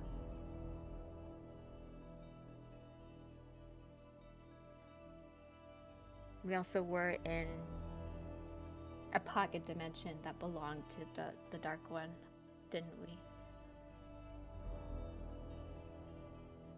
We were, right? Were Well, we? I don't remember that. I don't pretty disbelieve sure- you, I just don't remember. I'm pretty sure in the place that magic didn't exist, that was under the Dark One's role. Maybe What the if... mistake- Oh, go Go ahead. ahead. No, Nope, you nope. first. No, I insist. I want to hear your idea first, because I might bounce off of it and say something even greater. Probably. I was just going to say, what if the mistake was just trusting Emerald in the first place? Good or bad. We are putting a lot of trust in him. We are feeding him so much information. I am able to take part of myself and give my essence into my echo. And then he is as real as flesh as I am. I know it's not quite the same, but it's not too much of a stretch to say that Emerald doesn't have some sort of dunamancy, some sort of power to traverse time. Maybe that's the mistake. But Yorick, I'd love to hear your thought. So, I mean, we're working off of a lot of maybes, I don't knows, and what ifs. But, I mean, if Dark Emerald, whether he's the Dark One or just someone very powerful that's come under his control, maybe he can only concentrate on 2 spells. What if our Emerald's what he needs to concentrate on the 3rd one?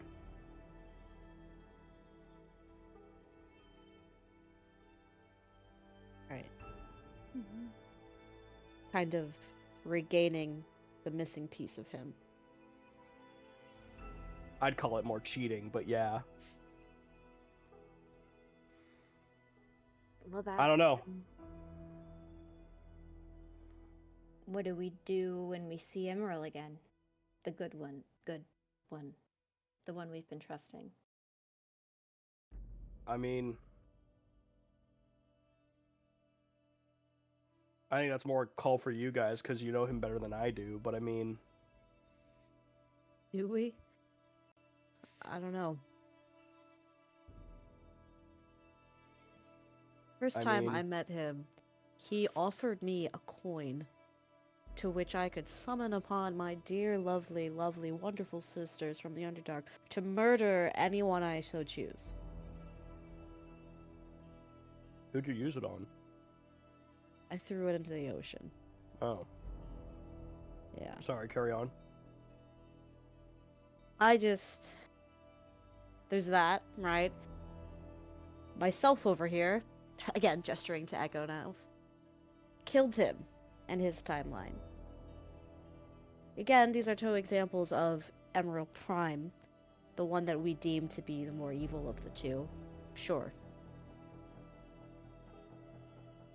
But, I don't know, there seems to be a running consistency here where that one seems to be popping up way more than the other, and I think that's a little suspicious myself. Especially don't know. at the end of time. Especially at the end of time. But I mean, why go through all the hassle, I guess? Like, if you needed a simulacrum of Emerald to cast a spell, like, fine, why not tuck him away where, like, no one could ever find him? Why have him out and about, actively working with, you know, Children of the Flame, Hidden Flame, us? I mean, he's how you guys kind of all got introduced into this, right? And you've been some of the biggest pains in the ass to the Dark One. Like, what's the point? Wouldn't he be winning even more if Emerald had never said hello to you in the first place?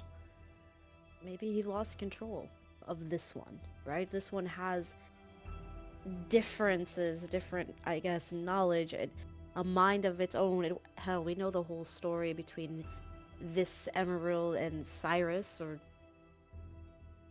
isn't that a factor, right? Maybe this Emerald has developed and matured and has lived an entirely different life and just doesn't know that it's on a leash, right? Or is on a ticking time. Or he has no idea how in which he is connected to Emerald Prime. Or maybe it's not his fault that he is going to be the bringer of this destruction. I don't know. I think it's no coincidence that when Lila, you will last cast Legend Lore on him, that's the only time the Dark Ones actively intervened in that spell, right? Correct. Something happened with this one, but it didn't feel like the Dark One's influence. It was more like what I assume you experience in Alphion when you start to dip into space that it's not a forbidding, it's just you don't belong there. I wasn't allowed, or I shouldn't have been allowed to know this because it doesn't exist yet in this reality. Or may never, or anything. But with Emerald, it felt like, I don't know for sure, but yeah, that was something did not want me to know. Us to know.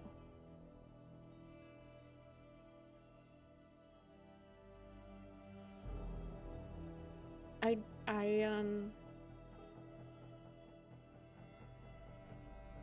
don't know if I think that the Emerald we've trusted realizes that he's part of the plan, the greater plan of the Dark One, but unfortunately, I think regardless of if he was I don't know, a free agent now or whatever, I think he's not. We've never seen the Emerald we trust at the end so far. From everyone who's seen the end that we know of, we've never seen him. We could just assume he died in battle, but no one has ever said Emerald Dark, Emerald Prime, Emerald. They've always said Emerald, right? Right. I think it might, unfortunately, just be Emerald. Well, then let me ask this. If we do think that's the case, if he goes through this process of getting memories back, finds out what he is, what do we think is going to happen with that? I don't know. And I'm feeling really bad for pushing him to do so now. You didn't know, Lila. He was on the fence about it, though. He did not even on the fence. He did not want to go there. A mistake.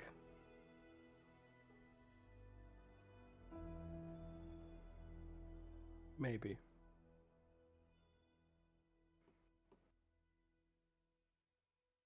What do we do, though? We can't leave here and go deal with that now.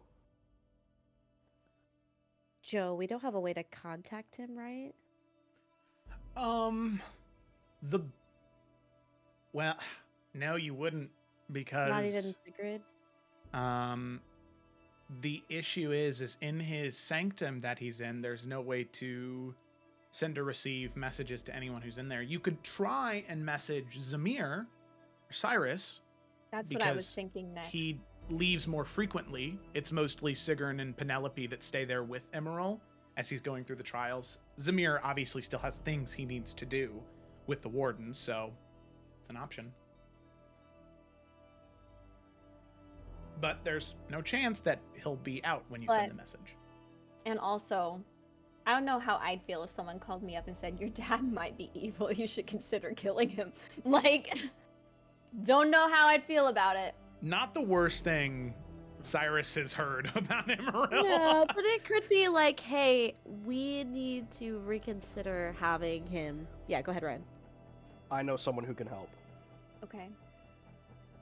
Suni's girlfriend, whose name I forget. Sultana. Sultana. She was going to Afera because she knows an entrance to Emerald's sanctum. Mm-hmm. And she's been fucked by Dark Emerald before. If there's anyone who could look and kind of try and figure it out, I think she'd be the most objective person we have on call. Can we contact her? Do we know about Sultana? I do. Okay, you do. Oh, yes, you do. You met. do. Yes, We you bonded. do. We're like besties now. Yes. Yes, you're right. That is true. Okay. Almost stole her from Suni, but didn't. Because I'm a gentleman. Because I'm a gentleman. Mr. Seal girl. Bro code. Mr. Steal your I don't know. soulmate. Literal Yeah. soulmate. Soulmate. Meh. Okay. Well, I don't want to force you to use another spell slot, Felicity. Look, if it could prevent the end of time, she'll just shoot her bow more frequently and you guys gotta pull, okay? So, We got you, Pam. He has a point. like, I think it might be worth it. Yeah, I could cast another 3rd level spell slot or help the world from ending, you know. Neither here nor there. Okay, yeah, Lila will take Yorick's hands. Now, it might not work, but we can try. And channel sending through Yorick. Let me mark it off my 3rd level. Oh my Okay. god. And my Session is D100. insane. Yeah. Oh, Half the my session has been God. theory crafting. Ooh. The spell does not succeed. Yorick, as you try and reach out to Sultana, You get no response. How the fuck did you roll a 98? I don't know. Do it again. Do you have DM inspiration? I mean, just cast the spell again. Or, oh no, you can't do it for 24 hours? No, I can, but Oh.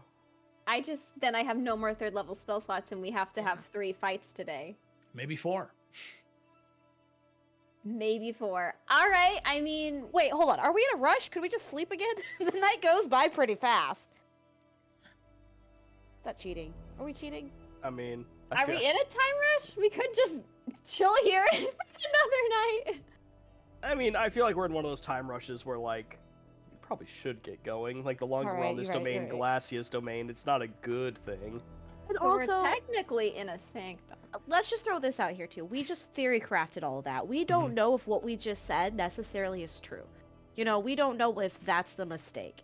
You know, we don't know. Because also another theory that we threw out here was that he needs to have himself as whole to cast this spell. Just because he gains memories and collects these memories, if he even does, doesn't necessarily mean he would have the power to cast the spell. Because I think Ryan's onto something with that. I think he needs to be whole in order to cast a spell like this.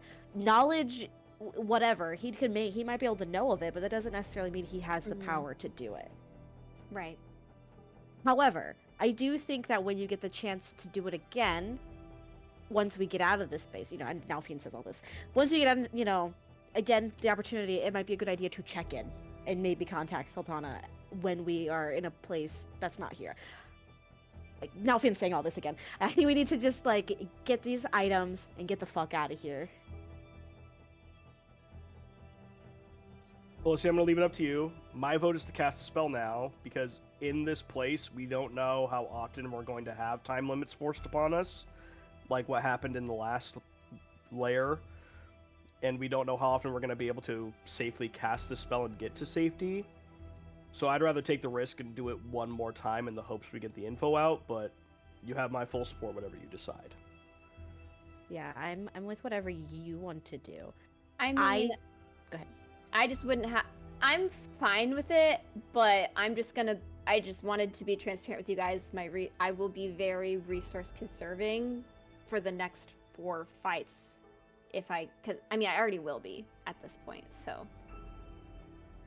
Joe, can Zevran cast Sending? I don't believe it's one of his spells. Yeah. What about when Danny? when- Can when we're Danny not cast Sending?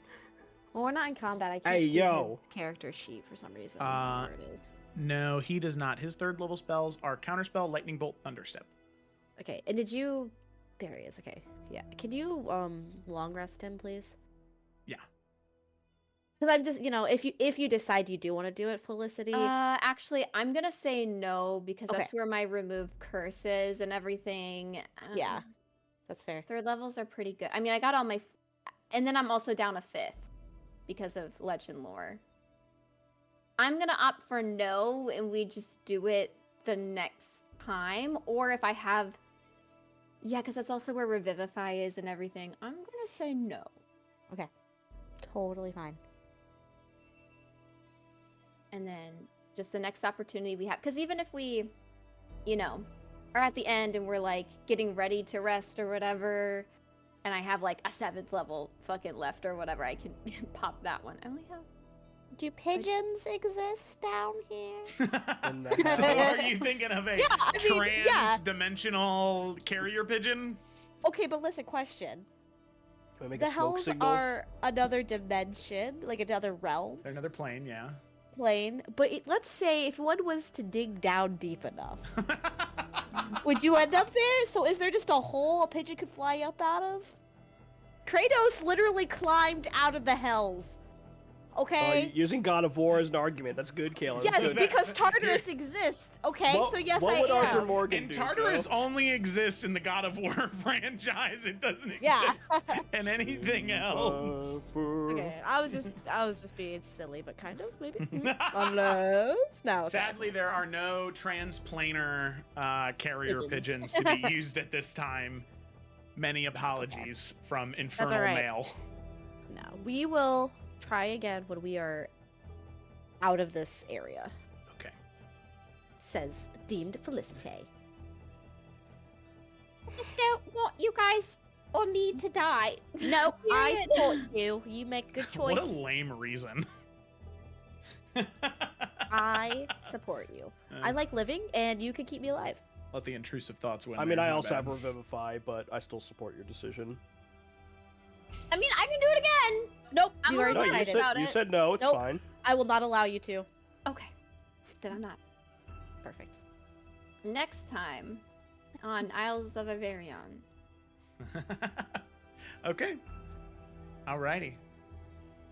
With that sequence completed, you finish your rest. Nalfian, you finally put a shirt on. Listen, he doesn't sleep with a shirt on. He was awoken in his sleep, okay? No, you're good. It's just you're having this conversation God. about the world, like ending. Nalfian's I just just want out to point here, out, washboard, Caleb, no just one like. complained. Yeah, nobody was upset about it. I mean, come on. It was glistening with sweat as well. Like he looked like a wrestler Exactly. just come out ready to go. Yeah, Yorick was butt naked and no one complained. You're right. You're right. He just had on his nightcap. What? And you know Where do you what? have the Just because you nightcap said on? that. Okay. Um, I'm his sorry. head, Yeah. obviously. Okay. Sorry. My bad.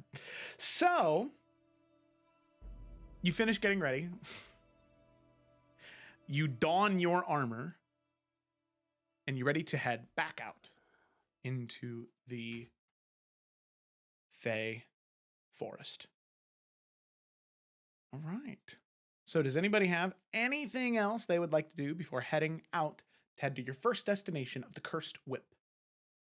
Yeah, Yorick popped some Advil after that conversation. That's it. Nalfian would hug Lila. Just Oh, because hold up. he. Well, oh, sorry, go ahead. Sorry, sorry, do go you ahead. want a hug too? Oh my No, god. I just remembered Lila took. I just remembered Lila took 60 damage. Do you want some I'm healing? not doing well. Yeah, do you want some lay on hands, girl? Like, you Or kind of got we fucked could, up. yeah, lay on hands or even short rest could also. I don't know.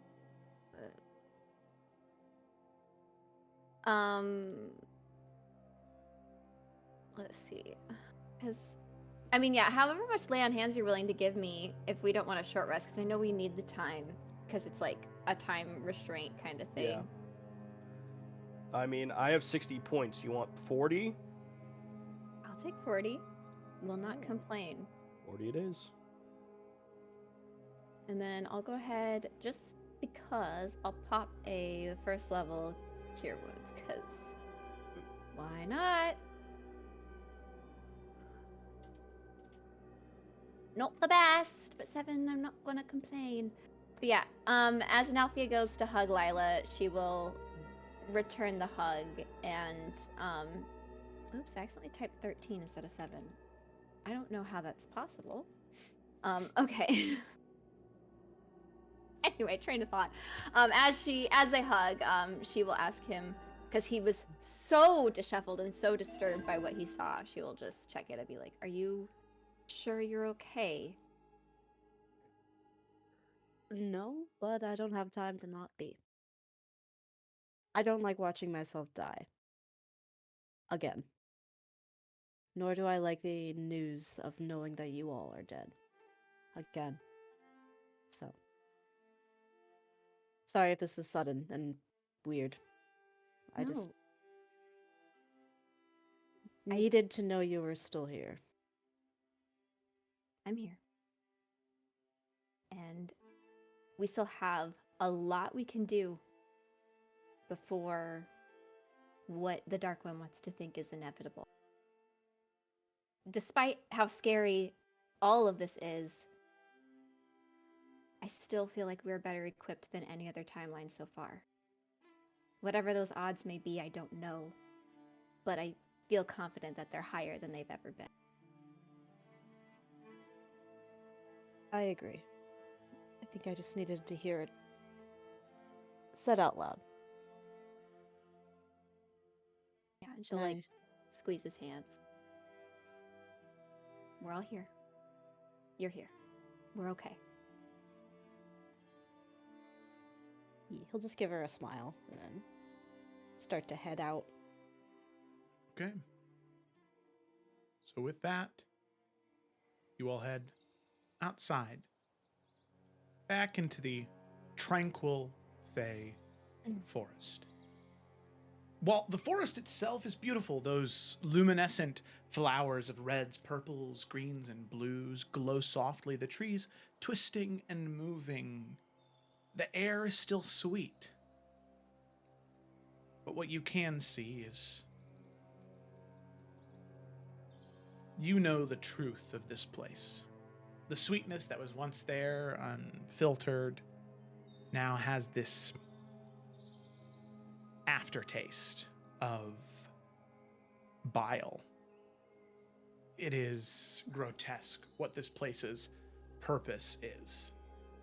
And it sullies that sweetness that you taste in the air, as it's all just a cruel form of torture for a soul that does not know that she maybe has no way back to the material plane or to the Feywild.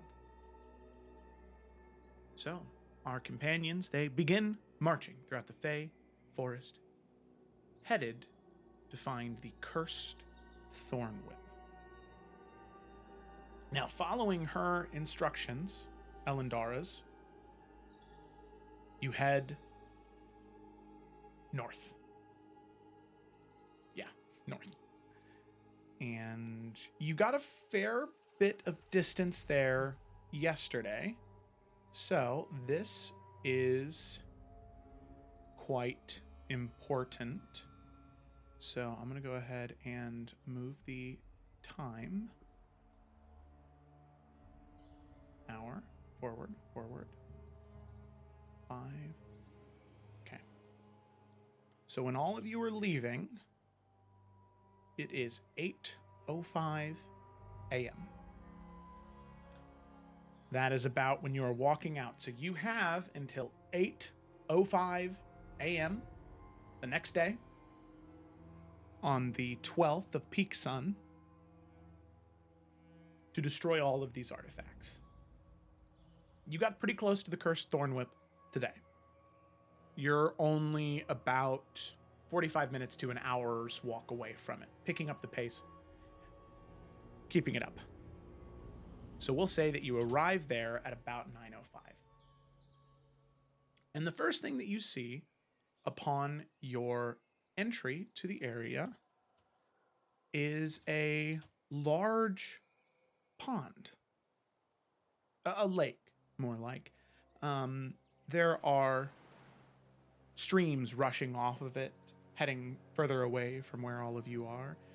There are small bugs just floating around peacefully, mindlessly aimlessly moving around. And the trees here cause this shadow around the entire area. The sunlight can't pierce through the canopy as easy, which gives this deep, dark blue, murky hue to the water.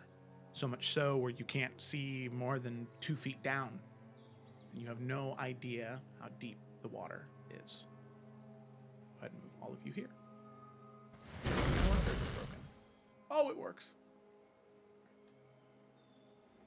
So, as all of you enter the area where the cursed Thornwhip is, this is what you see. However, there is no cursed Thornwhip that you see yet. This looks like the area it would be. But where do you want to go? It's up to you. I mean, it's for sure at the bottom of that lake, right? He says as he looks to the other two. Yep. Okay. So I'll go get it then, or? Well, yeah, I would guess. Who feels like the most confident swimmer? Nalthea puts his hands to do rock, paper, scissors with Yorick. All right. I don't have my camera on because I'm a toad. I'm gonna just believe you. Okay, ready? Hmm? Rock, paper, scissors, shoot. Oh, you We have the shoot? same scissors. You do Okay, shoot? ready? Okay, I hang do. on. Okay. Rock, paper, scissors, shoot. Ah, I cut your papy. I got your baby. And then Nalfian says, and as that happens, he puts his hand on Yorick's shoulder. And you know what I vote? For you to go and get it. Why'd we even do this then? We're on a timeline. Sorry, go. You are far stronger than I am. Oh, thanks, man. It's just the truth. I trust you, but you have a lot of armor on. Swimming back up, you don't feel like will be an issue at all? I mean, I'm like super strong, Lila. No, I believe it. I just, yep. I just care about you is all. I appreciate. Joe will not be a problem, right? No, you're good. You're strong enough. I voted just because I feel like it's gonna be a strength score, and I just feel like Yorick is. I think so too. Yeah. Yeah. Sorry, why did he take the time to do that? I don't know, because such a Delphian thing. No, but no, apologies. it was funny. Nelphian Joe's not gonna punish you for that. That was hilarious. Okay. And Sorry. I just wanted York to respond because it was funny. Even though Nalfian knew the end was coming, he was like, Yeah. I swear to God, if you're me, we're gonna have some issues. And then the world ended 30 seconds later. Anyway, yep, okay, that happens. All right. I will guidance on Yorick before he hops in the water. Thank you. Okay, all right. Oh, So I guess Yorick, I'll you move go on in. screen. Yep. Where's everybody else Malcolm moving? is Yeah. going to get close in case things go wrong. That way he can jump in if necessary. I'm running Danny again, right? Either or. Danny or Zevran. I can do Zevran just because I've been doing him, if that's Okay. cool. Okay. Yeah, that's what I thought. Kind of figured. I'm So actually gonna back Danny, Up a little Danny, bit. we'll have him. He's He's pretty good at distance, so we'll have him kind of in the tree line here. Okay. Is this where you guys are and going? Oh, you're. Yeah, I think Lila will just be just in case she needs to support people, she'll stay pretty central. So.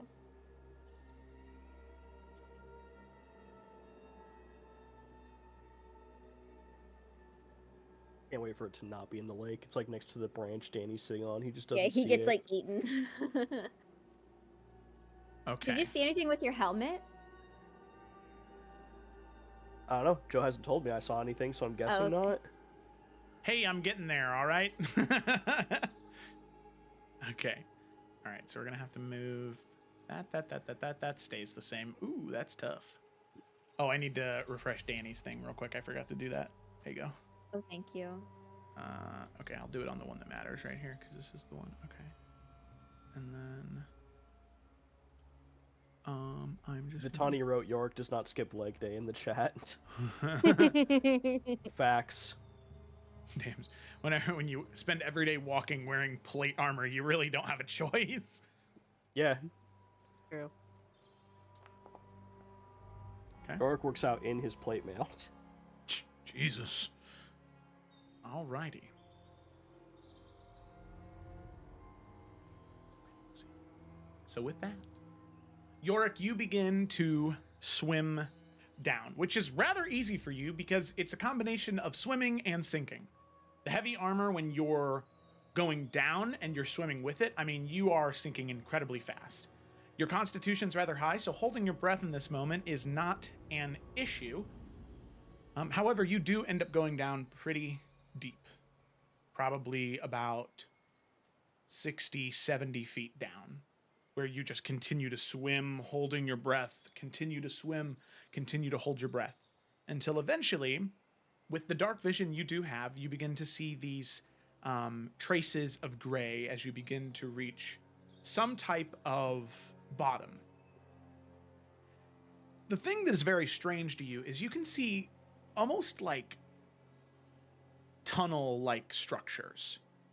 There are these large round tunnels that are underneath the lake that shoot in a straight line away, as if some type of creature has burrowed down here, but they're obviously an amphibious creature. I mean, they live in the water, but you see that. The eel from Mario 64. No.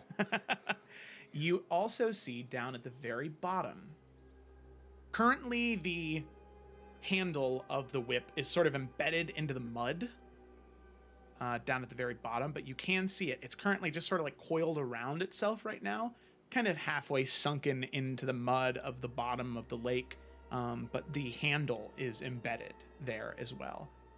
But you do see it directly in front of you. All right, I mean, we're going for it. How far away is it from me now at this point? Away from you right now, maybe 15, 20 feet. Yep, I mean, he has his helmet on, so he still sees all around him in case something tries to shoot out at him from these tunnels. But yeah, he's just swimming down towards it to try and grab the handle. Okay. Alrighty. Sounds good to me. So, York, you That's comforting. holding your breath, swimming down. It's a little bit harder to fight the further down you get. The sound of nature above you completely fades until there is just this thrumming of water around you. You eventually get down to the bottom, you put your hand on the hilt, or of the handle of the whip, and you can pull. Or is there something else you'd wish to do? You can grip onto it, you can try and pull it, you can try and swing at it here. Attacks underwater do have disadvantage, so it's up to you. Try to swing at the whip? Or sorry, swing at what? Swing at the whip. You're here to destroy it, so I didn't know what your plan was. Oh, well, I mean, we know that they're cursed, right? Like that was described, yeah. So I think remove curse is a verbal spell, so I don't think I can really do that underwater. Oh. Yeah, remove curse is verbal, so... Probably not then. Yeah. Okay. So yeah, like, most cursed objects that Yorick know about, I mean, because he's a pretty high-level adventurer, so if I can't ask this, just let me know. But I mean, like, a lot of cursed items you almost kind of like need to get attuned to for them to have, like, an effect on you, right? Very rarely is it just touch and it affects. Correct, yeah. So yeah, I think he's just going to try and grab it and pull and take it back to the surface. Okay. York, I'd like you to make an athletics check as you attempt to grip and pull it from where it's at. We're going to throw that guidance on because I don't know what the DC is. 19? 19. Okay. Yorick, as you grip on, you end up pulling yourself down, and you can feel that you're deep enough now. There is this, like, desire to swim up from you. Like, you are so deep you can't see anything, like, barely can see anything.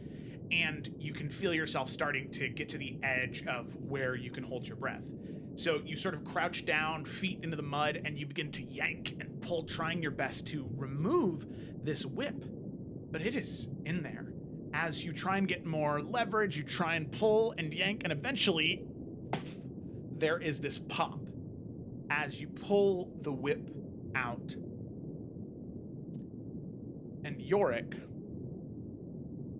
as you pull the whip out, there is this rumble.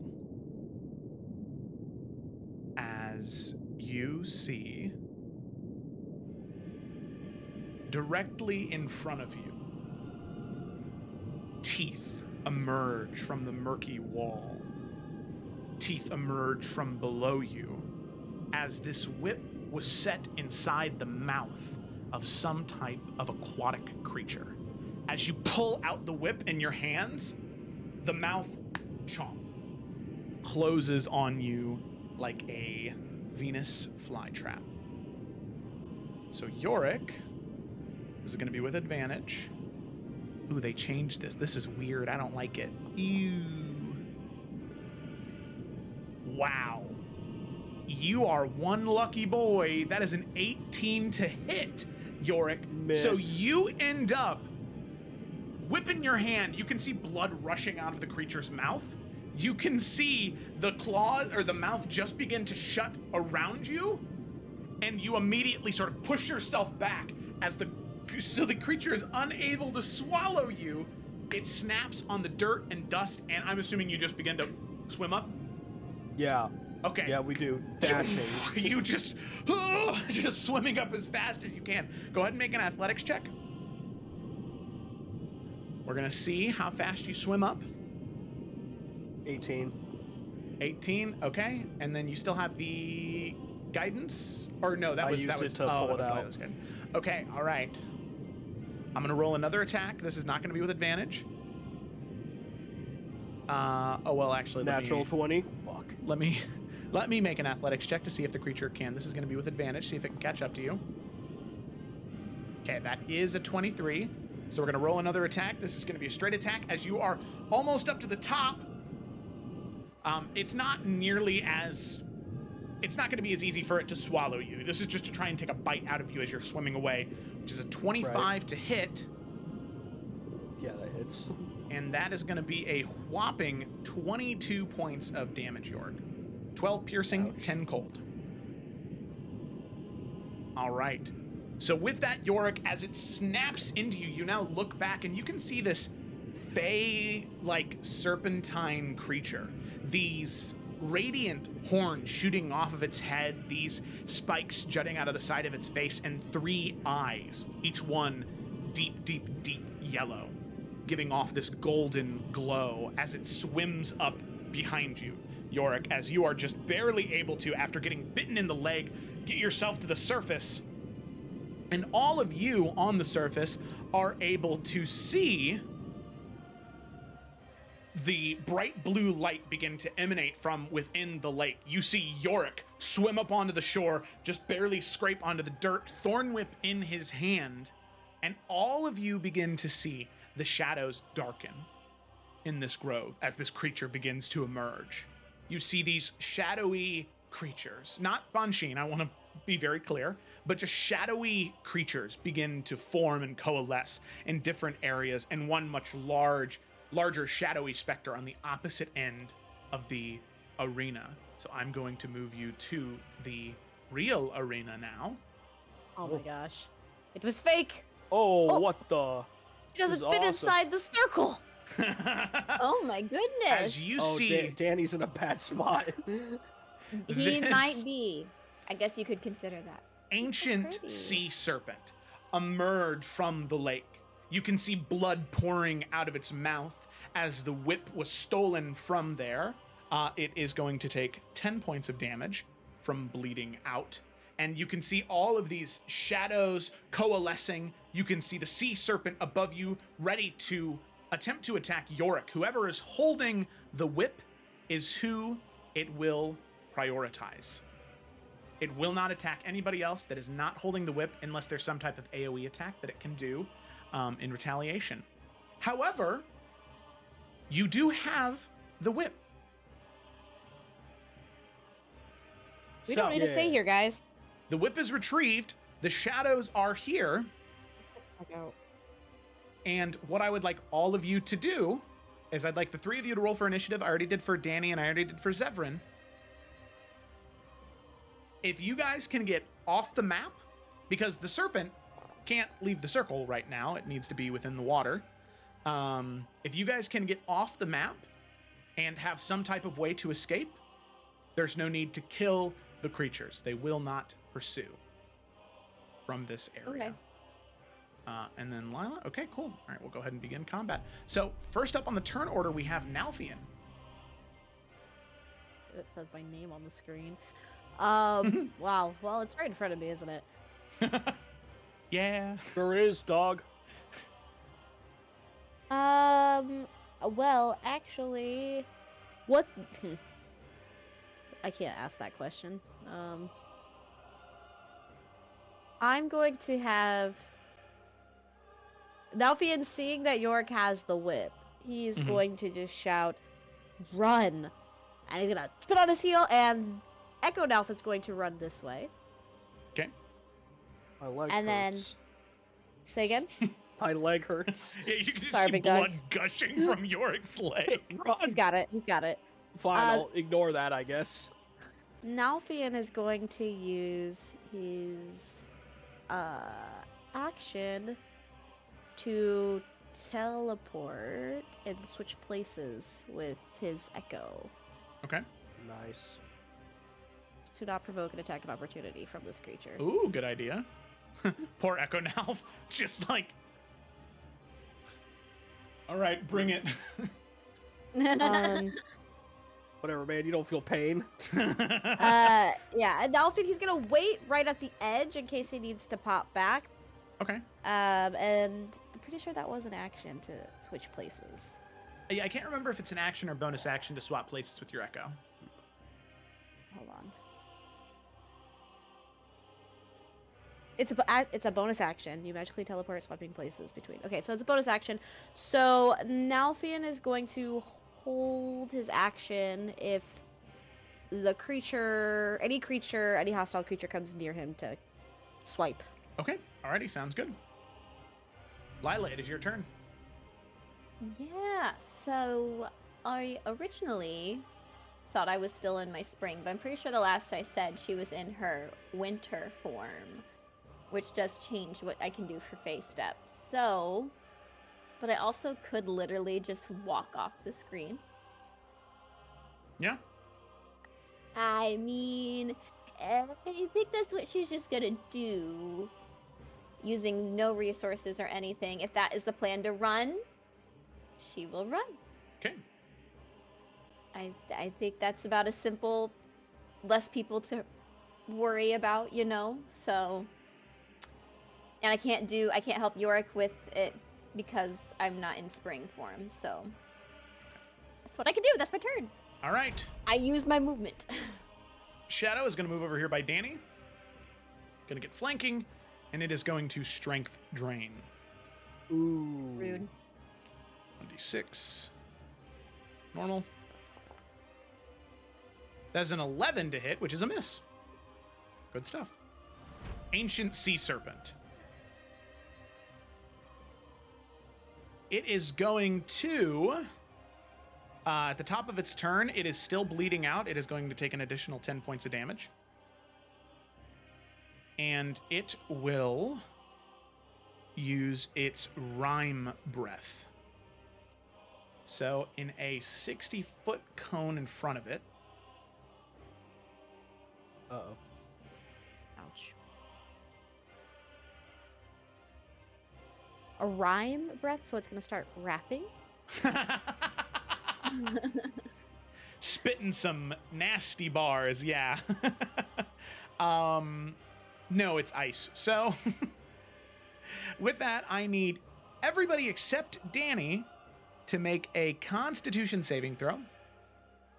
Oh, even if we're off screen, we can still be attacked Yeah, then? even if you're Okay. off screen, yeah. That's fine. You said con? Constitution, yep.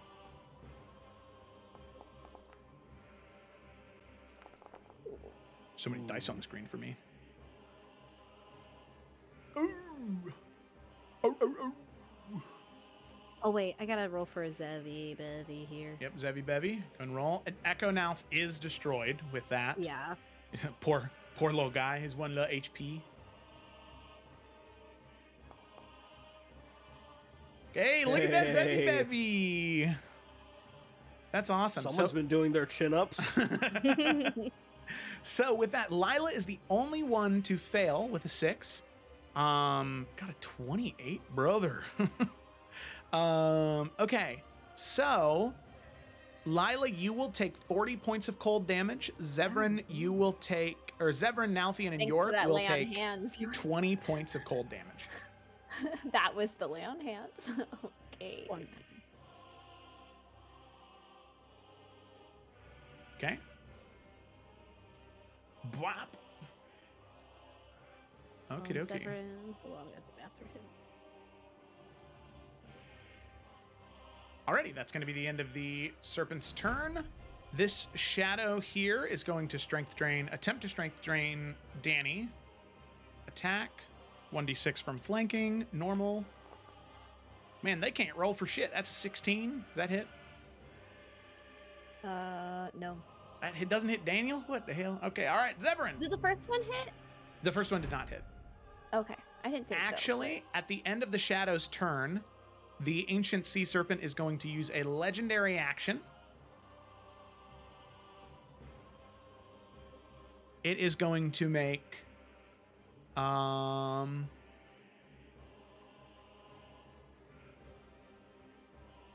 it's going to make a bite attack against York. Attack.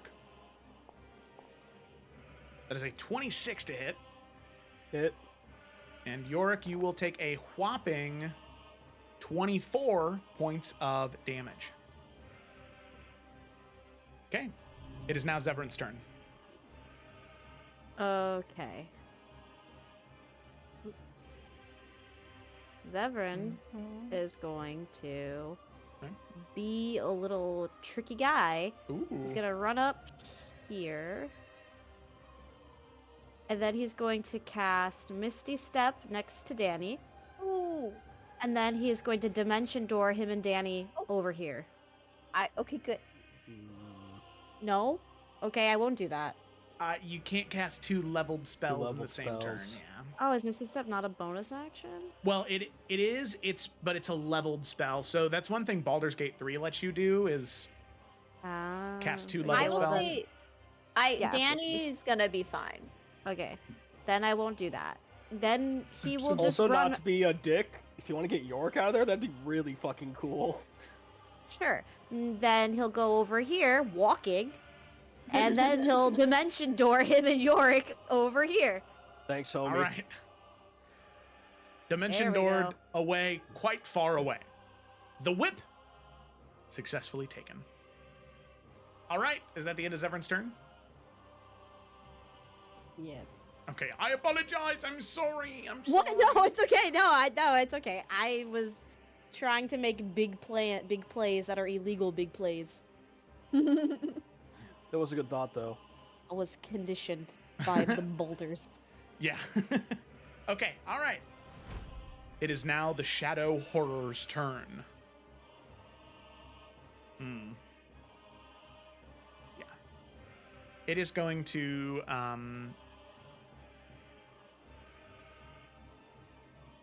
Yep, okay. So it is going to use its bonus action to Shadow Stride.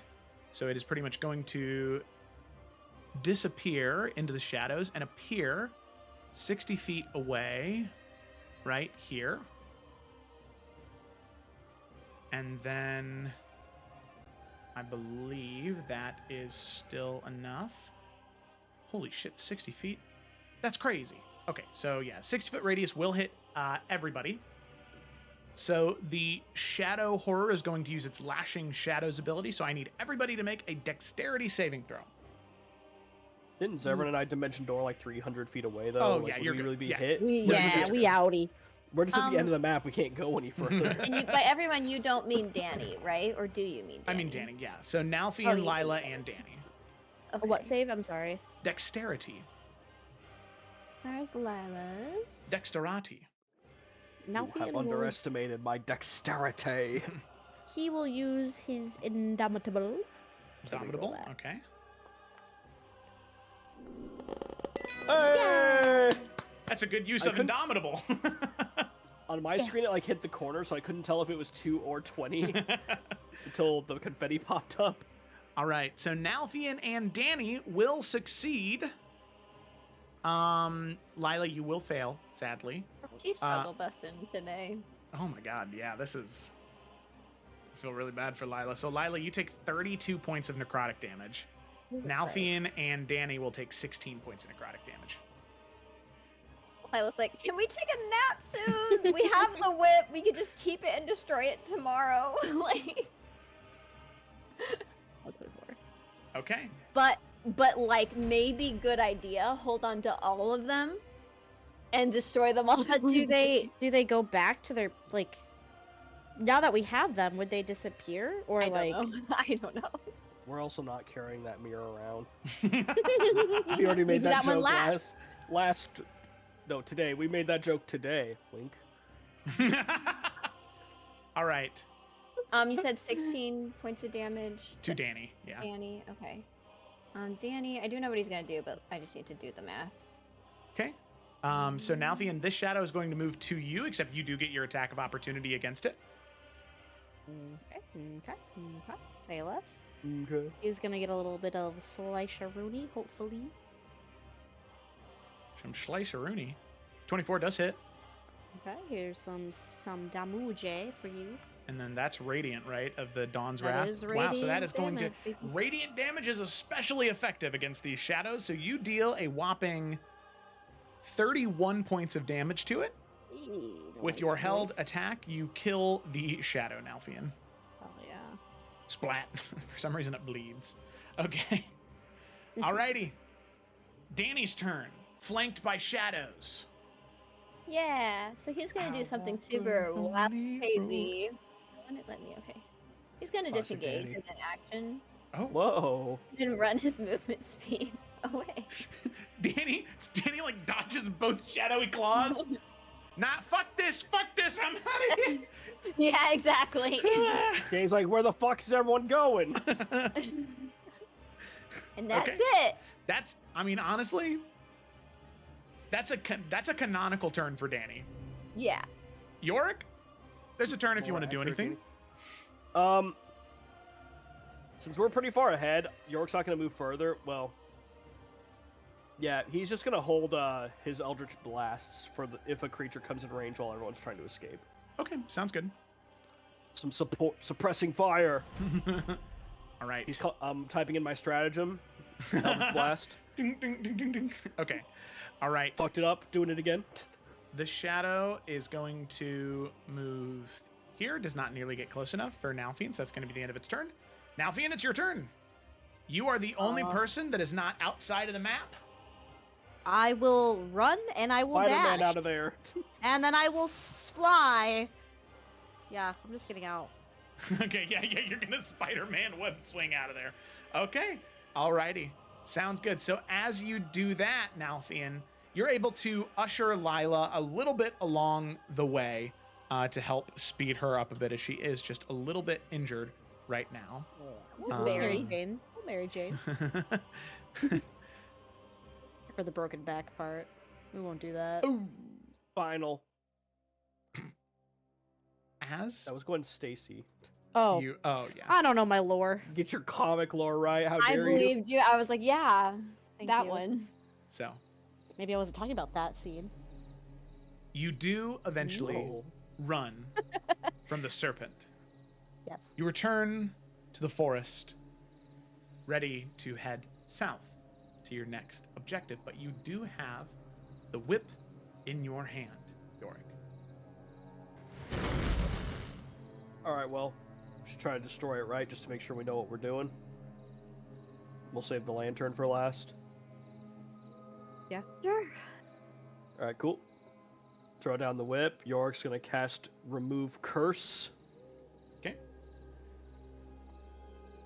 So as you cast Remove Curse, Yorick, you can see the item. There is this sort of sickly aura that emanates from it. This like mangled, twisting shadow that is enveloping the whip.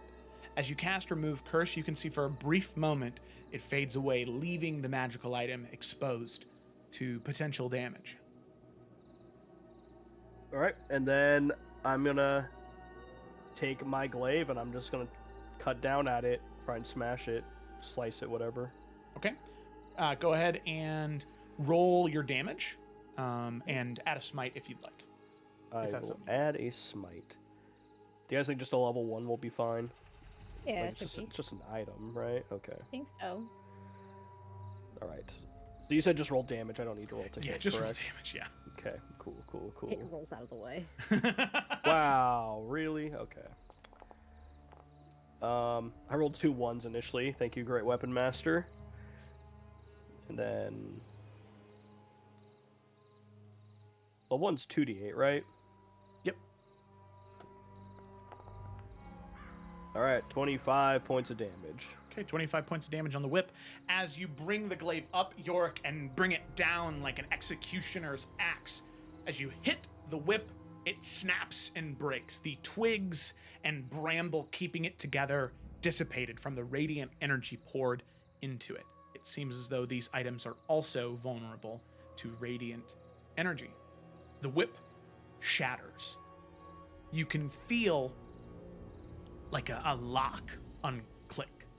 The realm that you're in shatters. It doesn't shatter, it shakes for a moment. You can feel cracks begin to form around you. This illusion of a reality. Another piece is broken. Just one piece is broken now, and it can be felt. Yorick, you feel a voice. All of you do. As you hear Elendara speak to all of you. I can feel one of the items is broken. You're doing it. As my power returns to me, I will do what I can to aid you. Please accept this boon in the hopes that it helps you complete this. For the rest of the time that you're in this realm, every single roll you make, D20 base, so attack rolls, saving throws, ability checks, you'll receive +1 to those rolls. Nice. As all of you can feel, although the Fey energy that's here is illusory, it is fraudulent to a degree, it's undercut by something that's real. Something that stems from her. And you can feel that embrace you and guide you just a bit. So as all of you take a moment to breathe, looking to each other, ready to decide on whether you want to take a short rest or not, that is where we're going to go ahead and end tonight's session, and I'll hear no disagreement. You've accomplished a great deal on this one singular session. Well, I don't work tomorrow, so... just kidding. So, thank you all so much for watching. Thank you guys for playing. Hope you enjoyed. I know I did. Be sure to tune in on Tuesday for the Salamander Coast, Wednesday for the Tales of Everin, and next Saturday for the Isles of Iverion, as I think that hopefully by the end of next Saturday, you guys will have broken the other 2 items and be on your way to the next layer of the 9 Hells. Yeah. This is just a pit stop. It's just a lot of stuff at this pit stop. It's one of the good pit stops. All right. With that, thanks for watching, and we will see you next time.